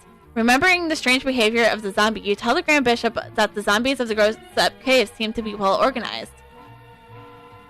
You explain that you have experienced the risen dead before and have never seen such behavior. The Grand Bishop turns to his guard officer. Gus, you're most knowledgeable on this. Please explain. Certainly, Grand Bishop. Nightavia, we have records from the past recounting by another Voya of Gaia of zombies such as these. They are fallen Voyas. That is true, that occasionally a zombie of an Voya maintains the capability of thought. However, we do not know if the memories and thoughts have preserved in the zombies from its original human form, or if its creature is possessed by another consciousness. These Envoyas were consumed by their Eidolons and have grown more powerful. I see that your own Eidolon's ability has increased greatly, perhaps soon to reach its peak. Gus looked at merely beside you. I worry that if your Eidolon grows even more powerful, it could break your bond and turn on you. I'm not certain that will happen in this situation, but it could result in your death. Please bear that in mind. You nodded. Gus' words make you a little worried. You and your Eidolon have become fast friends, however, and you trust each other fully. And that is where we're going to kind of end it for tonight. So, let me get back here. And I want to close this out here. So, I'm going to refresh something real quick. Okay! So, I was going to raid somebody who is currently streaming, or if anyone is streaming Our Kingdom. So, that's out of question because the only other person is Spanish and no hablo mucho español. So, before we begin announcements and stuff, Alexa, tell us an interesting fact.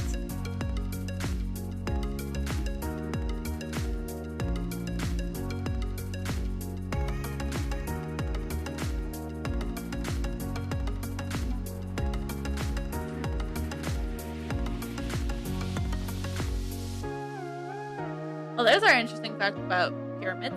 So, anyways, I will be back on Thursday for more Phoenix Wright Ace Attorney Trials and Tribulations. I almost said Justice for All and was like, nope, I have finished Trials and Tribulations.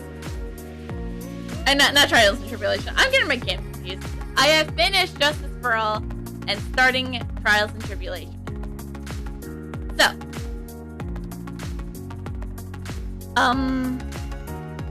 So yeah, that will be Thursday, and then we might have something Friday night.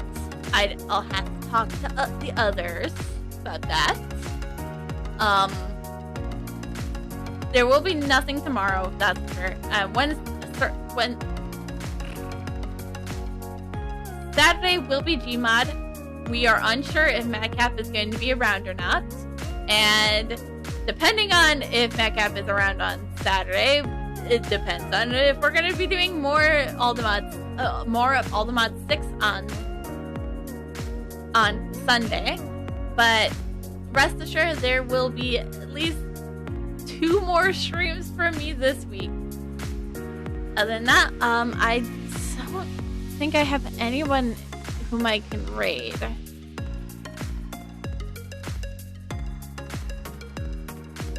So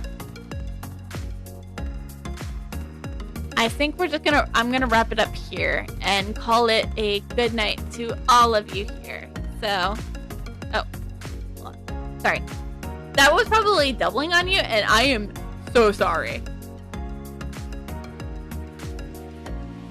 But yeah, until Thursday, I'll see y'all later. Peace.